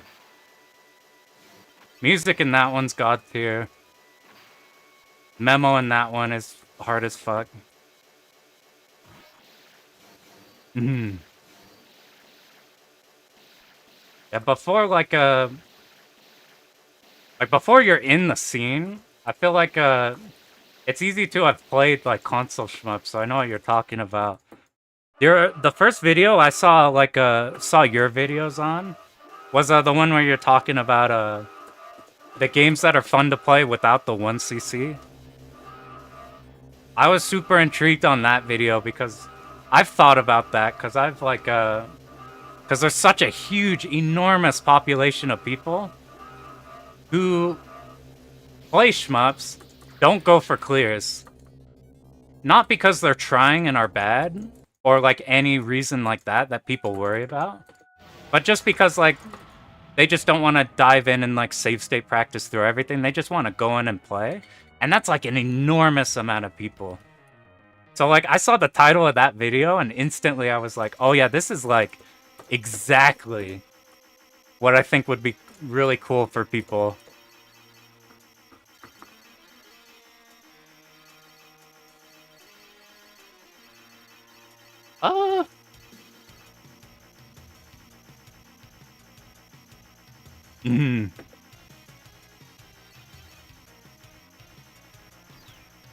Yeah, that'd be cool to replay those. All of the ones you had in there are ones I think are awesome, but like haven't cleared or anything.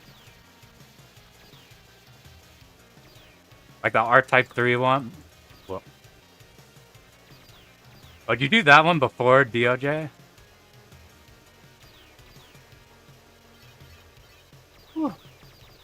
Now you're stuck in the thick of it. Now you're stuck with us trying to get 1cc's on fucking hard-ass games. Oh, like, I literally... The 3 is so good. I fucked up this part because I wasn't thinking, but the game blessed us. 3 is so good, I want to route that. I have, like, 4 runs that I like of that game saved that I want to learn. I was even asking Icarus about that when he was streaming, like, some questions on that. You see, we fixed our problem.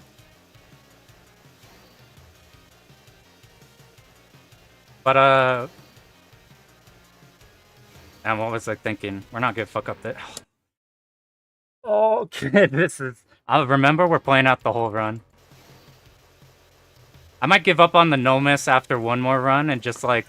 I'm like, I'm cool with doing the video with like 1 death because the recovery is so good. Yeah, I did the opposite problem where I went too early instead of... It's not that strict, it's not that hard. But like, I keep fucking it up. But I was just talking to... I had like an arcade meetup the other day with like a bunch of the local arcade dudes because I found out that We have some dudes, we need 3. There's some local dudes who have, like, fucking incredible-ass arcades of their own. I talked to the dudes, and they like shmups, but they always worry, they're like, oh, I love shmups, but, like, I'm not good at them, I can't do 1cc's, I just like playing them, whatever. And I'm like, dude, that's all that matters. Is, like, whatever you're going for, is it cool? It's like, do you have fun with it? Then tight. Like, I even remember there's, like, a Donkey video where, like, midway through, he's talking about Ikaruga. And talking about how he started, like, oh, I played this game just to see how many continues I would have to use. And, like, I got it down from, like, 80 to, like, 30 to, like, 10. And I'm like, I think the 1cc mindset gets in a lot of newer players' minds that, like, this is what you have to do. If you can't reach that threshold, then it's like, don't talk to me type of shit. And not of any of their fault, but, like, it's exemplified by the fact that a lot of people are really good who've been around for a long time. And since it's so niche, the people are really accessible. So you peep a Discord, somebody's posting, like, their Mushi Ultra shit. Or, like, things like that.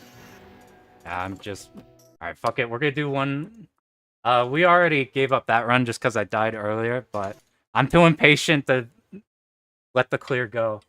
We're doing one more run, and then let's see. I might do a YOLO credit of, like, Zezex, and then we might call it.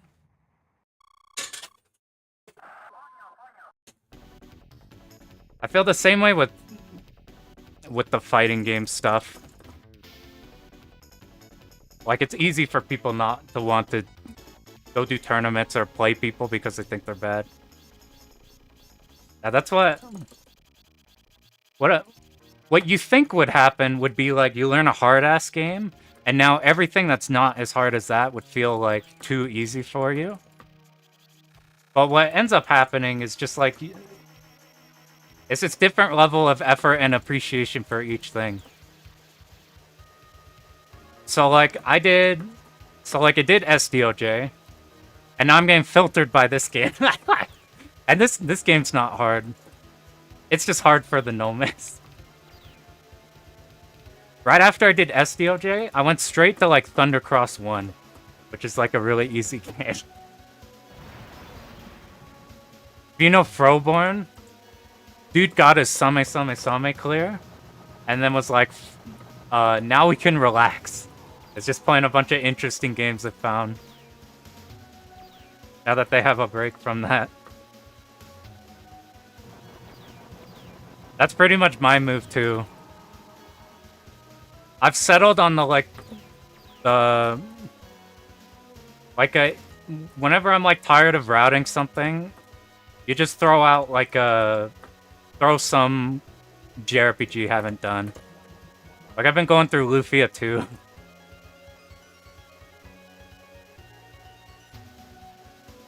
Whoa. Have you been going through any recently? Yasame is fucking insane. I went through Chrono Trigger for the first time. I thought that game wouldn't live up to expectations because it's hailed as one of the god games. So I thought it would be disappointing even if it was really good.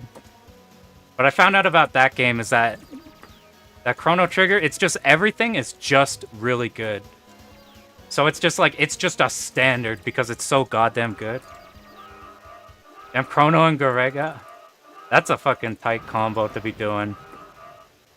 Lufia 2's interesting. It's not good in the ways that I thought it would be good because it's hailed really good. But, like, it's got, like, the best dungeons. Like, it's puzzle-solving wazoo.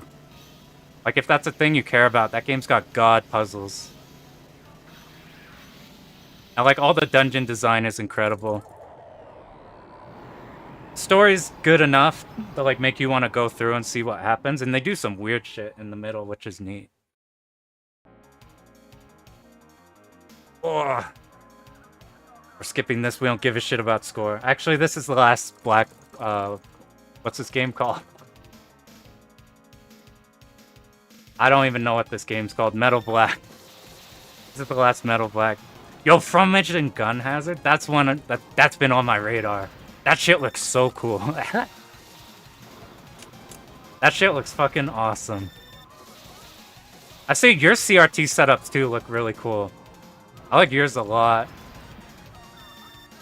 I don't have CRT repair knowledge, so I ended up finding like a flat one that looks good enough. And then I'm like, I can't optimize. I think it's literally right there. Got a flak one. Oh, Desmaku showed there? I haven't seen the Des video that had that yet. Last thing I saw he got like the 4-all of Batsugun, which is tight as fuck. I saw him like going for that for forever.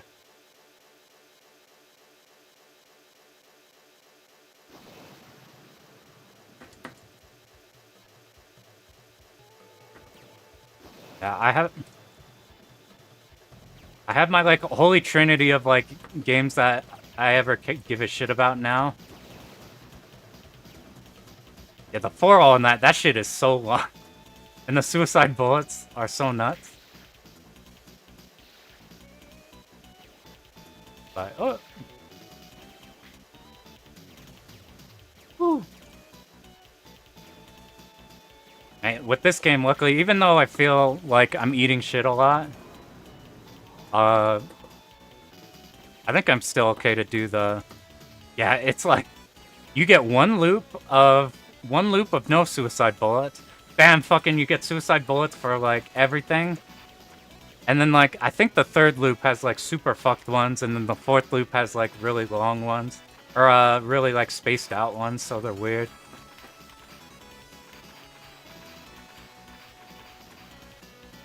Batsugun was my first 1cc. I thought 1cc's were magical shit that, really good players would do.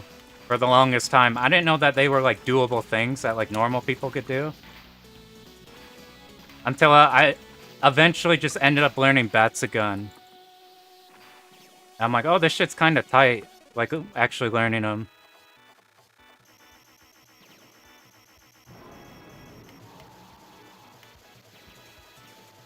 Yeah, you see, like,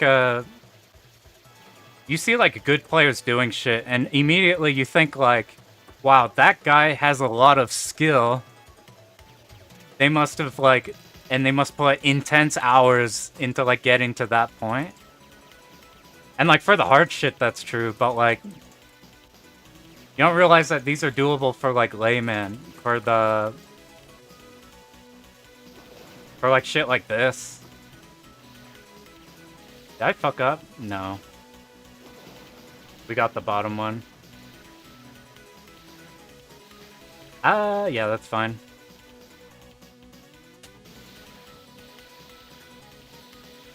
I think a huge part of it, I don't think I fucked up. We're gonna bump the laser a few times so we get 3. Mm-hmm. And like, I think people don't know the process that gets them there. Like, there's nothing wrong with this, with just, like, booting up a game and playing it. But, like, for the purposes of, like, learning clears fast, I think people just don't know about, how to save state route a game. They don't know how to find a replay, how to try to copy a replay, and how to, like, do save state practice. I think a majority of people just dip a credit in the game and just play, and then hope they get better. I've noticed this in, like, everything, too, that you can get good at. Like, I play pickleball, and a lot of people are at the same exact level they're always at, because they don't know how to learn, they just go and play. They don't understand, like, learning process. Yeah, I didn't know how to learn either. I got a hint at it, because if you've seen, like, Prometheus's, like, full extent of the jam, that doc, he talks about, like, MAME save state routing. And instantly that changed everything for me. I'm like, oh, this is actually, like, what you're supposed to do. And then after fucking around for a while, I got more comfy with, finding and copying replays and figuring out like what people are doing.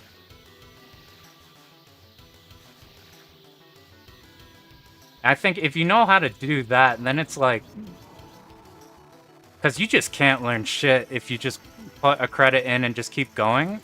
It just takes forever if you do it like arcade style. Try to learn a game just one credit at a time without like being able to lab at all.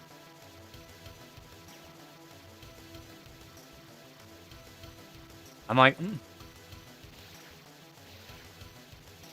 Which also is like, there's absolutely like nothing wrong either with just wanting to put the credit in and playing. Like, I've actually thought that I need to do that more because I just do routing shit. I'm like, if I'm playing a shmup, I'm either routing or going for the clear. I don't like pop in like, fuck it, we'll throw in like Super Alesta or something and just go through it. It's like, it's easier to fall in the other camp where it's like, it feels more like work. Luckily, I like labbing, so... Yeah, Super Alesta's fucking sweet. That might be my favorite compile one. Just for the music.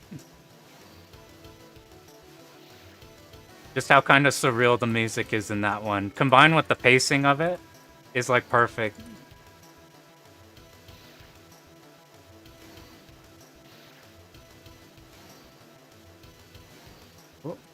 I even like the compile style Rising games. 4, 5, 6, 7.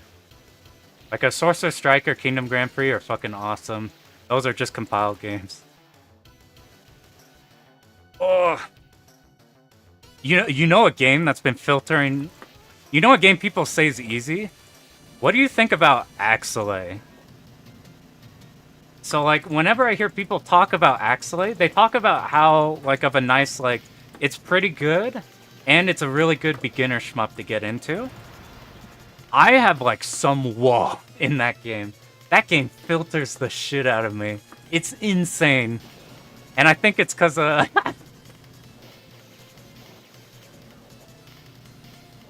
yeah, it's like... You get your weapons just annihilated right away.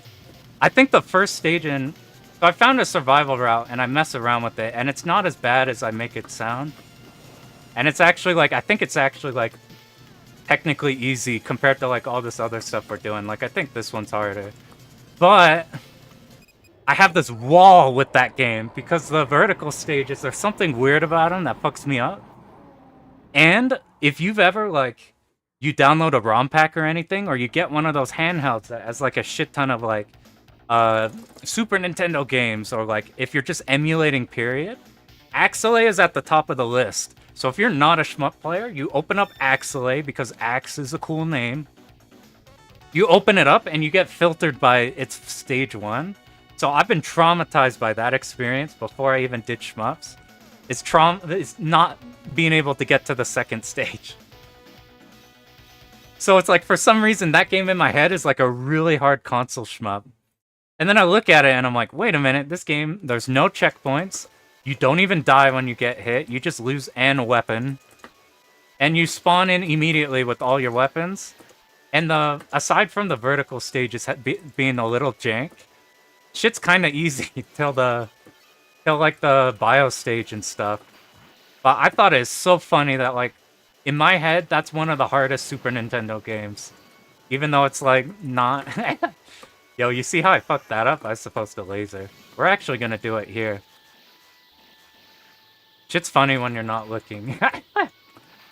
This is even perfectly fine because, look at these. This is about the same power level we usually get.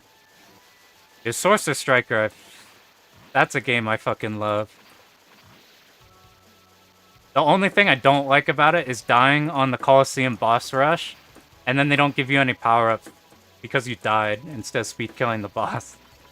That's my only complaint with that game. But I fucking love so much about that game. We're gonna do the stupid strat, so we don't have to deal with spiders. Kingdom Grand Prix is actually my first 2-all. That one's on the easier side of 2-alls, unless you're doing like Shippu, the Japanese one. Do we have enough power to not get owned. I would mess with it. It's way fucking easier than than like Ray Force and like all the and like Gun Vein Intense and shit like that. It's mad doable. Even like I played on Cheetah. Cheetah's like the second worst. Like you really want to be doing Miyamoto or Bornum. I think Bornum I like the most. But I did my first on Cheetah and it felt fine. That spider went back.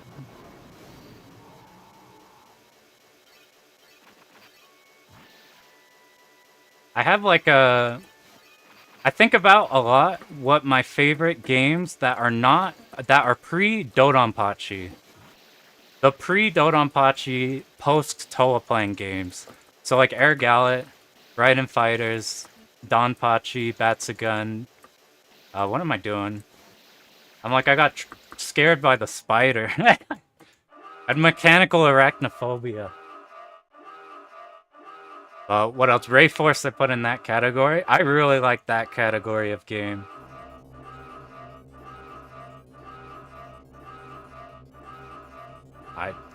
I'm so glad we don't have to actually fight this boss. We just speed kill it. Dude, if you're going around this boss, you see all these screws? They, like, go out of the boss, and then, like, I wonder if this is fine. Okay, we won't see it. You have to go around the entire boss, and the screws are flinging out and Zakos are coming out. And then you make it to the front, and then the main boss is patterns. I wouldn't know. You just use your special and it fucking dies.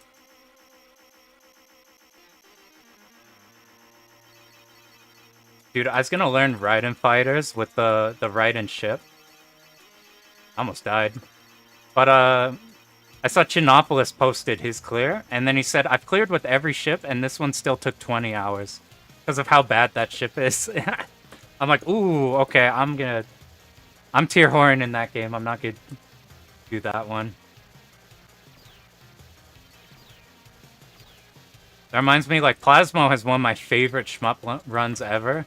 They play Strikers 1999 with the worst ship. And they have it routed so cleanly, you wouldn't know it's the worst ship. But the ship is really fucking bad. But it's so... I'm dead, dude. Alright. Time to lock in. Woo! Can you believe we saved that? I can't. We could still die to, like, 900 things. God damn it! Alright, one final run. This is the last one for real. This time, I'm gonna shut the fuck up on that section specifically, and then we're good. I wouldn't worry about... Whoops, I'm not even in. Alright, we're gonna... that might be the hardest section in the game. I'm not even... I was just doing it bad. Oh no, don't even... This is what makes runs fucking sweet, because I get pissed when I'm alone, and you do a run and, like, shit goes wrong, and then you're like, fuck, dude, I gotta get all the way back. Here it's like, whatever, we're just tossing in another quarter.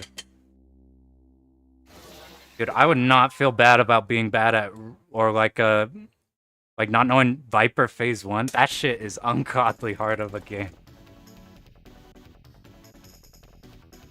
Raiden Fighters is also hard. Like, compared to the other ones. I think 2 is doable. Yeah, have you seen on Actane's channel, have you seen the Chinopolis one where they, like, talk about clearing that game? It makes that game seem like a whole thing. You got the PC beat? That's fucking awesome. That's a really cool one for the PC beat 4.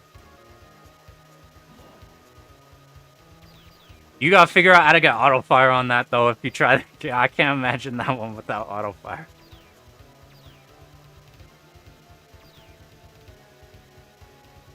Yeah, that one is... That's a game I'll never touch, ever. No Tatsujin O in my lifetime. There's even a patch to make it easier. That's still, like, fucking impossible. I think I've only played new version. Somebody, like, had it at EVO or something. I felt like the first 2 stages weren't bad, and then you get owned. That's the same way with Raiden, though.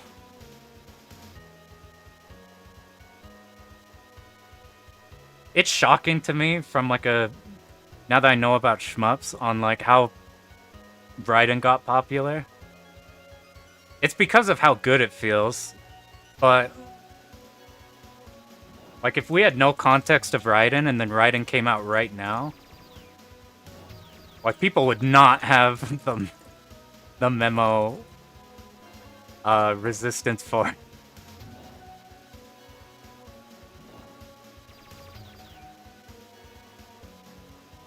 I still like those a lot. I was doing Raiden DX for one of the Callus Cups. That game's fucking sweet. The cool thing, though, about shmups nowadays is, like, for a long time, every single Dojin shmup, or just whatever, was, like, it's just more cave game than a cave game.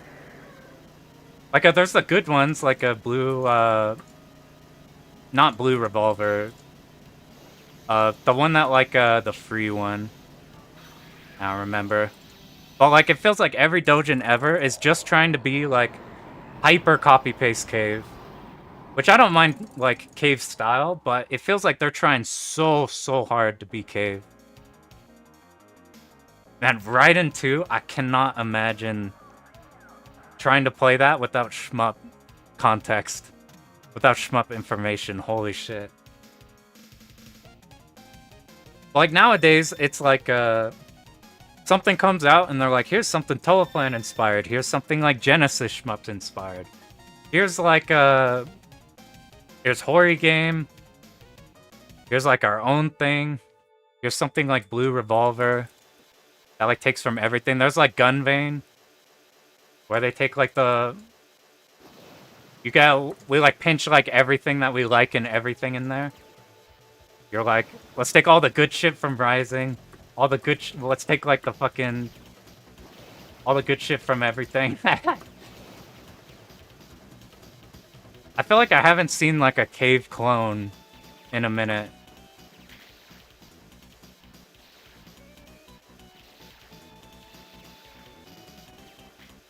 A lot of Tohos, though.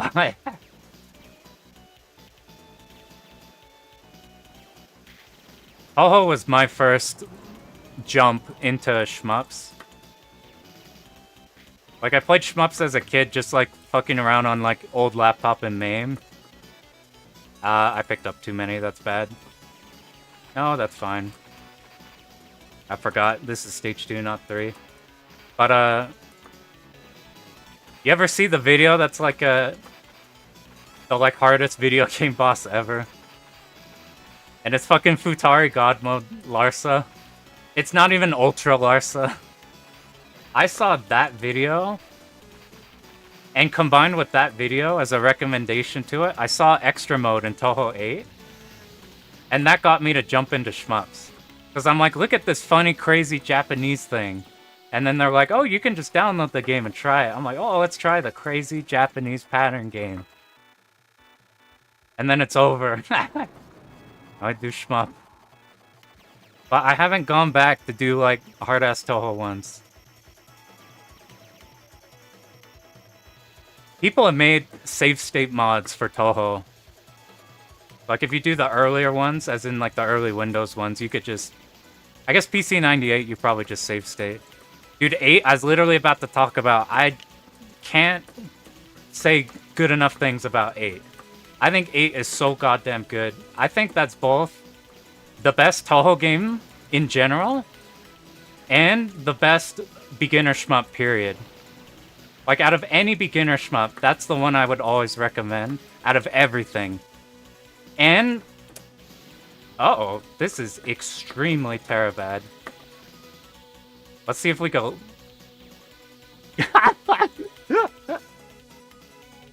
So you want... not recreating that shit. But 8 is so goddamn good. Like, really, really good. Like, all the patterns, you have everything. Like, I find Touhou 7 is all just Adapting to big spreads. Yeah, that's a whole nother thing. The Windows ones feel a lot different. The Windows ones, like, you got a bit more space to breathe, for, like, one thing. You know what you should do? You should stream that one. Toho 8 Blind. Like, unironically, that'd be mad fucking fun of a stream. But, yeah, 8's really good.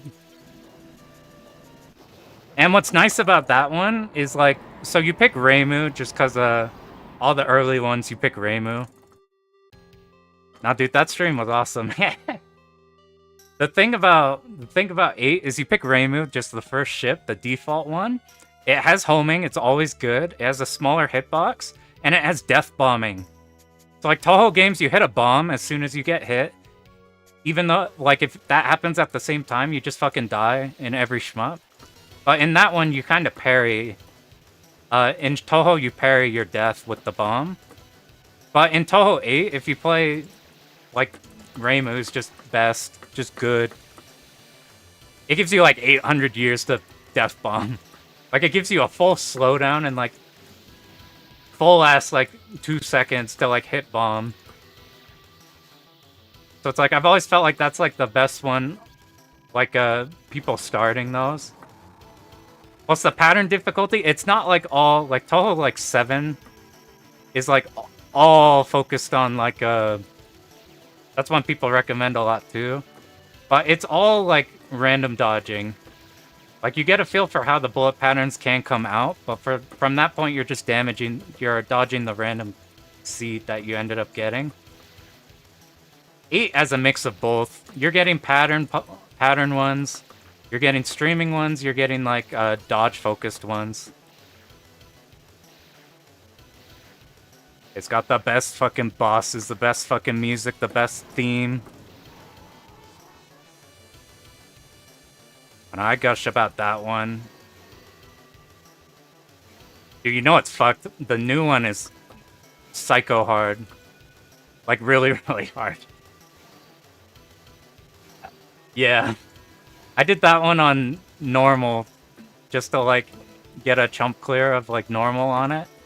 And, like, that's the hardest normal I've ever done for any Toho. But that one's, like, actually good. Yeah, like, a lot of the recent ones are weird. 8's on, yeah, 8 is, I'm pretty sure it's on Steam. It's gonna have some fucked Japanese name. Ooh, I fucked up here. Now we got tap for longer. And then maneuver. Is that... Yeah, Toho... I mean, Pearl's got Toho clears.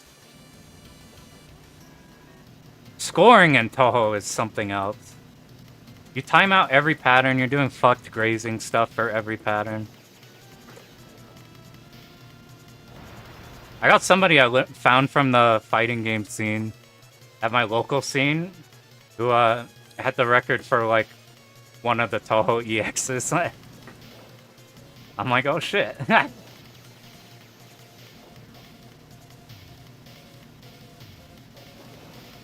Yeah, the Lunatic runs and Lunatic scoring runs especially.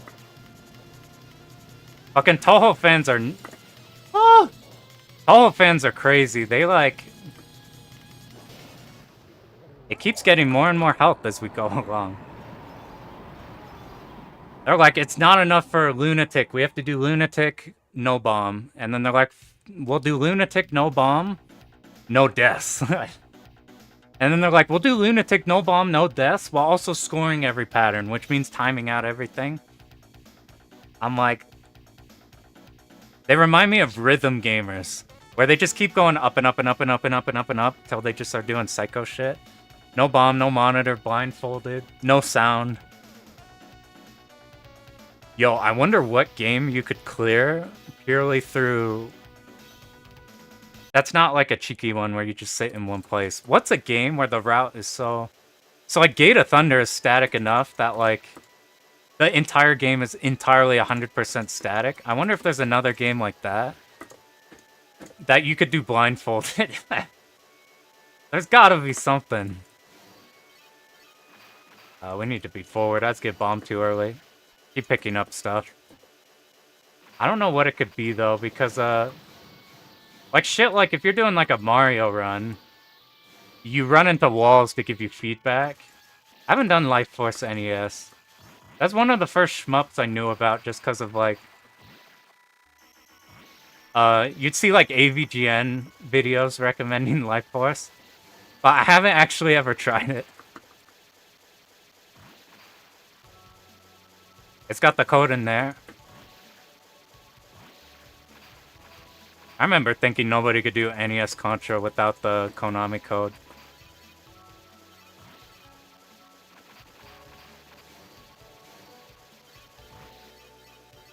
Ooh, you see how close we did to dying there. Behold. I feel like somebody has to have found this strat other than me. I was just dicking around and then just like... I'm like, can I really just hold right here? And you can. Like, you have to wait for those lasers, but that's the extent of it. Even these enemies, their AI doesn't know what to do, but they only shoot. Oh, yeah. That's okay, we're not on that part yet. We're on the easy-ass stage.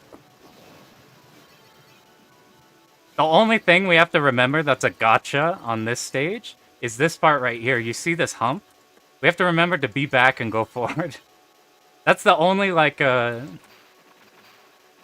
Because it's easy when you're... Games have easy routes when you have landmarks to know where you need to be on the next section. But that one, I always forget. I'm like, and if you react to doing the route right as soon as you see it, then you're too late. That's actually why I was having trouble. I did Dragon Blaze the other day. I need to be back. I was doing Dragon Blaze the other day, and I was losing my mind over, like, I couldn't remember the very first pattern of each boss. And you have to know exactly what you're doing in Psycho bosses. That shit is so funny. I get to a boss, and I'm just horrified, because I'm like, I don't remember what the first hit is. First bullet comes out, then you're like, okay, we're good. We could do the entire boss. I remember now. That game's pretty good.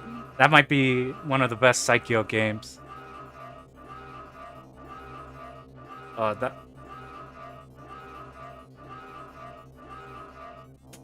Ashok, that one took half as less time to do as Gumbert 2, but I think that's because I did Gumbert 2. I was already Psycho-brained at that point. In Gumbert 2, you actually have to dodge shit. You can cheese that game with Rob. Doing the laser just to clear everything that looks hard. And bombs.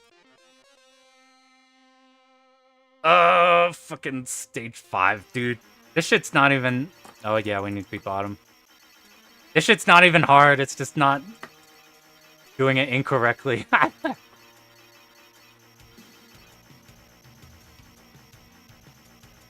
Whoop. Okay, shit like this is easy. It's really only like 2 sections. You can move now. I actually don't know yet if you get rid of these by moving or shooting. It might be both. You can like wiggle him off. This might be bad. This enemy lived. We're good. Alright, here's the hard bit. I'm gonna shut the fuck up. See, we didn't kill him last time. Now we hug the wall. We move back to kill this one up here.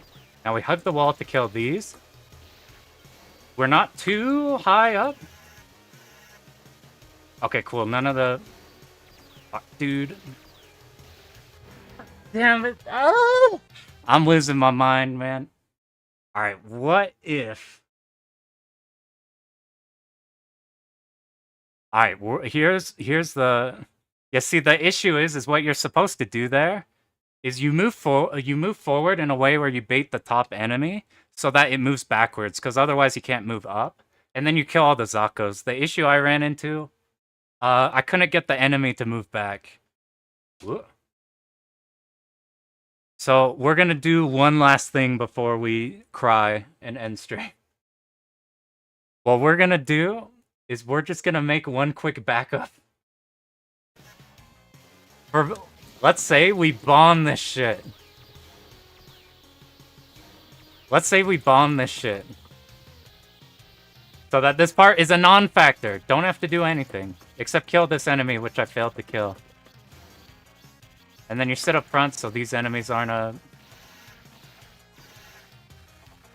Do these red...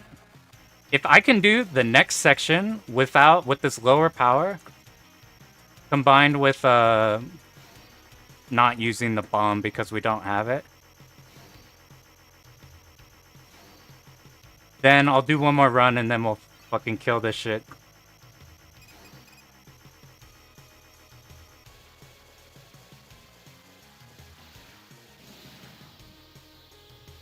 No, that's not gonna work.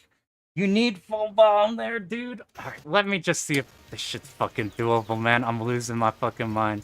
So here's the strat when I was originally playing this game forever ago that we did. Oh, you gotta stay down. I'm like, this is the one spot I wish you could bomb, but you just can't bomb here. Here's the new strat. What if we...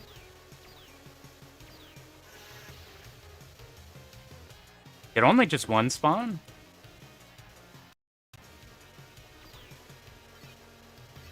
What if...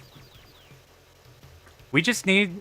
I just need to find one just extra little bit to make this more consistent, and then we should be okay. As soon as the red enemies are dead, we move you backwards. No, you need to... Dude. So the issue is, the red teleporting enemies, you have to be on the back of the screen. It's just not viable to not be on the back of the screen as soon as those spawn in. But you can't build the back of the screen with this top red enemy. I forgot to kill the top guy. If you're at the... This is like the only part of the game that's an issue. But it's an issue because we got a no-miss. So it's like this is holding up the entire fucking run. Alright, what if... No, you get walled by these potentially. And then why did these guys go back? So...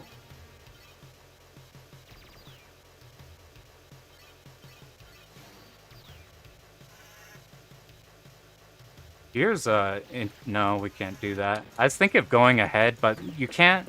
The red teleporting enemies are really what cause all the routing issues in this game. Because you cannot kill them. You have to have the route for them. There's no, like, I'll take care of them. You have to kill them immediately. No, doing that early is not going to work because these guys will walk in. What if we wait as long as possible so that they walk away? Do we manage where they can move based on our position? So say that we're on the back line as we are. And what if we stick back here? Ignoring these guys for right now. You see how they're constantly going to the right? So I think... They didn't shoot. Did you notice they didn't shoot at all? The little guys on the top. So what if we do this? So we deal with it as we were. Making sure to kill the red enemies. Then we hold back.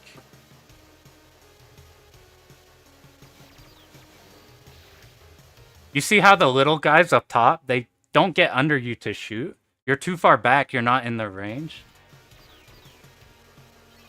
So if we can... So the real only issue here might just be these blue dudes.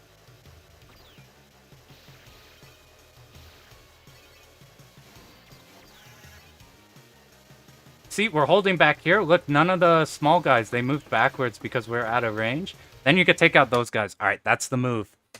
And just let me do the second hard part here, just to guarantee. So we start forward. So because we're forward, these assholes won't spawn under the map. Kill you, kill you.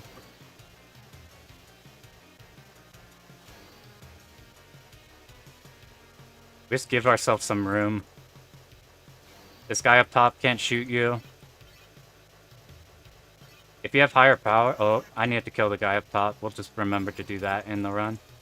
You don't actually need to kill these guys through the wall. We just pop. No, you do, because they could shoot you there. You don't actually have iframes in your bomb. And then everything goes according to plan. This is it. The strat is you just hold left. And you're at an angle that top red enemy doesn't cause issues. And the small guys will run away. The issue is we couldn't kill the red enemy because the small guys keep like huddling around it, protecting him. But now, it's over. That'd be funny if it takes longer to no-miss this game than it like all of my SDOJ attempts on stream.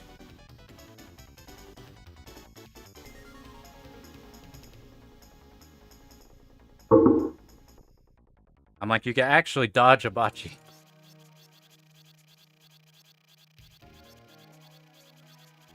Luckily, most of this, the routing still just carries the entire thing. And then we'll just lock in specifically on, like, that section. Man.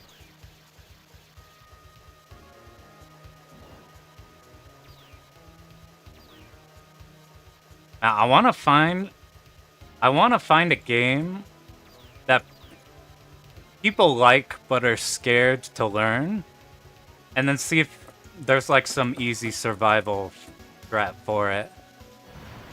Like I'm thinking of some like Daiojo is one people love but are scared to try because it's hard as shit. I want to find one. I might just. I like every type of like from these to bullet hell to like old plan shit. I like everything, but it's hard not to do cave just because everybody likes cave and it's most applicable too. Like I constantly hear people like, "Oh, I want to learn Mushihime," but they're just hard stuck like stage 3. I appreciate that.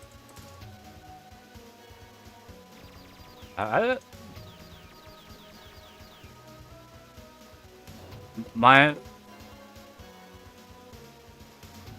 hope is that people who don't know that like constructed survival runs are a thing go find out that there's like easy ways to get around the hard shit. Yeah, stage 3 is me. But like if there's like a route that makes it simpler, then like somebody who's like trying Mushihime and getting walled by that and doesn't know how to look for strategies to make it like easier. That's like something I want to hit. But at the same time, it's like everybody... I need to be up top. At the same time, like it's fucking cave. Like there's 9 trillion things on cave, and there's less stuff on, say, like Rayforce or like other stuff. But I don't know if people would like care about those. I'll appreciate it, dude.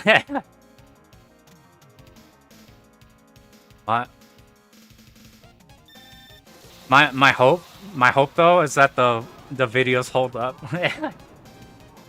I did Street Fighter videos like 10 years ago. And the real secret is that I had no idea how to play Street Fighter when I made those videos, but they looked good enough. Like I knew what I was talking about. Fast forward 10 years and I know how to play fighting games, and I'm like, all of those videos are bad. They're all really bad. They're blind leading the blind type shit. Luckily, I think... I'm like, these are just survival. I'm like, I feel like I have a good enough eye on what makes a good survival run at this point. But I think they'll be okay. Actually, something I did in the Rayforce video I don't want to do again. I don't want to mention how long it takes me to learn a game. Because it's like oriented for like people if you're struggling with X game. Like you don't want to feel like, oh, this person learned it faster than I did. Something must be wrong with me. It's like, no, I've been just doing these for forever. It's...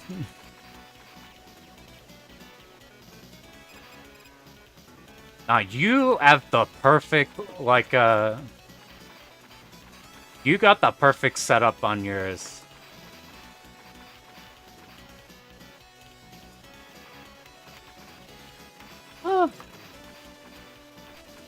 I think people like it because there's so few people you can go to for, like, not,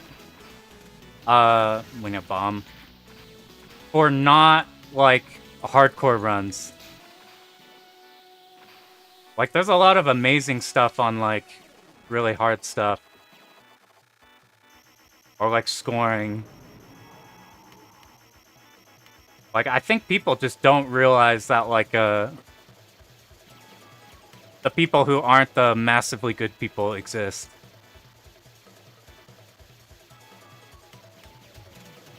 Or even, like, that you can be, like, quote-unquote bad.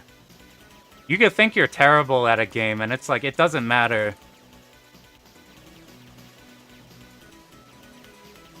Especially since this isn't a immediately competitive genre in terms of, like, there's no other team.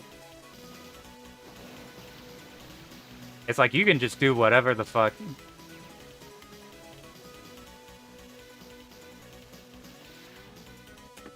There's a good... We're picking up these. I keep forgetting to do that, so we have to end up dodging, but look what happens if we don't. If you... You're like, fine, I'll find somebody else. That's pretty good.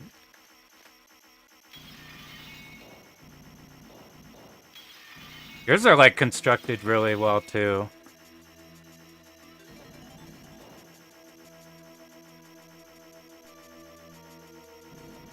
Like, mine are low-key lazy. They're, like, slightly fast to get out. Just because the actual editing is just, like, getting rid of pauses. Because it's just hitting play on the run. Actual edited content, that shit is so hard. I did that once for, like, a 20-minute video. And that shit took me, like, 3 days of, like, doing nothing but that. Audio editing, man. Losing my mind on, like, pops. Freaking pops.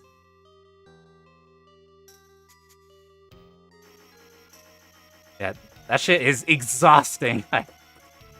My strategy to deal with that is I try to talk fast so that it's not like sentence, pause, sentence. If it's like sentence, sentence, then it's like it gets by fast enough. I'm like, okay, maybe it'll be okay. Yeah.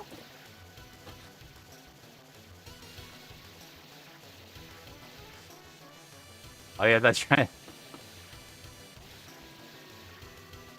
I ended up finding an OBS. Oh god, I didn't have enough power. That's fine though. I'm fucking with all the OBS settings and everything to try to, like, mute sound. That's why the mic quality on this stream is kind of shitty. Because there's, like, a fan behind me.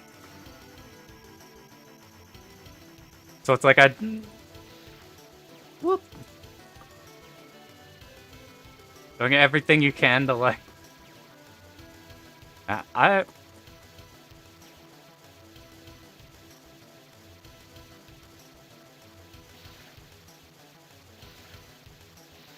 think what...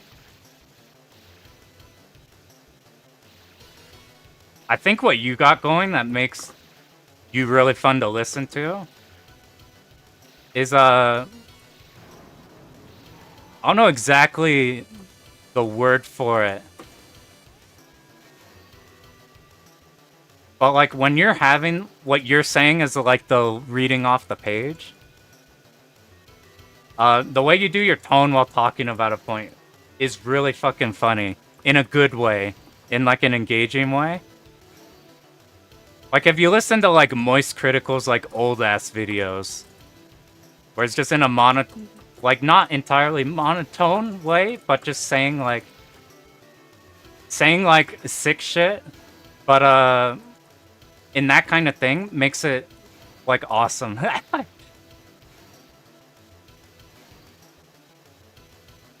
It's like, whenever you talk about something, it's really easy to listen to. like in an engaging way. And whenever like you have a point about something, it's fucking good. That's your SoCal side.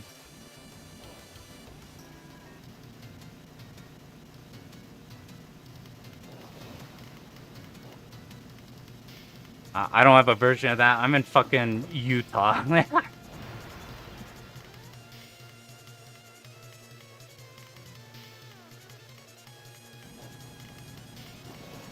I'm making sure to shoot the boss, just in case I don't get to that fucking laser pattern again.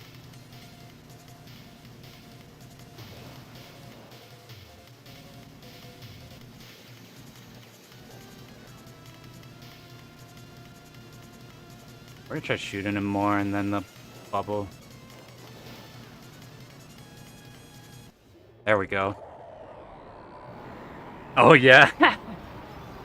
If I can internalize that one now, you've now know how to channel that energy.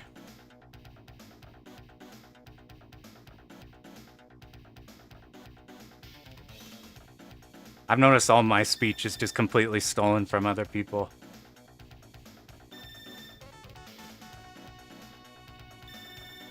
Yeah, that's fucking tight. I actually used to hate my voice, like, really badly. Like, really, really bad. Now I don't really care. Because now even if, like, I don't know, I think I've learned how to talk on camera. Like, talking to the camera is the weirdest fucking thing I still remember. Well, over time, like, whenever we'd have our fighting game stuff, I'd just hop on the commentary, because it's just, like, a super cash, like, fuck it, I kind of know what I'm talking about, I'll just hop on and talk some shit, because I know everybody. That got me comfy, and then I didn't realize I could talk while playing, sort of. You've seen how many times we've died because of me yapping. But, I, like, YOLO'd it at Shmup Slam. I'm like, I bet I could talk while doing these runs. It ended up working. That could have been a disaster if I was ass at talking. It's really weird. Like, editing your own voice. It doesn't feel like you're editing, like, your voice. It's not like you said the things. Like, I don't know if that makes sense. But you're editing, and, like, thing called Pan is saying thing. And it's like, that's not me. That's, like, some image that looks like me that's saying whatever on there. That's the weird impression I get whenever I listen to myself back, or, like... I even have the same thing when I look at, like, gameplay that I do. Like, if I ever watch a run back that I'm doing, it feels weird. In, like, not a bad way. In, like, a, just, like, a... I don't know, surreal. Alright, we're back. We did it. It took 5 hours or whatever, but we held. I did pick up all those power-ups, which wasn't good, but it's not bad. Be right here, you're just fine.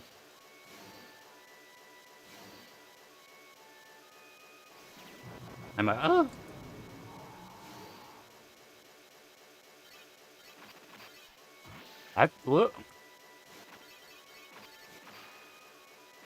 I'm just glad people like listening to my voice for either the stream or the...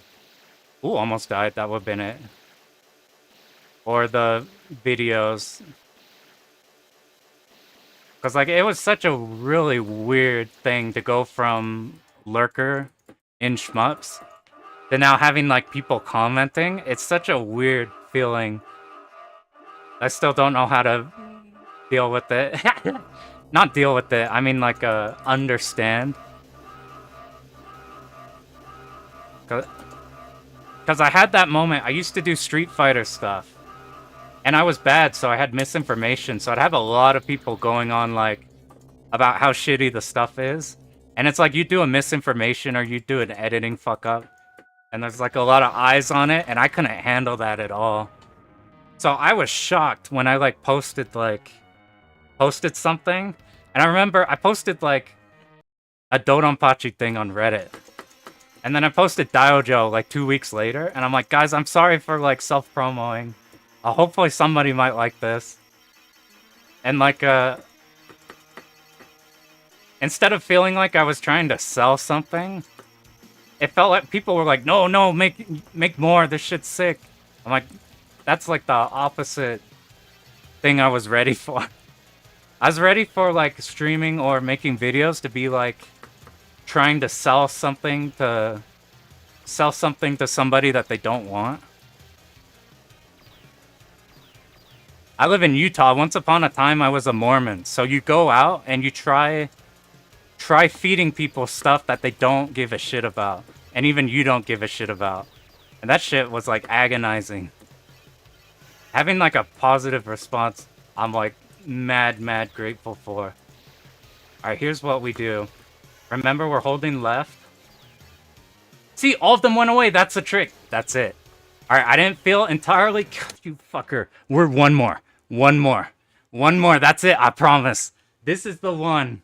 This is the one. You see the one issue we had? We got excited. The fucking teleporting enemy. I didn't wait for it in the back. No. Alright, this is the last one. Guaranteed. There's literally no more. We literally solved the problem. And the thing that we died to is a thing that's not a problem. Which means this is the run. Oh god. Yeah,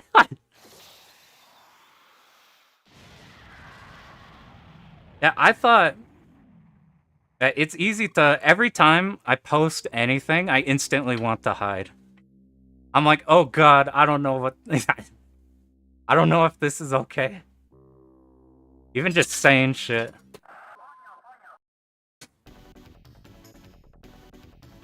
I think my understanding, though, is like, I don't think anybody who watches your videos feels targeted by thing you say. I'm shocked how welcoming it is, because you would expect very difficult thing that not many people are into, that is hard as shit, that you spend a lot of time in, to be super elitist. And while I almost guarantee that, like, that's a thing on some sectors, where I'm at, I'm just having fun. I'm like, everybody I'm talking to is cool. I don't really run into that shit ever.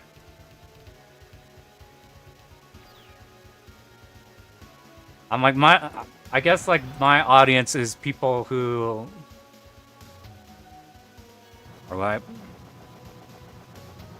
Oh yeah, that shit's a pain to deal with.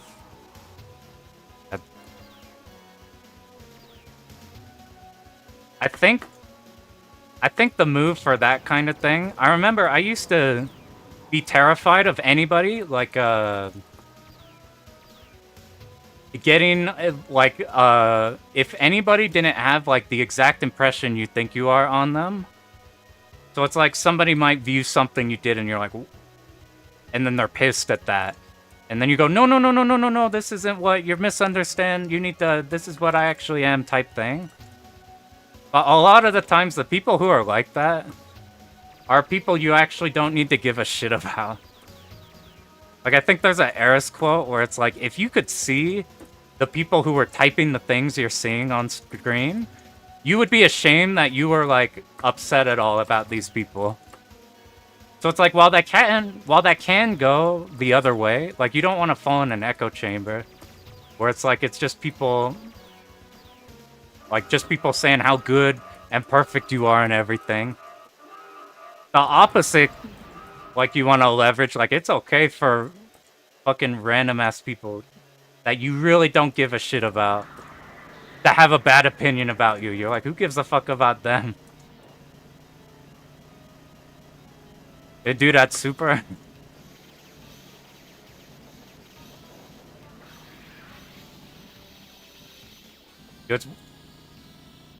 It's weird when that shit's like people you know in person. But at the same time, when you know somebody in person, you know exactly, like, you met them enough times.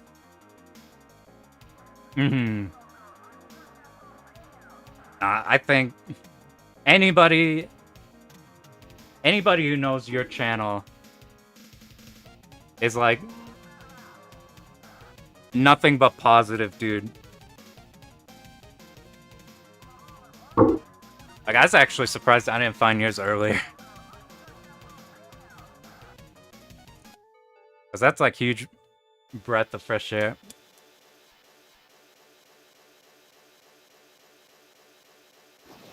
I've heard other like shmup people to be pissed, but like did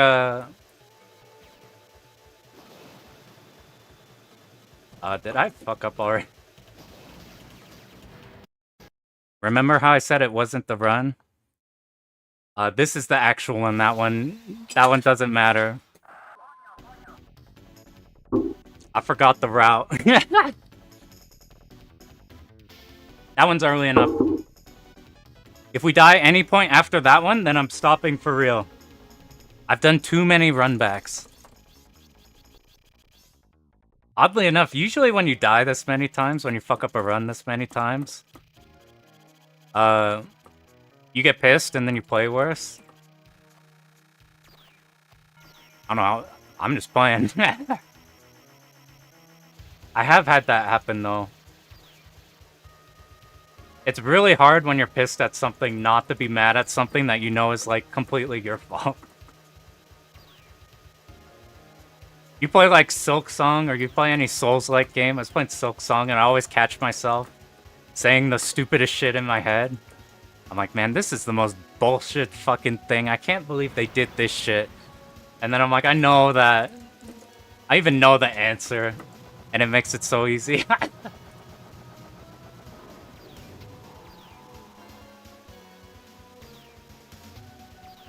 Oddly enough, I don't have that issue in fighting games at all. I think it's because I just play fighting games in person for the most part and like know everybody. So it's like you can't be mad at the person like next to you who's the bud. Dude, I would be pissed. Dude, S-Raid final boss is so fun. We...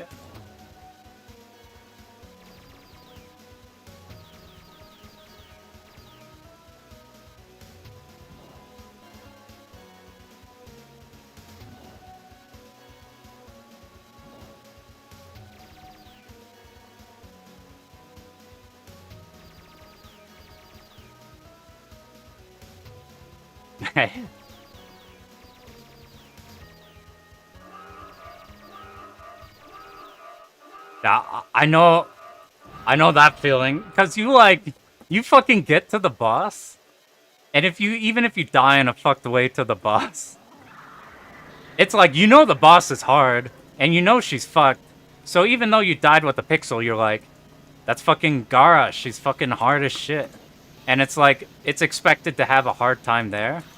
It's when you do that, you run it back, and then you die on something you don't usually die on. That's the actual thing. That's the actual traps that mad tilt you.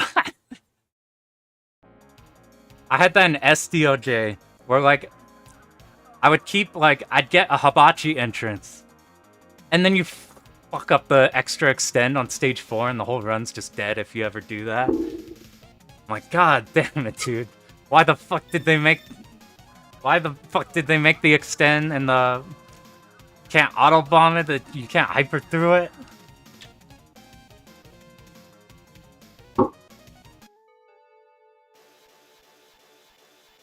But I've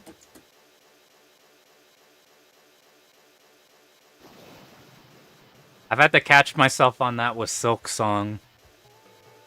Be like, why the fuck does everything do 2 hearts of damage, man? What the fuck?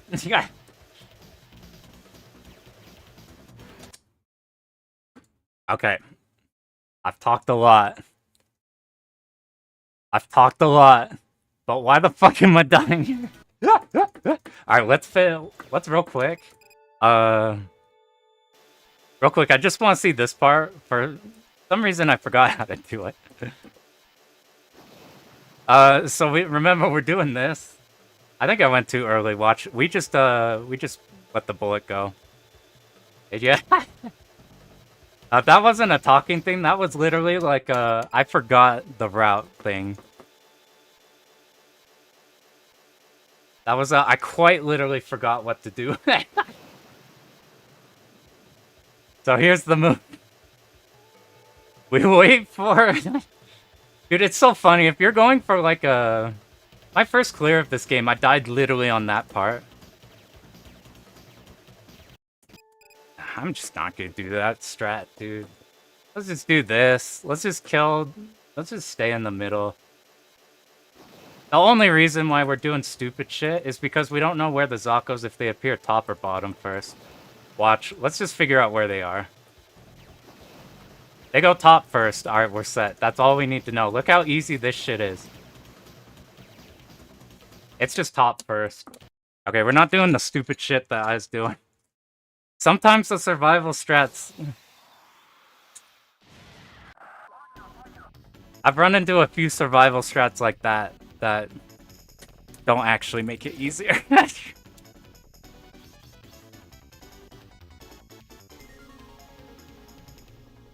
Sometimes if you learn a speed kill on a boss, it's tight because you learned the speed kill. You don't have to do anything else. Like, you just kill their ass. And then you don't have to deal with anything that they have. But sometimes if you like fuck up the speed kill, then your run's dead. Like, you don't know what to do, you're fucked. You get point blanked if the speed kill didn't work correctly or whatever. Yeah, this is the run.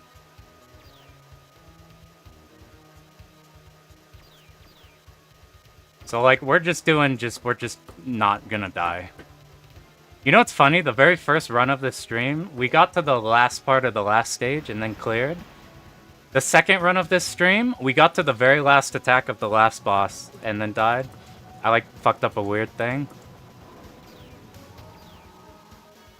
But what's interesting is, like, say I made a video of this like right now. It would be not the best route because if like I wouldn't have run into the few parts here that I ran into. And maybe the video would be bait. That's stuff I worry about. Like, if you ever route a game a shit ton and then you go for one clear and you get it early, I'm like, that's fucking awesome. But if I do the video, I'm like,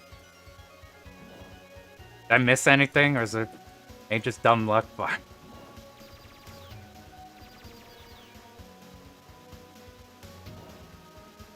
like, I made the Diojo video. There's a few parts on that I wish I could do different. I think they'd be way better. I'm working on Dodonpachi 2 all. And I thought about whenever I get that, I'm gonna do a video on it. Because it shows like the survival strats for the second loop. I don't know if I want to redo the first loop because my fucking video on the first loop, what I wanted to do is I wanted to show off places you could bomb for like everybody because of stage 5, stage 6, shit's hard. You gotta bomb places there. So what I did is like I got to the stage 5 boss without a bomb and I didn't know how you beat that boss without.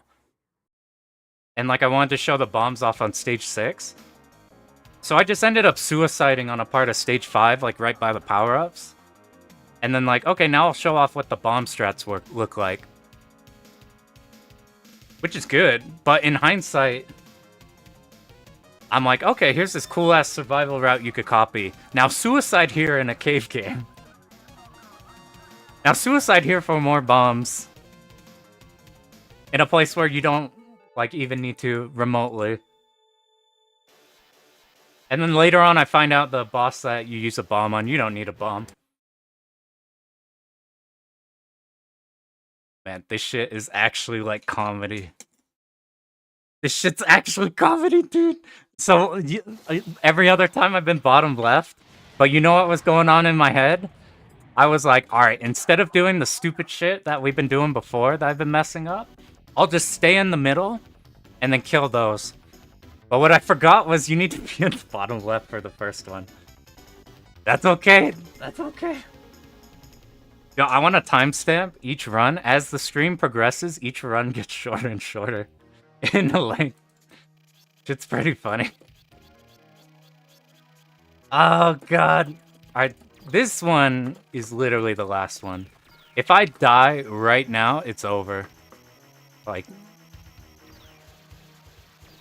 if I actually die right now, it's over. Yo, Curl, you have no idea. I've been devolving. So what's cool is we've been ironing out the annoying hard shit. So stage 5 has like one mad annoying shit section that it turns out I've been just getting lucky on in my routing. But we fixed that problem. So now we're just getting right back there. But the issue is my dumbass keeps like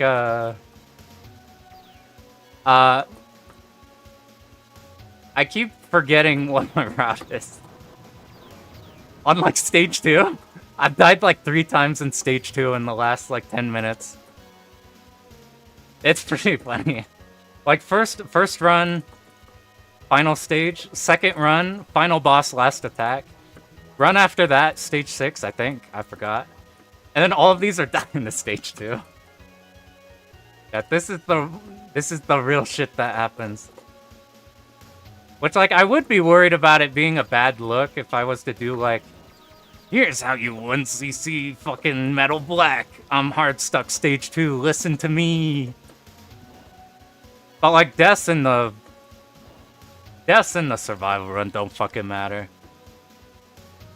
It's just because I want a no-miss for some reason. No-miss makes the game twice as hard. Just because you can't do stupid shit. Yeah, I saying something similar before where I'm like, I've had runs, so like V5, I got really fucking lucky, and I got a clear on... It's because I over-prepared for that game. But V5, I cleared on my very first run of the game. Like I did shit tons of practice, like a lot of save state routing, because that's a route-heavy game, and recovery's a bitch. But I cleared that one on the first run, but like, I have no idea if I did more runs, if I'd get stuck kind of like this one. Don't blame yourself. Oh, What's actually being exposed are little problems in the route. So by ironing those out, the route's a lot more clean. So like, I'd not be saying just kind of like go in and do shit. And like kind of go here and you'll usually get past that section. And then it's like an ungodly hard section and I just happen to get a lucky run.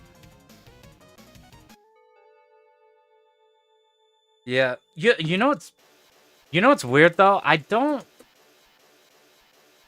think I'm dying to RNG.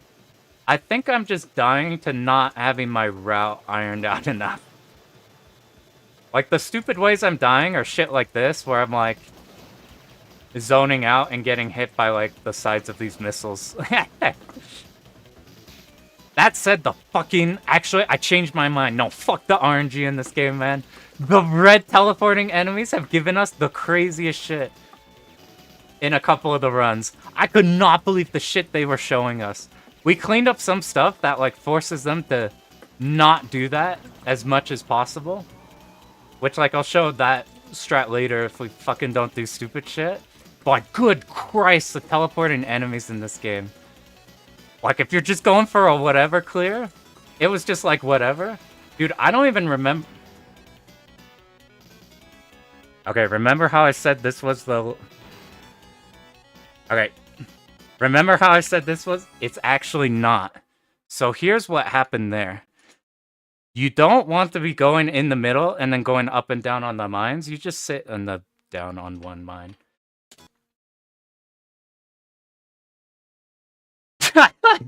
Now what ended up happening there is I was thinking about the mines and not thinking about just like speed kill the dude's top bottom. That's me being a dummy, not like looking over and missing something. That said, this is the run where I'm just gonna look at the screen. Because my dumbass is doing so much stupid shit. Unless it's stage 1. Stage 1 is free as fuck. I'm gonna try on all these parts we're dying to resist the urge to curve my neck. I'll look in between the parts where nothing happens. I'll actually start thinking about not doing stupid shit. How long is the stream gone? This might be the longest it's taken me to clear a game. Well, we did. I mean, technically, we cleared it with 1 death on the first credit, but like no miss wise.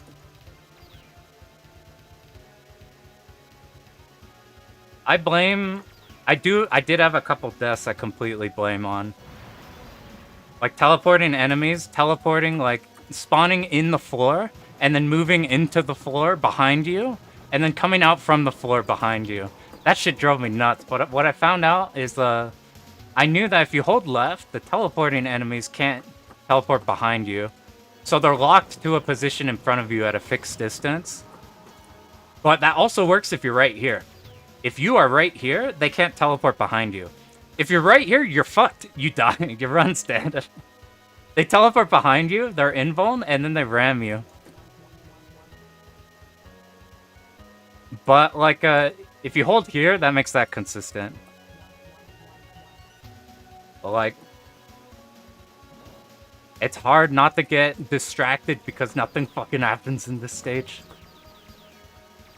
Funnily enough, when you first play stage 1, you actually get annihilated by the stage. There's like a few memo traps, like that aircraft carrier in the middle. If you go, like, past it, you die. Or like the enemy coming out from the aircraft carrier, if you're, like, down, it kills you. But that's about it. You get killed by that once and then never again. But, like, a lot of people die there and then that's it. You get, like, an impression that this game's fucked up, and it is, but different reasons.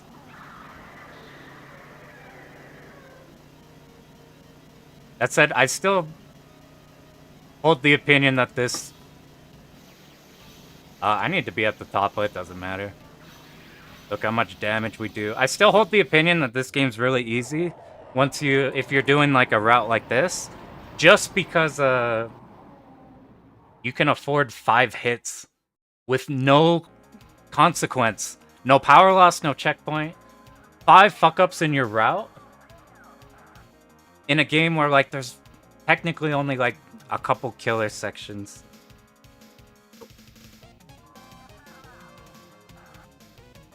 Yeah, that's a good way to put it. Like, I didn't give a shit about the teleporting enemies. They were annoying. But if you're going for a no-miss, you have to specifically be able to beat them in every single part, regardless of what happens. Like, you can't just, like, if you're just going for clears, you don't have to, like, think that hard on them. Because you kind of just shoot them, and often you'll get a good seed on them. But for no miss, you can't afford a bad seed. You must always win. So I'm running into that issue where we have to clean up the route enough that it always wins no matter what. I wanted the no miss because for an easier game, I want to do a no miss so it's just routes concrete. For Escaluda, I wanted the no miss on that game because I wanted to show everything about the route on showing how every section could be made easier. But the thing is with I think Escaluda's like you don't get memoed in Escaluda as hard.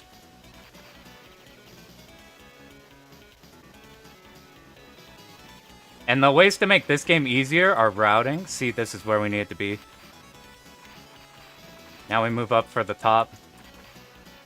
No, we need to be... I completely lost track of where we are.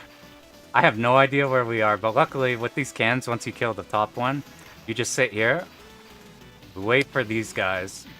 Maybe if I yap about the game itself, I'll actually remember the route. I picked up one there just to try to hold this for long enough.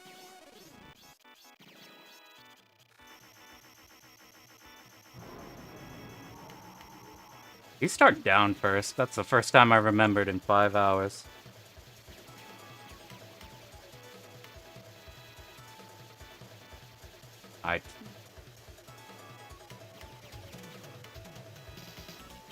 We really need to get these power to max.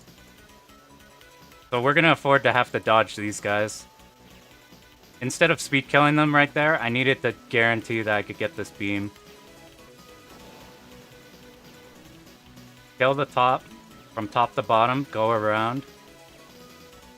Move up, killing the bottom second guy. Down to here.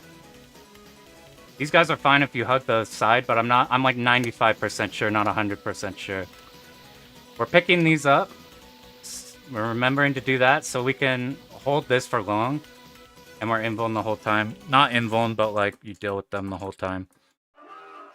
I should have lasered so that the only ones of these remaining are none. We're at level 3 at this point.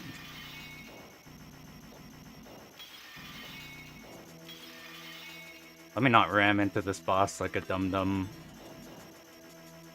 This boss is entirely static, by the way he moves. So it looks scary because the worm pattern is not obvious in where he's gonna go. But it's just Memo. And the Memo's not hard on him. Random thought that reminded me of, Zed Blade. That's one I want to do.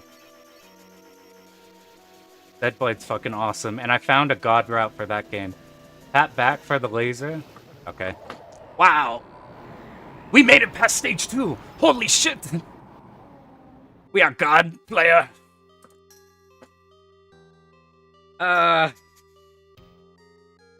Nomus is easier in like a Gradius game. Yeah, Zed Blade, dude, the music in that game is fucking unbelievable. And the game is good.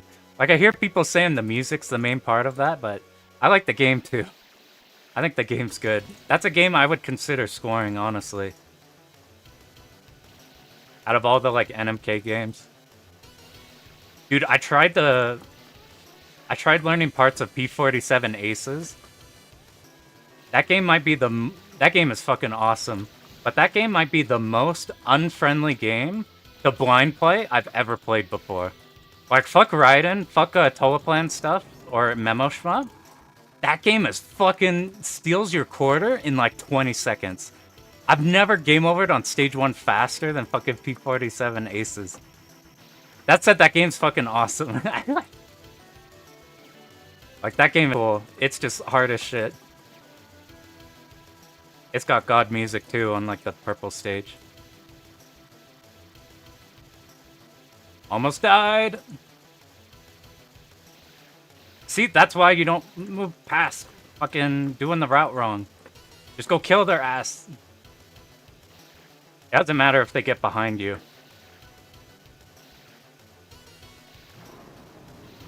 One issue I have is overthinking when we're doing like stages like this. We've done this stage 100 times.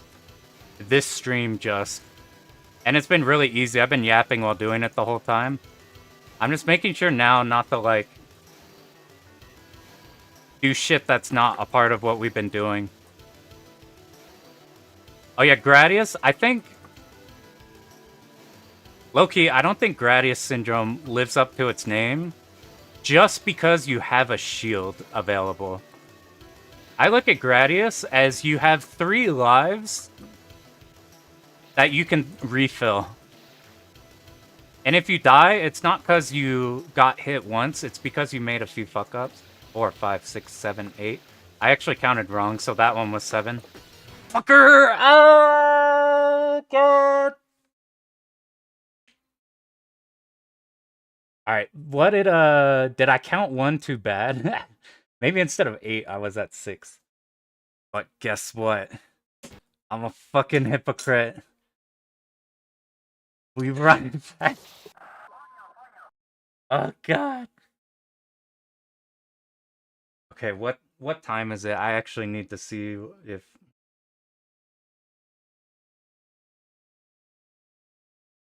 Okay, this is guaranteed the final credit because I was expecting to stream for like an hour and a half.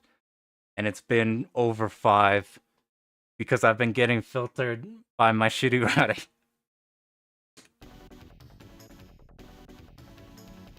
Oh. I don't bro. Yeah, Gradius, like mine, there are like so Gradius too. There is like the high speed section that yoinks all of your it yoinks all of your shield. Like the high speed one, because your shield has a bigger hitbox than you. You just can't avoid like it shredding your shield. But there's like ways around that. You can route the power-ups to pop the shield right after that section is over. And then it's like you have 3 mistakes. If you make a critical mistake, you might get tagged multiple times with the shield. But like ultimately, you have three fuck-ups you can do. And then for games without a shield, like say like cave games, they're less like, if you fuck up the memo, you can recover via dodging. Like I always feel like with bullet hell, it's, you want to route so that you never have to dodge. And then if you notice you fuck up, you then lock in and then dodge. And try to recover the mistake you made. In some places it's catastrophic, especially with like power loss. But like for the most part, like I'm like, hey, if it feels easy, it feels like mistake is like fine. This one actually, if for normal credit clear, just clearing the game, this game is omega fair. Like one of the fairest horizontal games. But for the Nomus, it's fucking terrifying because we don't have a shield. And while we technically have a bomb, because it's hooked to attack power, and because we need it for specific sections that are too hard without it, you kind of don't have a bomb. So something like this for the Nomus purpose is a real test of your route to make sure you actually know what the fuck you're doing. But for normal 1cc, you just fucking... You can make 6 mistakes before game over.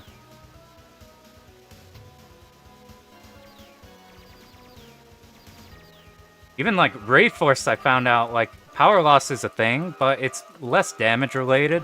It's more the width of your shot. Gradius has actual, I mean, R-Type has actual Gradius syndrome. It should be called that shit. Fucking that game, all of those. Fucking unbelievable.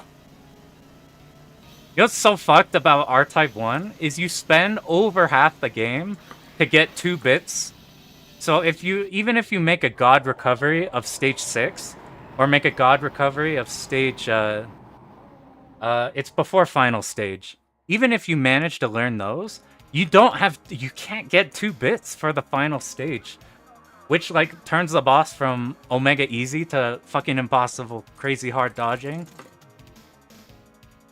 And, like, you can technically get 2 bits on the second to last stage of R-Type, because you might get lucky with the drops on the garbage compactor boss. But odds are you might not. So even if you die there, you have to do the recovery, because it's like, there's a chance you could get lucky, but odds are you're not. Luckily, what I think makes up for R-Type is the fact that your ship is so strong. Like, the ability to block bullets is such a huge thing for your routing that even though you can get touched and your run's dead, it's very hard to get touched without a critical fuck up in the route where you like ram into an enemy physically. Like physical ramming is where you actually die in that game, not like bullets. So it's like I forgive R-Type slightly on that one. This is why I'll never touch like a Touhou game, no miss, no bomb like Lunatic. Oh, fuck that. Having to, like, execute non-stop with no leeway is fucking horrifying. Yeah, older... Well, I will say, if Gradius 2 has any interest, that one is a lot less scary than its name would tell you. Like, I found Gradius 2, I was shocked how much I enjoyed that game. That game is awesome. R-Type? I was shocked at how much I liked that game too, but at the same time, with R-Type, none of the allegations have changed. Like, like that shit is still, it's not like, You can't not no-miss the game. You actually have to no-miss the game. They are not, like, shitting you. But it is better than I thought it would be. I don't know why I moved forward. There was a chance that the Zakos, or the main enemy, would have shot on me. Because I didn't know the exact moment of which it would shoot, so that was risky. One issue I have in every game is I play way too far forward. It's mostly with vertical games. I want to blame it. I think subconsciously I look higher up because I'm taller. So my neck hurts when I look down a lot. I think low-key that's a real thing. We're not getting the power-ups? That's... We need to go up and around. There we go, we got it. I fucked up! I fucked up. Alright, that's it. I'm sorry. I'm sorry, that's it. I forgot the route.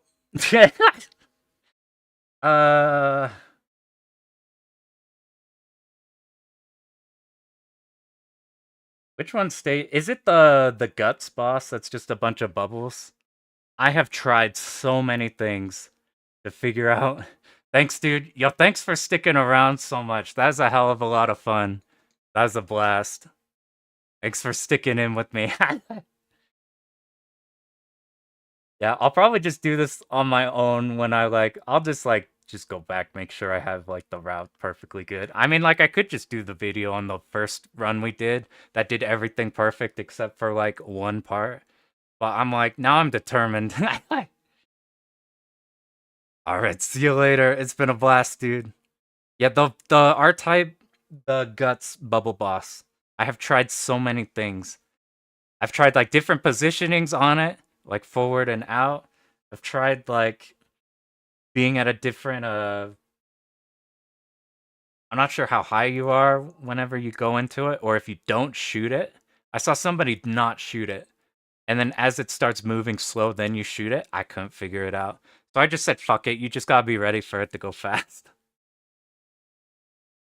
Alright. Thanks everybody for sticking in. We've suffered the pain of no misses. This is why I recommend doing survival runs with leeway. Which is this game, actually. This game is really good. And because you have so many lives and no power loss and everything, it's I actually like super recommended this one for like anyone looking for Hori. And it fucking looks incredible. But for no miss purposes, I gotta iron out some shit. Or just take a break. Like I'll just take a break. I'll just come back and then like I'll do it off, and then if the video comes out, you know I made. Thanks a bunch, everybody. This has been awesome. Good luck on any runs you're working on. Shit's been a blast. All right. See you guys.